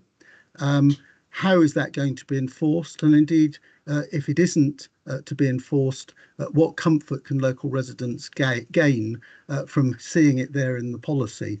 The most important ones, though, Chairman, I think are 5 and 6. So 5, all it says is about noise management, that ambient sound level will be adhered to.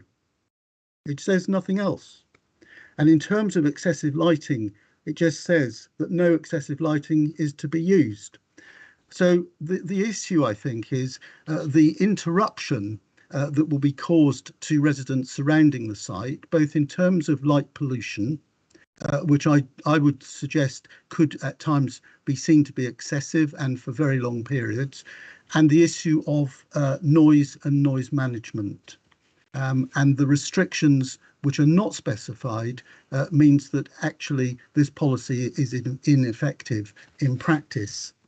So, Chairman, just to summarise the key issues, this is not in character in the Westcliff area. We've heard that actually there are other roof gardens. I'm not aware of any on this scale, 3 on top of a block. None of the others surrounding it have any, despite what we have heard. And therefore the visual impact is out of character, particularly with the adjoining conservation area, which, as we hear, this site will be included in the future. The rooftop management policy, in my mind, is toothless. It's not measurable, and it's effectively unenforceable. There's been no consultation with environmental health, who would be responsible for light pollution, which strikes me as odd, although the case officer tells me there's no obligation for her to do so. I don't think in a joined up council that's a reason for not doing it. And indeed, could you sum up, please, Councillor Beasley? Yes, certainly, Chairman. Thank you.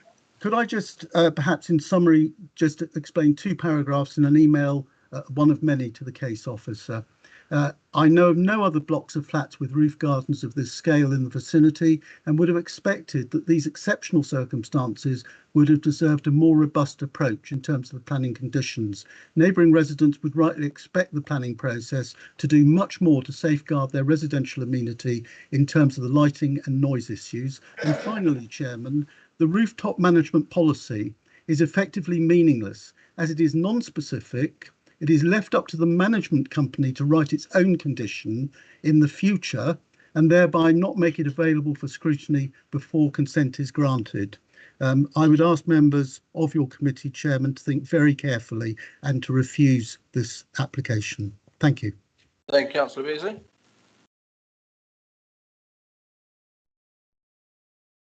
Sorry, Mr. Hubbard, is there anything you'd like to come back on, please? Thank you, Chairman. I think it just needs to be made clear to members that this is these are residential flats. It's not a sort of commercial use or anything like that. So we wouldn't normally consult environmental health on a residential use. I think I'd also comment it's very unusual to require a management statement for the use of residential balconies or terraces. All the other properties in this area, Avon House, Tower Court, Bayview Gardens, they've all got quite large balconies and some roof terraces. They've all got unrestricted use, any hours of the day, that sort of thing. So firstly, it's very unusual to require a management statement, but the applicant has submitted it in this case. There aren't any, it's difficult to quantify things like noise and light, so it is quite vague. And it'd be quite difficult, I think, for the flat occupants and the freeholder themselves to sort of monitor and measure aspects like light and noise. So I think the main sort of point of the management statement is to emphasize a sort of responsible use policy, really. And again, it's a residential flat. There's plenty of other balconies in the area, so we didn't consider that it was going to create a negative impact on local residents, particularly when you look at the separation distances involved. Thank you. Thank you, Mr. Hubbard. Members, is there anyone that would like to kick off the debate on this one, please? Councillor Hilliard? Thank you, Chair. Just 2 points, please, just for clarification. So the previous scheme in 2021, because it was non-material, it was refused. Is that merely because it was non-material banded? That's why it was refused. Thank you. Mr. Howard? Thank you. Yes, the only thing you're looking at with a non-material amendment application is whether it is material or not. You're not assessing the merits of the case. In that case, it was considered that it was material because local residents would need to be consulted on the changes they would have a potential impact. So it was considered that a full application was required. Thank you for that. And then the other question is, so the ward councillor made reference to the Crime and Disorder Act, which you mentioned in your section 8.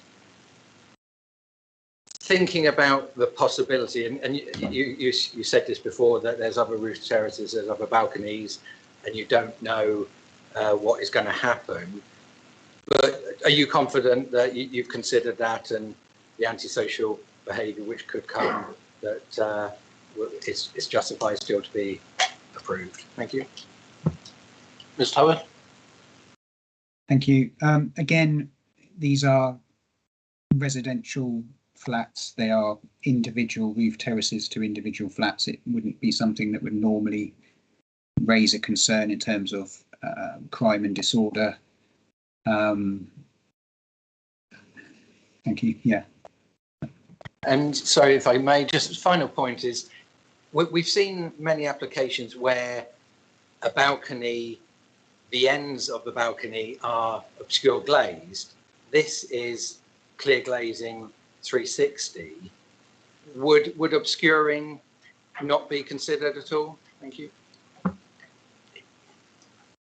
I'll just go back to the elevations. You can see that the sort of the frame, the glass balcony enclosures are 1.1 metres in height, which is, I think, is the minimum for building regulations. So if members considered it necessary, yes, we could add a condition that the glass be obscure glazed. It would obviously, it wouldn't prevent any people looking over the balcony when they're standing up. Thanks for that. Thank you. Councillor Popper. Thank you, Chair. I just wanted confirmation, because I thought I heard that the existing lease, should I say, for the existing, the original roof, did I hear that allows unrestricted access to the roof at this moment of time before the building? You are correct. I stand agog on that such a thing would be in your lease, because I take it there's no balustrade or any anchor points or working at heights there, right? Okay. It reflects in my mind that any management strategy for the use of the roof at this stage is somewhat questionable if the lease allowed for unrestricted access to the roof as it previously existed before the additional floor went on, but we'll brush over that for the moment.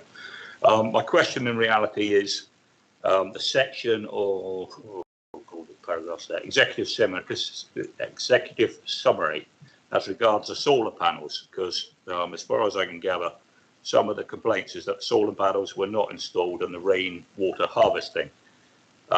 There's comment here that it's a fallback position. What does that actually mean? Is it a fallback position that there'll be further solar panels installed should the roof terraces not be granted? Or I don't understand what the terminology fallback means. Mr. Hubbard? Thank you, Chairman. Is there a specific part of the report, sorry, that if I may, Chair, sorry. Yep. Page 144, the executive summary, the first paragraph on 144, starting the approved roof under the G application.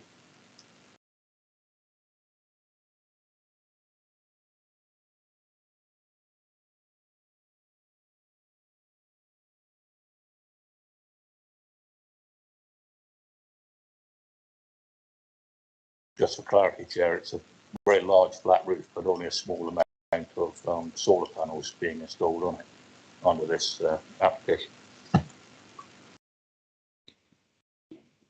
I think that sentence it merely confirms that there is a previous consent in place for the additional floor.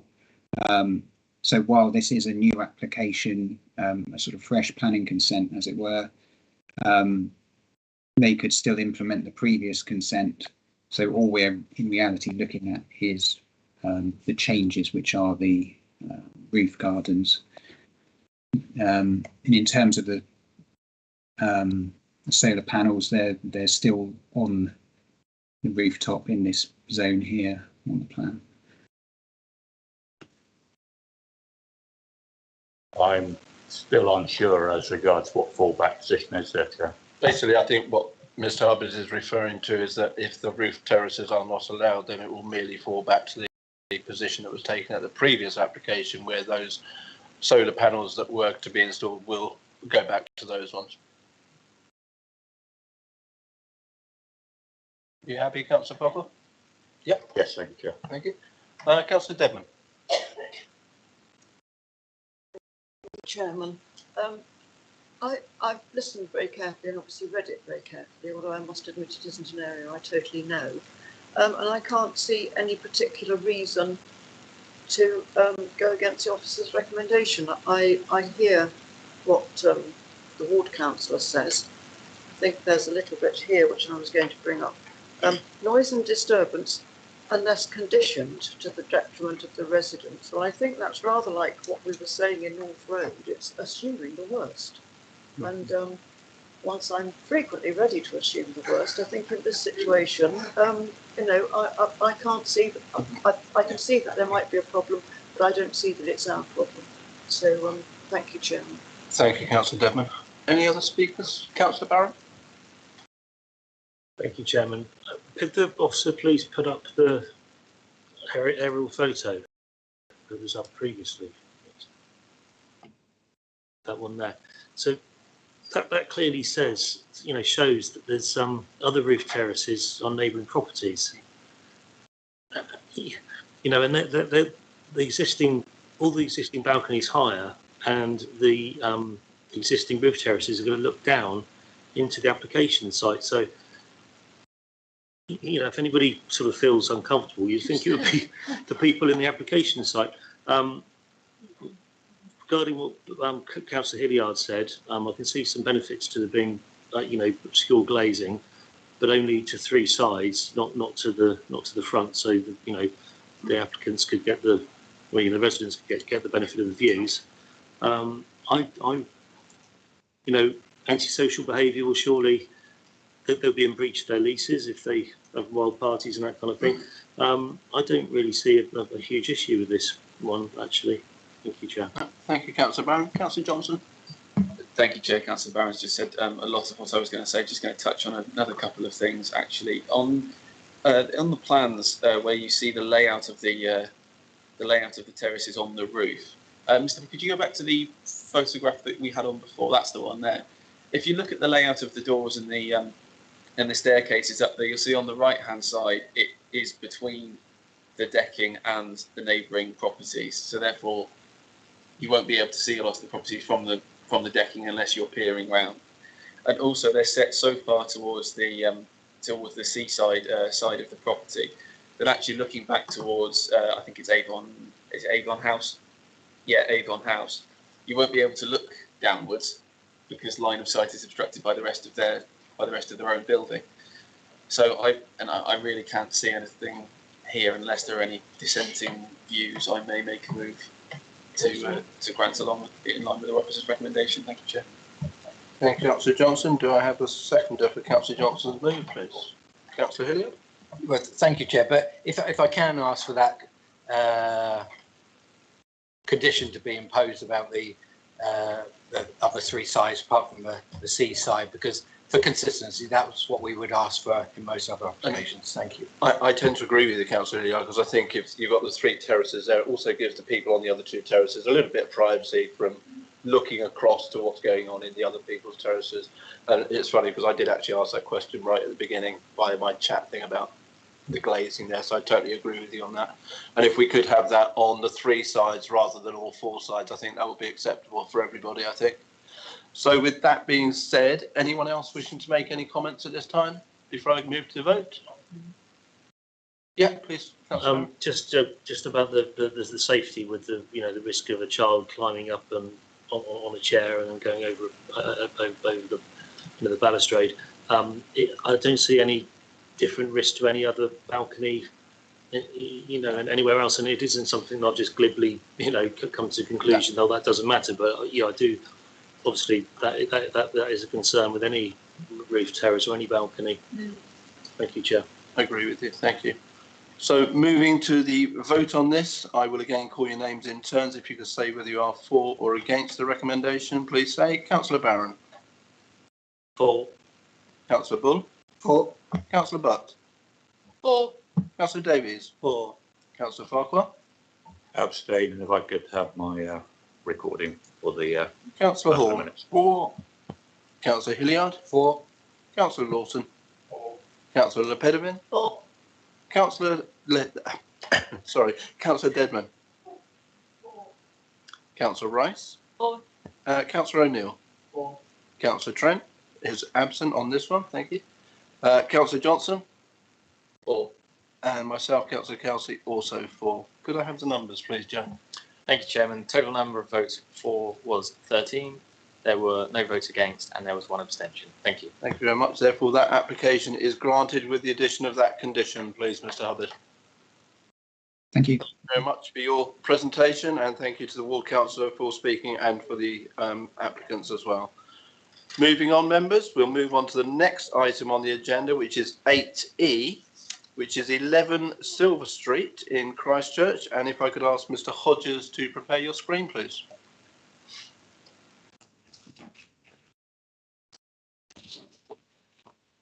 Right, Chairman, just 2 seconds. Just want to share. Are you seeing the presentation now?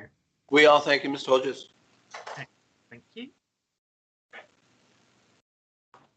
So, Chairman, this is a joint application for planning and listed building consent. So, just to clarify the point that we do need to determine both applications separately, but I should be doing a joint presentation. So this is for alterations to 11 Silver Street, which is a Grade 2 listed building. It's sited within the Christchurch Central Conservation Area, on the fringes of the town centre that's on the north of this plan, and in proximity to the Priory, which is further east on this location plan. So here's the property here as part of a terrace of 4 dwellings, which are all listed as Grade 2.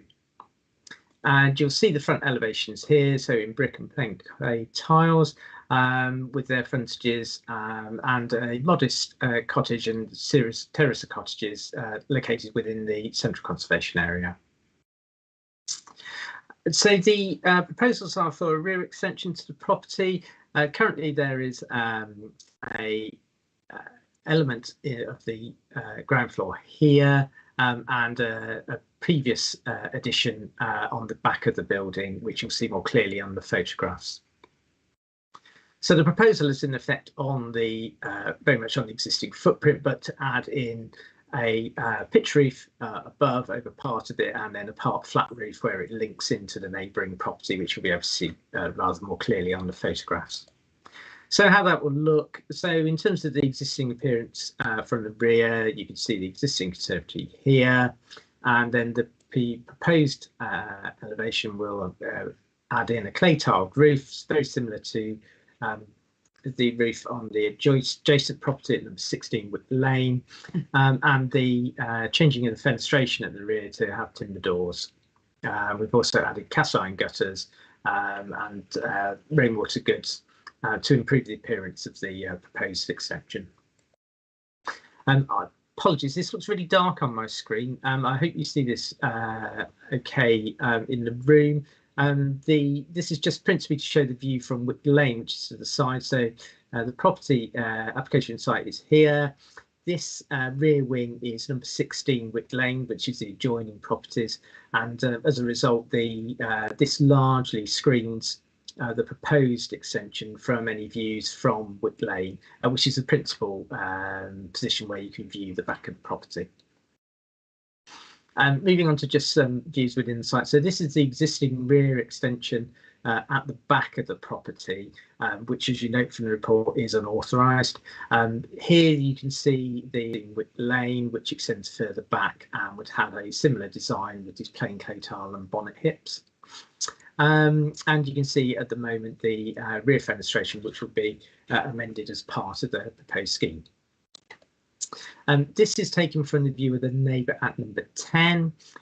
So this is their rear outshot, and you can see how the existing extension at number 11 extends past, and there will be an increase in height as a result of adding the hipped roof on top of the extension as part of the proposal. And just finally, you'll get some sense of how tight and it is at the rear of the properties. And this is just to show this area which will be added the flat roof in and will link on to an existing flat roof on the rear of number 16. And Chairman, you'll see that from the report that the scheme has been amended during its consideration to address some of the issues raised by your Historic Buildings Officer, and we're satisfied that the revised scheme will preserve the character and appearance of the listed building. The additional height and bulk of the extension, we're satisfied, is compatible with the living conditions of neighbouring properties, and will have an acceptable impact on the wider character of the conservation area. And for those reasons, the application both applications are recommended for approval, Chairman. Thank you very much, Mr. Hodges. Mr. Tyne. Thank you, Chairman. On this item, in objection, we have Helen Richards to address the committee. Okay. Yeah. If you could like to sit down and speak into one of the microphones, please. Thank you very much. Grey button at the bottom of the red light should appear. Thank you. I'm just reading the statement on behalf of my neighbour, Miss Richards. All right, so I'm just reading as if I were her. Right, I am extremely concerned about the proposed obtrusive development at the house next door adjoining my property at 10 Silver Street. The original conservatory was built approximately 5 years ago by the previous owner without planning permission. When retrospective planning permission was applied for, it was rejected twice. The owner was subsequently told to demolish and remove the unlawful structure, hence returning the cottage to its original state. Due to the amalgamation of the three councils, the enforcement was sadly overlooked, and the property was quickly sold with the unlawful lean-to still in place. I have struggled to find anyone at BCP to come and visit my property to see the ramifications of this oversight. But fortunately, Mr. Peter Hall and Councillor Coulton have kindly visited my house and were in agreement that the original, as well as the proposed development, were not in keeping with a Victorian property which is listed as Grade 2 and is within a conservation area. It is my understanding once the development has been approved and built, it cannot be taken down. It would also set a precedent for others to follow suit and please themselves without respect and consideration to other residents, as well as having an adverse effect on the unique character of the street. The proposed building will obscure and overlook my back garden, bathroom and rear bedroom. My daylight and sunshine will be reduced, and I'm very upset about this as it affects my legal right to light. I cannot understand how this has changed from minor amendments to major building works. The proposal was on the agenda at Christchurch Town Hall Council, a meeting held earlier in this year, and this was rejected by every member of the committee. So consequently, Mr. Peter Hall and Mr. Mike Cox have called this in. I also believe this planning proposal is over my boundary, and thus I have concerns that should any maintenance be required, it will be difficult. For example, replacement of fence panels, etc. And there would be a major problem with access to drains. This is becoming increasingly upsetting, especially as it's been going on for at least a couple of years, and it is affecting my mental health. I am in recovery from a serious health issue, and the possibility of not being able to relax and take comfort in my own home is consuming me. I also believe that this entire project will reduce the value of my property for the reasons already stated. Thank you for listening. Thank you very much. Thank you. Thank you, Chairman. Speaking in support, we have Karen Shipman.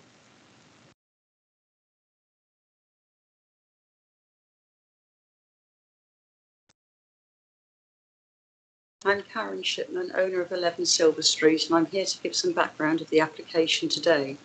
I've lived here since 2017 and eventually purchasing the property from my landlord, Mr. Bateman, in 2019. 11 Silver Street is a Grade 2 listed early 19th century mid-terrace cottage. The cottages were listed in 1976, but single-storey flat roof extensions were built in the late 1960s. 16 Wick Lane, formerly 12 Silver Street, to my right, had a single-storey extension granted in 2002 with modern tiled hipped roof which runs along my property. Whilst renting, I encountered 2 separate visits from planning officers, conservation officer and planning consultant organised by Mr. Bateman to view the building of the glass conservatory, which he added onto the 60s extension, my kitchen, without permission. In 2018, retrospective planning permission was refused. Upon purchasing the property in 2019, the solicitor confirmed that there were no enforcements appeared on the local searches. I had been present and was told that the council verbally said that they would not be taking any further action, but nothing in writing. The glass conservatory has been standing 7 years now, since 2015.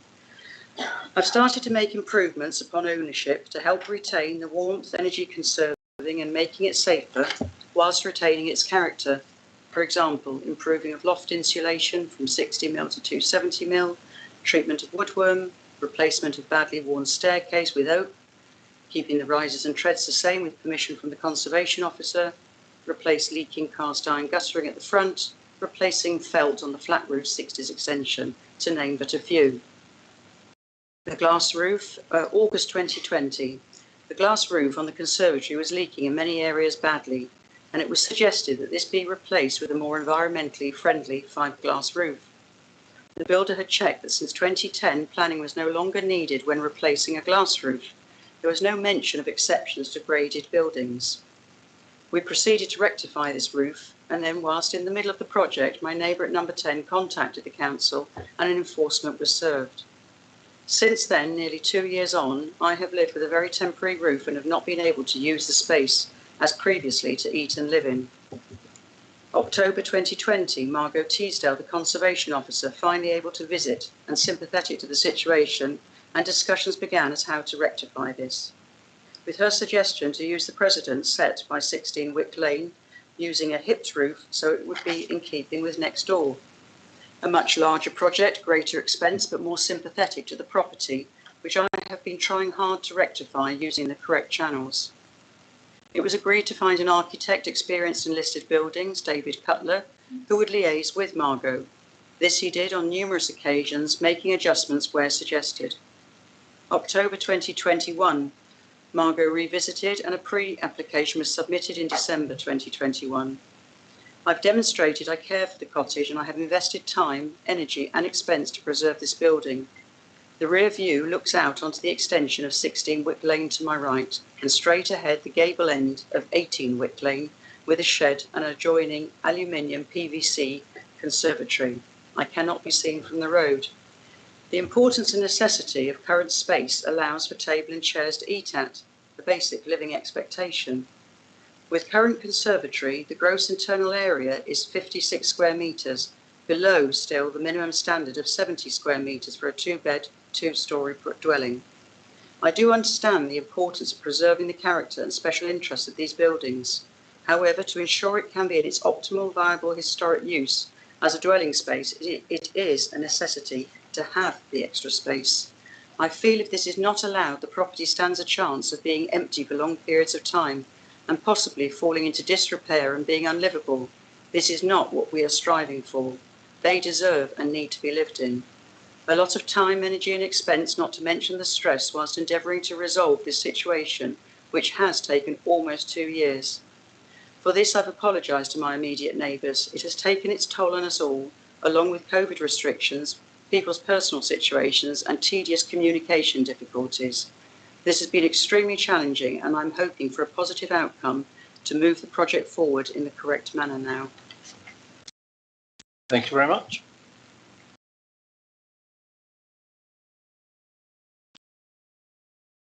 We have no ward councillors present with us this afternoon wishing to speak on that. Yes, but he's not speaking on it as a ward councillor, he's speaking on it as a member of the planning board. 2 seconds, please, Councillor Elliott. Councillor Hall, would you like to kick off the debate? Point of order, Chairman.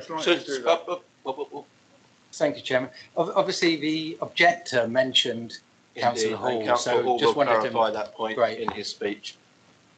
Carry on, Councillor Hall.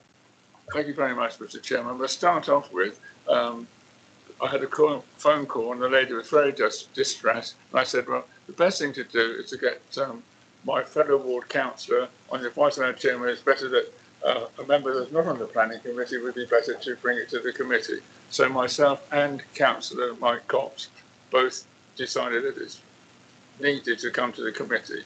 And also, which I'm very concerned about, is the fact that it had been refused on 2 occasions for planning. And unfortunately, I think because of the pandemic and goodness knows what, no enforcement officer went round to take action. And I think people were waiting for that to take place.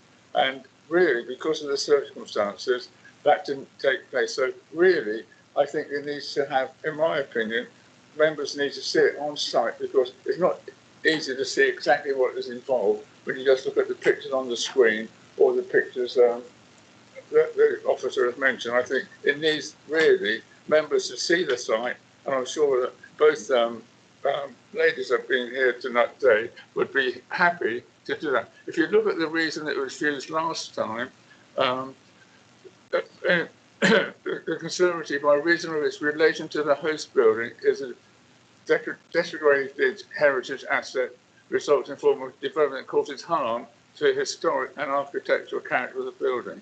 And really, it's not only just in the conservation area, it's also in a very important primary quarter, which has been established in the town centre. And really, I think that myself, I'd like to have members really go and have a look so they can see for themselves exactly what the situation is, because it doesn't comply in some of the cases to the listed building, and I think it's a grade 2 listed building, and it really, it does need, I think, members to make sure that they are quite clear of the impact that it has on the character of the area. So I think, Mr. Chairman, I think it'd be a good idea if you would let me have a proposition that we have deferred until it can be viewed by members of the committee.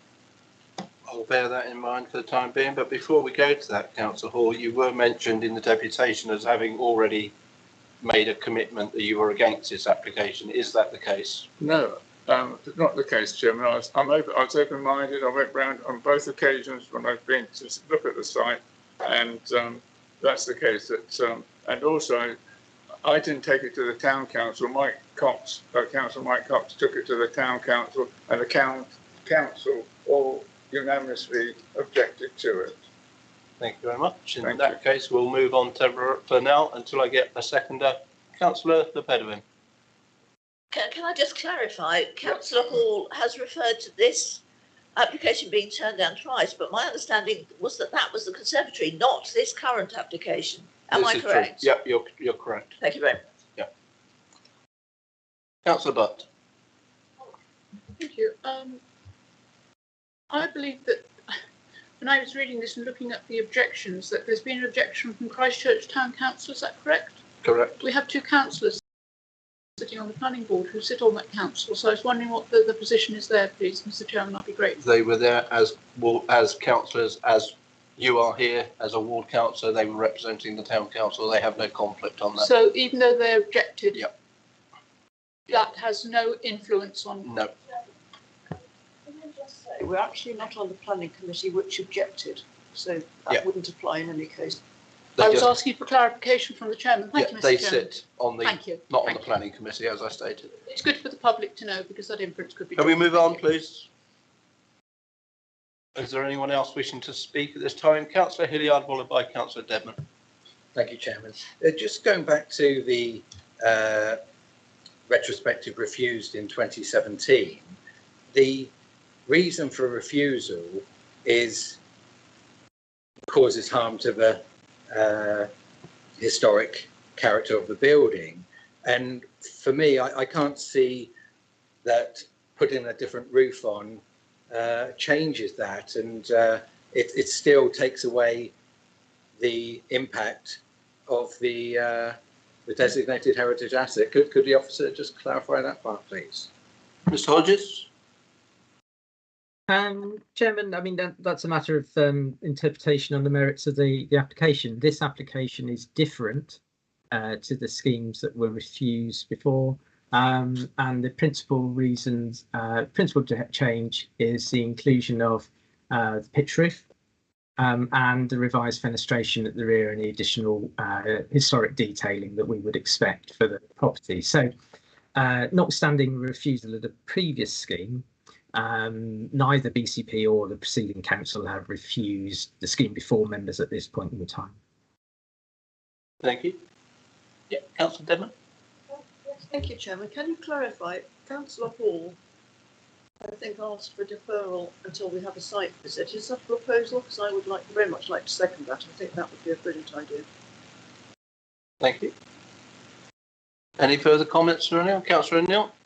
It's point of clarification, probably from the officer. Councillor Hall on his call-in says that it's on the basis it may be contrary to planning policies H12 and HE2, and obviously the officer is suggesting to grant the approval. Can he comment on H12 and HE2 and how that either supports or undermines that recommendation to grant? Yep. Thank you. Mr. Hodges? Yes, thank you, Chair. So HE2 and H12 are what I would describe as the typical development management policies in both the 2014 core strategy and the earlier, and it's an earlier SAVE policy of the 2001 Christchurch local plan. So they're concerned with the impact of development on the character and appearance of the area and the living conditions of neighbouring properties. So they would typically apply to most applications that come before you for the Christchurch local plan area. So they're concerned with what we would typically describe as our run-of-the-mill development management considerations. I hope that helps.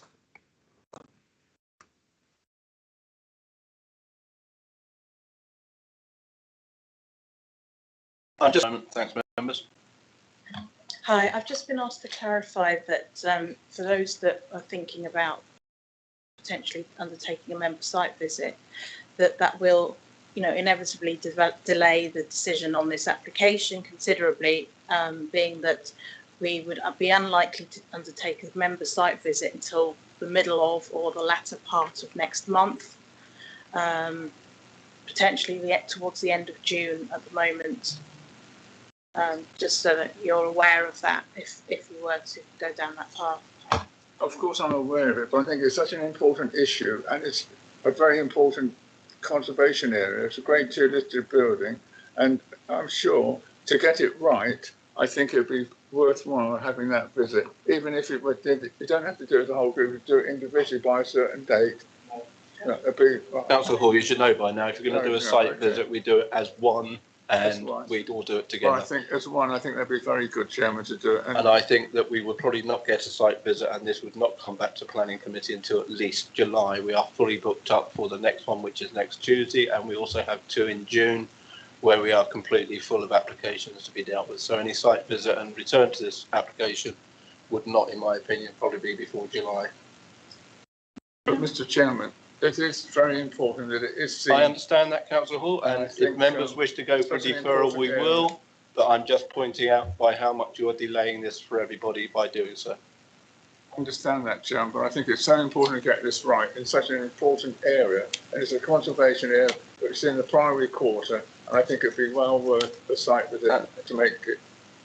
I understand your right to call for a deferral, Councillor, but I will also point out to you, you have had this application in front of you now for well over 10 days, and it is noted that any members wanting site visit do notify us before the hearing. So we could normally have a hearing before a site visit before we do the hearing. So in future, and I'll say this to all members, if you are planning on asking for a site visit, do it before we actually sit down to start discussing the application. Mr. Chairman, if I may come back, it's you don't know that it's such a difficult site to visit. Councillor Hall, I'm not arguing with you. I'm just telling you that in future, if you want to do a site visit, get it in before we do a planning application hearing. Okay?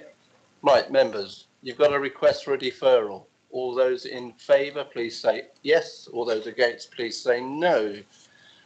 Myself, I am not in favour of a deferral at this time. Councillor Johnson? Against. Councillor Barron? Against.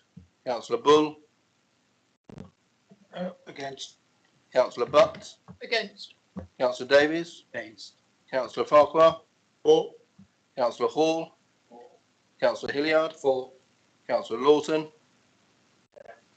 Councillor Lopez? For. Councillor Devlin? Councillor Rice? Against. Councillor O'Neill? And Councillor... No one else, because there is no one else. Mr. Tyler. Thank you, Chairman. The total number of votes for is 6, and the total number of votes against is 8. There were no abstentions. So therefore, we will not be calling for a deferral. We will, in fact, continue with this hearing this afternoon on this one. Councillor Hall.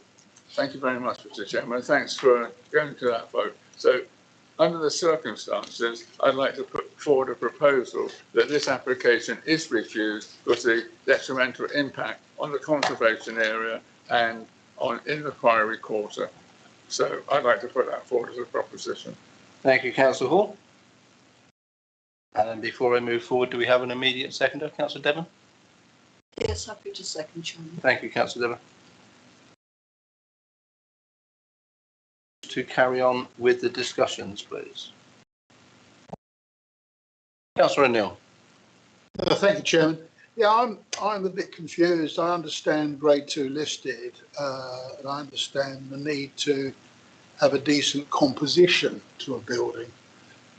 Where I'm confused is, on the picture, I see one building with a hip roof, one building with a flat roof, and I'm wondering, because you can't really make it out, what's wrong with this third alternative, or does it actually blend in with either of the other two?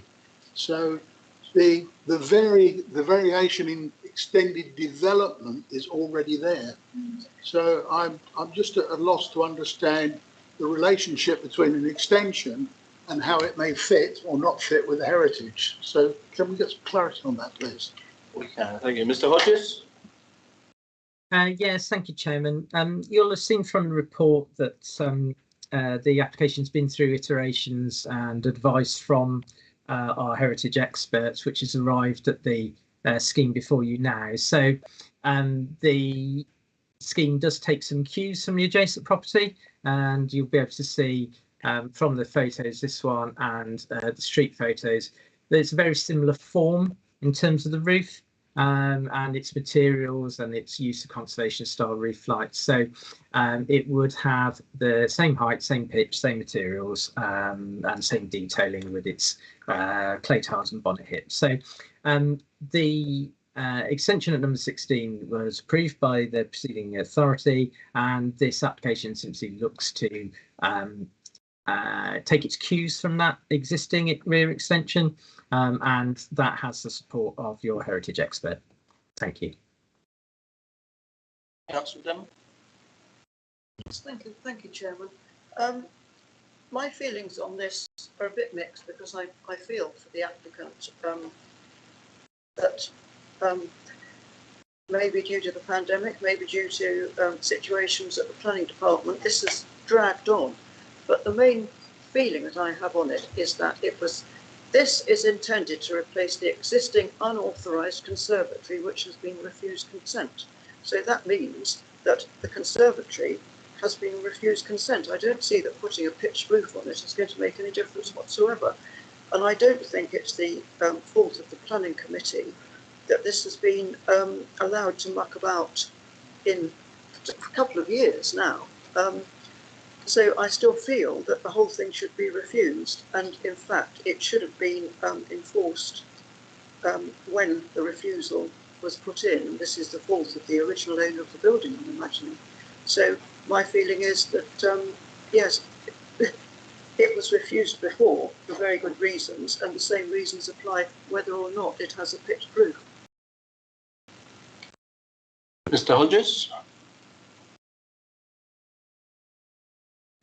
Chairman, I mean, that's a matter of interpretation. The members need to come to their own view on the merits of the application, in terms of whether enforcement action should have been taken in relation to the previous refusal. My advice to you is that doesn't help you at this point in time with the merits of this particular application, because the merit of this is a different proposal which is separate in its design, appearance, detailing to the previous refusal. So my advice is we simply need to consider this application on its merits and whether it preserves or enhances the character and appearance of the listed building, and also has an adequate impact, acceptable impact on living conditions of neighbours. Councillor Dedman. I just come back to justify myself there. I was actually considering it on its merits, but pointing out that I do feel very strongly for the resident concerned. And yes, I object to it on the present application, which, despite it having a pitched roof, is no better. Thanks, Councillor Dedman. Councillor Johnson, followed by Councillor Hilliard, please. Thank you, Chair. On this one, it's a bit strange, because the refusals, I don't think particularly weigh in here, because this development was never applied for in the first place. It wasn't applied for as this and then refused. Somebody decided to build something without permission, which we all agree is deeply frustrating. We never particularly like dealing with retrospective applications, but yet here we are. So this has never been refused. What was refused was a flat roof conservatory at the back, which I think we can all agree would not fit in with the conservation area, would detract from the listed building. However, this on its own is almost identical to what's next door. It will be visible from only a few angles, and the height of the pitched roof does not look to be high enough for me to impact too greatly on the neighbours. I can certainly understand their concerns, and I can understand why they would be dubious about this. But I can't see how it could lead to any overlooking, because there's no windows in that pitched roof. It could possibly be described as overbearing, but the way it slants away, to me, removes that possibility. But the fact there is an extension next door that is absolutely identical, therefore, I cannot see how it can be argued that it is out of character when it's literally identical to what's next door. I think the way it's been gone about is extremely regrettable, and I'm not accusing anyone of any fault in the room. It's clearly the responsibility of people who've come and gone before. But on its merits, I cannot see how it harms the conservation area. It blends in with the property very well, in my personal opinion. And like I say, it is visible from only a few angles. It's covered by the identical extension on the property next door from most of the street scene. So for me, I think I don't see any planning reasons to refuse this, and I will not be supporting the move. Thank you, Chairman. Thank you, Councillor Johnson. Any further comments? Councillor Barron, followed by Councillor Butt, please. Sorry, before we go to either of you two, could I bring in Councillor Hilliard? I did say he was next, sorry. Thank you, Chair. Obviously, it's a Grade 2 listed building, and what we've seen from the plans, the actual extension is a larger footprint than the original Grade 2 listed cottage, which we're trying to protect, and it's local the conservation area. So I think the comments of the policies H1, H2, H12 still form the basis of causing harm to a historic asset. The design might be better, the use of materials might be better, but the size in relation to the historic building is against those clear policies. So I would be against this. Thank you, Councillor Leon. Councillor Barron. Thank you, Chairman. First, I'd like to say what a beautiful little row of cottages they are. Just bring some positivity into the room. And also, you know, I'm very mindful that our Conservation Officer, Margot Teasdale, is in agreement to the proposed. So, summing everything up, I won't be supporting the move to refuse. Thank you, Chairman. Thank you, Councillor Barron. Councillor Bunn. Yeah, thank you. Just looking at the conservation status, it doesn't preclude extensions, but it does require the character to be maintained. And we already have a precedent just down the road of an almost identical pitch roof over an extension. And the roof is going to be partially visible from adjoining properties, but it's not going to be visible from the street scene, so that won't be affected. There's no overlooking, there's no overshadowing, there's no parking or traffic issues, there's no wildlife or tree issues. So looking at what I have in front of me today with regard to is this pitch roof suitable in comparison to precedent already set and the officer that Councillor Barron has just referred to, I certainly wouldn't be supporting to the call to not grant this. Thank you.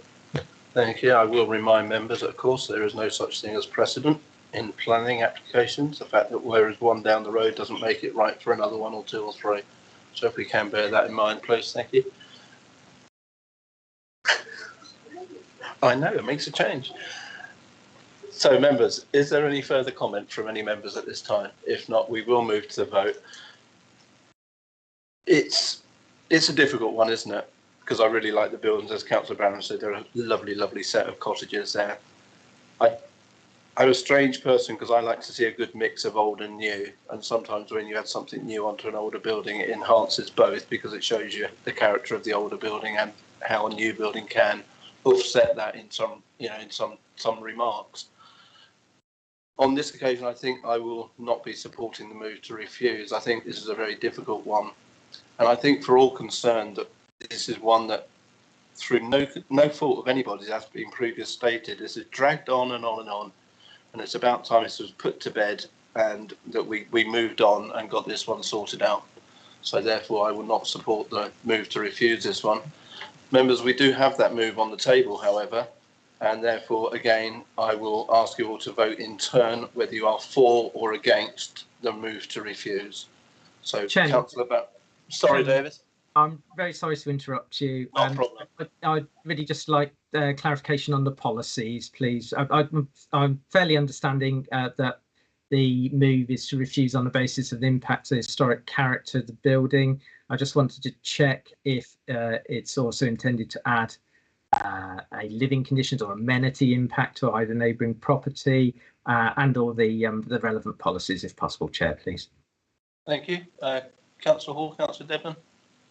Certainly, Mr. Chairman. It's H1, H2, H12, and some of our conservation policies as well.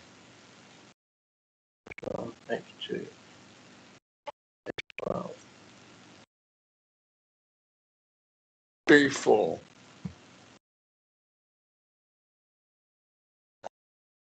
Are you happy with that, Councillor Hall? Yeah, Councillor Debman. Yeah, Mr. Hodges. Sorry, yes, I lost a little bit of the audio there, but if the policies quoted were HE1, HE2 and H12, Chair, that would be the correct policies. Thank you. But I didn't catch whether it was simply B4 as well, Mr. Hodges. Oh, thank you. I didn't catch whether it was just the listed building impacts or whether it was a neighbour impact as well, Chair. I think they are referring to both, possibly. Yeah, to both, Mr. Hodges. Thank you. That's fine, and the HE2 would apply as H12 to the neighbour to living conditions reason as well. Thank you, Chair. Thank you very much. I've forgotten where I was now. It's completely thrown me, everybody. Yep, going to the vote. So I will start the vote again. Councillor Barron. Against the move to refuse, just to be clear. Yep, thank you. Councillor Bull. Against. Councillor Butt. Against. Councillor Davies. Against. Councillor Farquhar. Against. Councillor Hall. Councillor Hilliard. For. Councillor Lawton. Against. Councillor Lepediven. Councillor Dedman. Councillor Rice. Against. Councillor O'Neill. And myself, Councillor Kelsey. I am also against that move. Councillor Johnson. Against. Thank you very much. Mr. Tyler. Thank you, Chairman. Total number of votes for is 3, against is 11, and there were no abstentions. Therefore, that move to refuse is lost. Do I have an alternative move, please? Yes, could I put forward to grant, please? Thank you. Do you have a seconder, please? Second. Councillor O'Neill. Thank you very much. Would anyone like to comment before we move forward with the vote? No. In that case, again, Councillor Barron. For. Councillor Bull. For. Councillor Butt. For. Councillor Davies. For. Councillor Farquhar. For. Councillor Hall. Against. Councillor Hilliard. Against. Councillor Lawton. For. Councillor Lepediven. For. Councillor Dedman. Councillor Rice. For. Councillor O'Neill. For. And myself also for, and Councillor Johnson for. Thank you very much, members.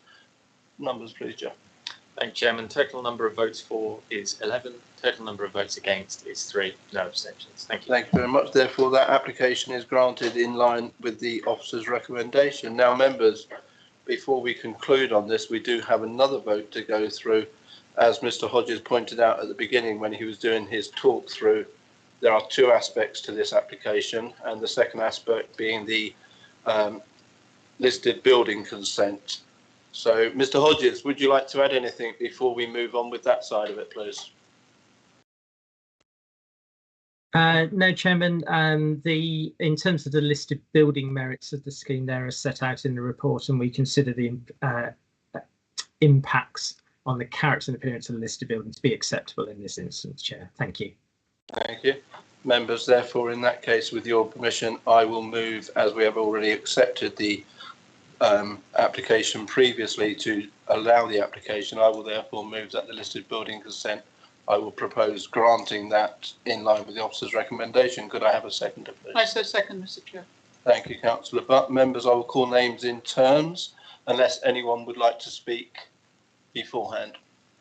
Anyone wishing to speak? No. In that case, myself, Councillor Kelsey, I am for that. Councillor Johnson? For. Councillor Barron? For. Councillor Bull? For. Councillor Butt? For. Councillor Davies? For. Councillor Farquhar? For. Councillor Hall? For. Councillor Hilliard? Against. Councillor Lawton? For. Councillor Lepediven? For. Councillor Dedman? Councillor Rice? For. Councillor O'Neill? Thank you very much. Could I have the numbers, please, Jeff? Yes, thank you, Chairman. Total number of votes for 12. Total number of votes against 2. No abstentions.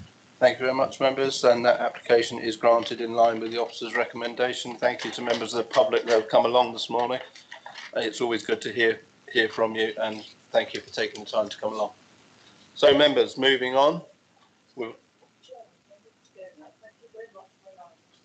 You're more than welcome, Councillor Dedman, anytime. So moving on, members, we'll go on to the final application this afternoon, which is item 8G, which is 35 Panorama Road. And I would ask Mr. Raven if he could present his case, please. Thank you, Chairman. Hello, members. Can you confirm you can see my screen? We can. Thank you, Mr. Raven. Thank you. So this householder application seeks permission for the erection of a single-storey side extension, a single-storey rear extension, and the remodelling of the roof to increase the level of second-floor accommodation. The application site comprises 35 Panorama Road, which is a 2-storey detached dwelling with further accommodation within its roof space, served by a number of dormer windows. And you can see the location on the red outline in front of you. As you can see, the property is located on the south side of the road with a private garden sloping down to the rear and a hard standing to the front. There's an aerial view with the property marked with the arrow there quite clearly. And just going through some further images, we can see that the character of the immediate area predominantly comprises a mix of single-storey, 2-storey and 3-storey dwellings of individual design. The existing property is flanked by a bungalow to the east and a 2-storey dwelling to the west. And as you can see from this image, number 39 on the right hand side was recently remodelled to provide a 3-storey dwelling of a contemporary design with a flat roof. And there are examples of similarly scaled dwellings throughout the wider area, so the principle of the development is therefore considered to be acceptable. We do have a number of photos of the property. Again, this is from the front, this is taken from the rear. You can see the large decking area abutting the rear conservatory. There's just some more images again taken from the rear, and yeah, this is again from the rear looking down towards Panorama Road, and this is from the rear on the other side of the property. We do have a number of photos that will be provided by the neighbour at number 37 Panorama Road, and just for transparency purposes I decided to include those in the presentation. So we have received 9 letters of representation from 5 separate households raising material planning issues relating to overdevelopment, impacts on character, loss of privacy, creating an overbearing impact, potential use of the flat roof as a balcony, the loss of the side gaps between the properties, and the risk of subsidence, the latter being an issue dealt with under building regulations. So just going back to the photos, this is taken from the rear garden of number 37, looking back towards the remodel number 39, just to get a sense of the scale from the garden area. And again, this is looking back towards number 39. This is from the upper floor of 37, looking towards the application site. And this is taken from the terrace outside the rear of number 37, looking towards the application site. And you can see the existing conservatory, which would be removed as part of the application, and existing hedge, which extends quite some way down the garden at a regular height. So moving on to the plans, the development would result in a So this is just good plans of the existing building, just so you can get a good idea. And this is the these are the proposed plans, which would result in a contemporary building. The principle of this style of design is found throughout the wider area, and as such, I have no objections in this regard. The change to the roof form will be particularly noticeable, but would not be significantly higher than existing roof, as shown on the submitted plans. You can see with the pink dotted outline there, hopefully. So the bulk of built form at second floor level would be increased, but not to an excessive scale. And the impact of this element on the character of the appearance would not be harmful. The single-storey flat roof extensions would be in keeping with the modern design of the remodelled property. There are no objections in this regard. The resultant footprint would be similar to existing dwellings within this road, and they're not in extensions at upper floor levels in excess of the current main elevations. As you can see, there would be a open-sided pergola at the end of the rear extension and over a sunken patio.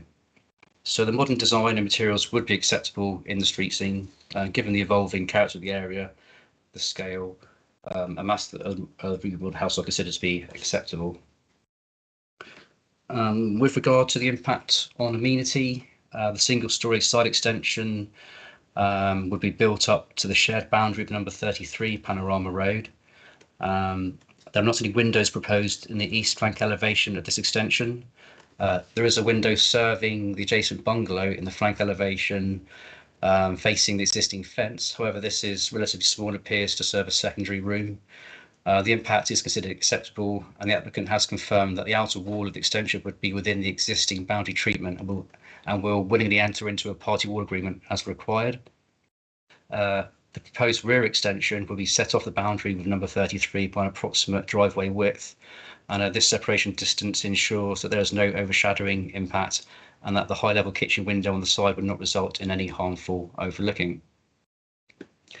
The rear extension, as you can see on the bottom left drawing, will be more noticeable from number 37. However, it would not impinge on the light slates from the nearest ground floor windows within the rear elevation of this property. So whilst the outlook may change, the development would not result in an overbearing impact or harmful loss of light.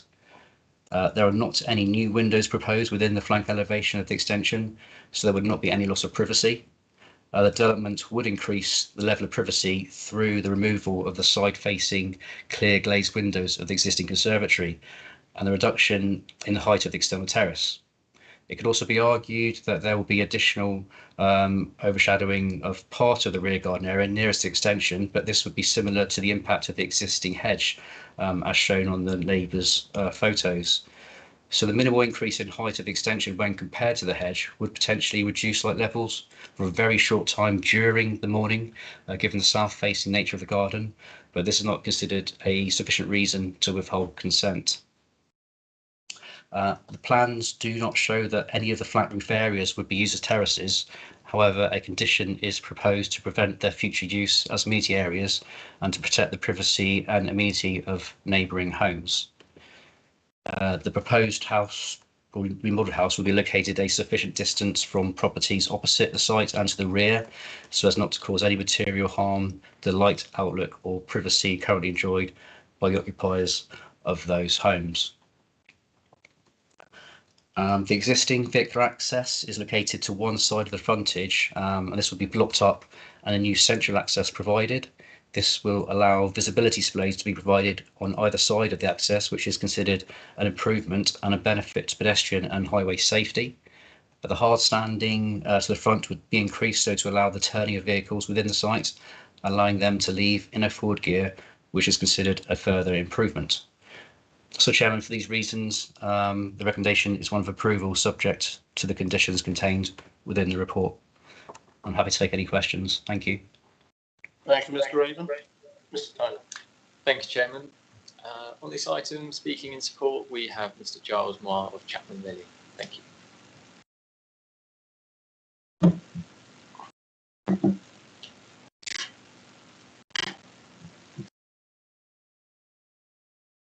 Thank you, Chairman.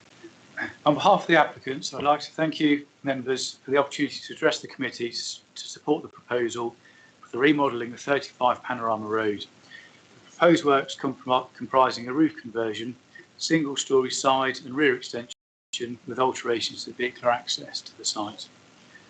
The scheme has been arrived at through an iterative process, and the applicants have worked positively with your case officer and engaged with neighbours seeking to address and overcome concerns that were raised during the course of the application.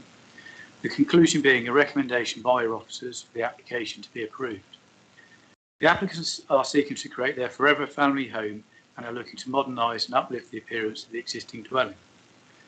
Councillor Hayes referred this application to committee, stating the application is contrary to Pool Local Plan Policy PP 27, using terms such as overbearing and impact on neighbouring privacy.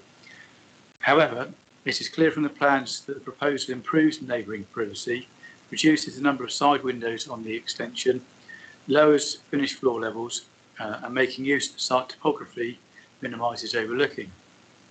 The applicants have no intention on using the extension as a balcony, and as such, the proposal is acceptable in terms of impact on neighbouring properties, and as you've heard from your officer's presentation, improves the relationship with neighbouring properties.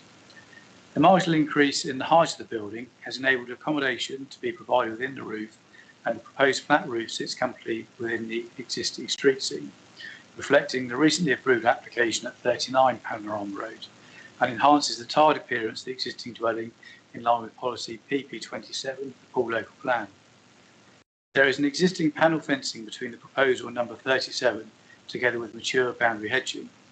There is no proposal to alter this, which provides a useful screen to the proposed single-storey rear extension.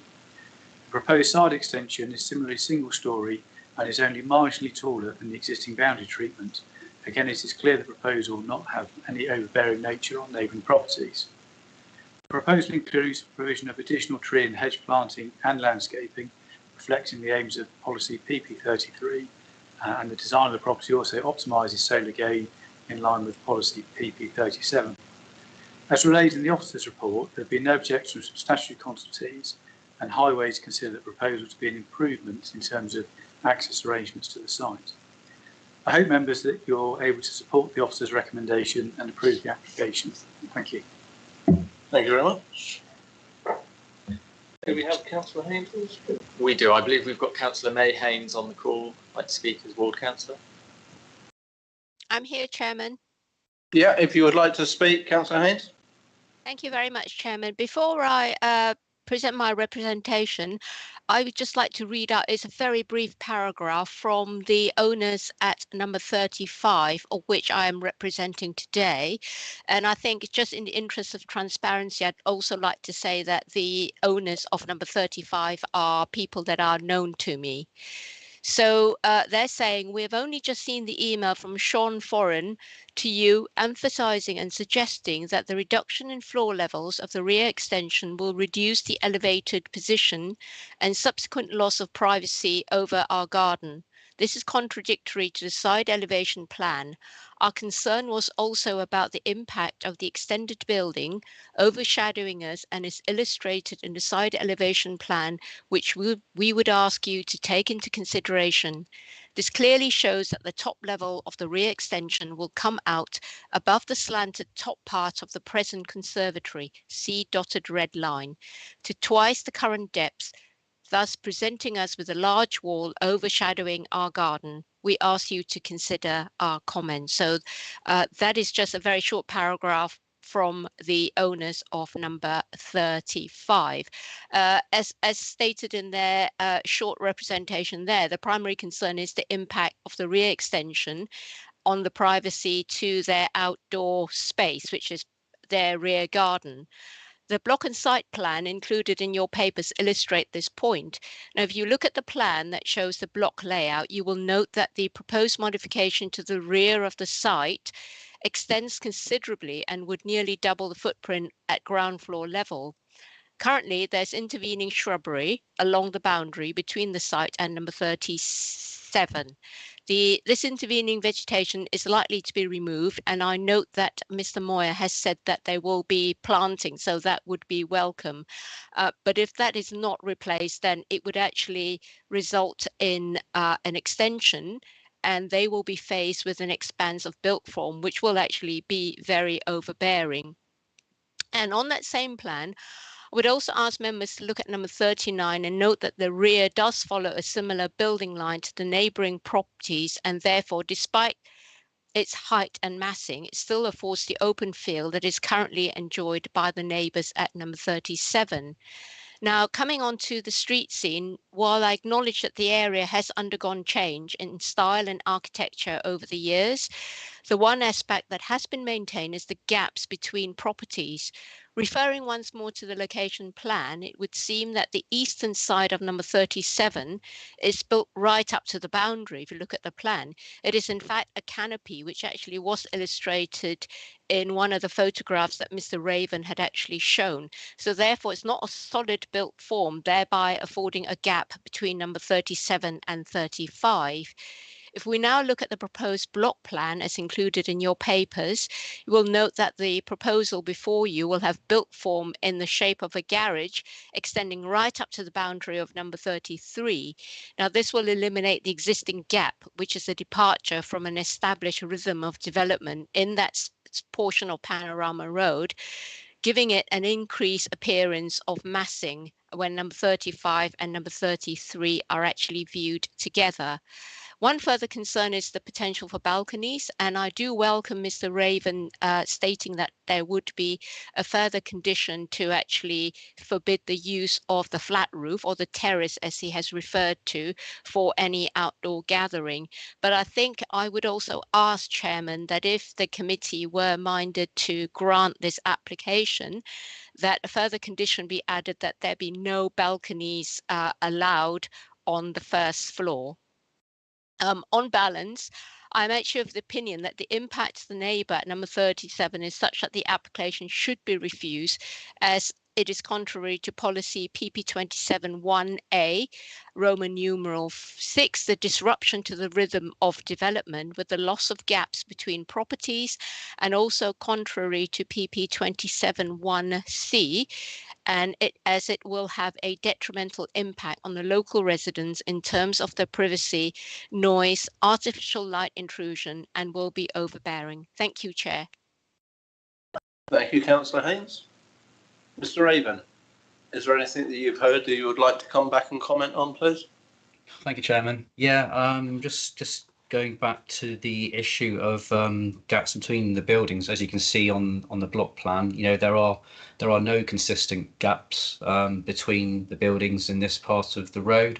All I can see really is a consistency of the majority of buildings are actually built up to one side of their plot with a gap on the other side, and obviously this application would result in a similar situation there. I mean, what is important is that the larger gaps are maintained at first and second floor levels, just so there is more breathing space between the buildings, and this development achieves that. And yeah, I don't have anything further to come back on. Thank you, Chairman. Thank you, Mr. Raven. Members who would like to kick off on some debate on this one? Yeah, Councillor O'Neill.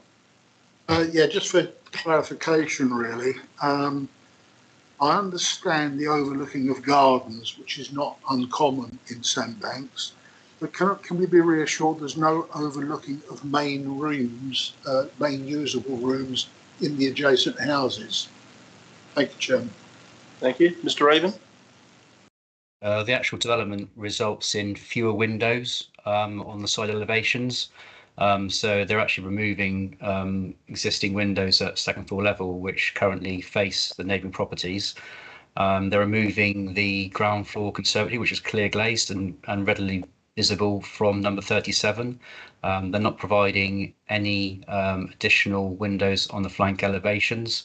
There will not be any increase in overlooking. If anything, there will be a reduction in overlooking. Thank you, Mr. Raven. Any further comments from any members? Councillor Barron. Councillor Elliott. Thank you, Chairman. Could we have a look at the site plan, please? The land registry type site plan of the street. Yeah, on there you can clearly see other properties. I think there's one nearly opposite, which is built right to the boundary, and then a few foot further along. And you know, there's a couple of houses around the corner called Tom and Jerry, and there's about 1 inch between them, and they're classed as detached houses. So I just can't really consider that as a real issue. I don't really have a particular concerns over this application. Thank you, Chair. Thank you, Councillor Barron. Councillor Hilliard. Thank you, Chair. The officer report is very good and makes reference in section 24 about permitted developments. Could you just confirm, please, that applies to side and rear, that similar to what is proposed could be under permitted? Thank you. Mr. Raven.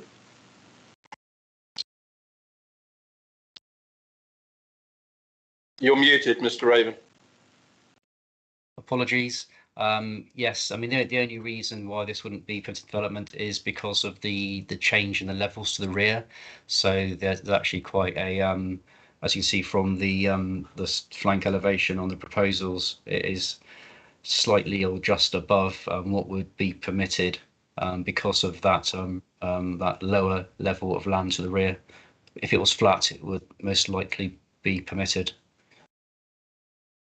Thank you, Mr. Raven. And just can you just clarify what you think, because of the level of the ground, what you think could be allowed permitted? Thank you.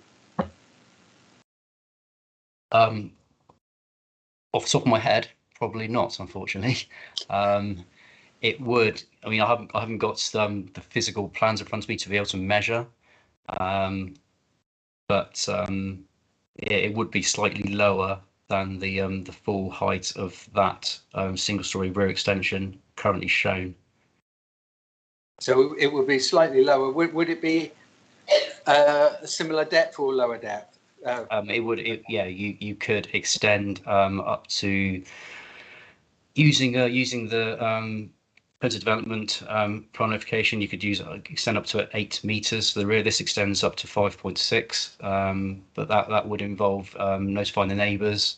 Without doing that, you could extend up to 4 metres, so slightly less in terms of full depth. Thank you for clarifying. Thank you, Councillor. Thank you, Mr. Raven, for that. Any further comments, Councillor Lopez? Yes.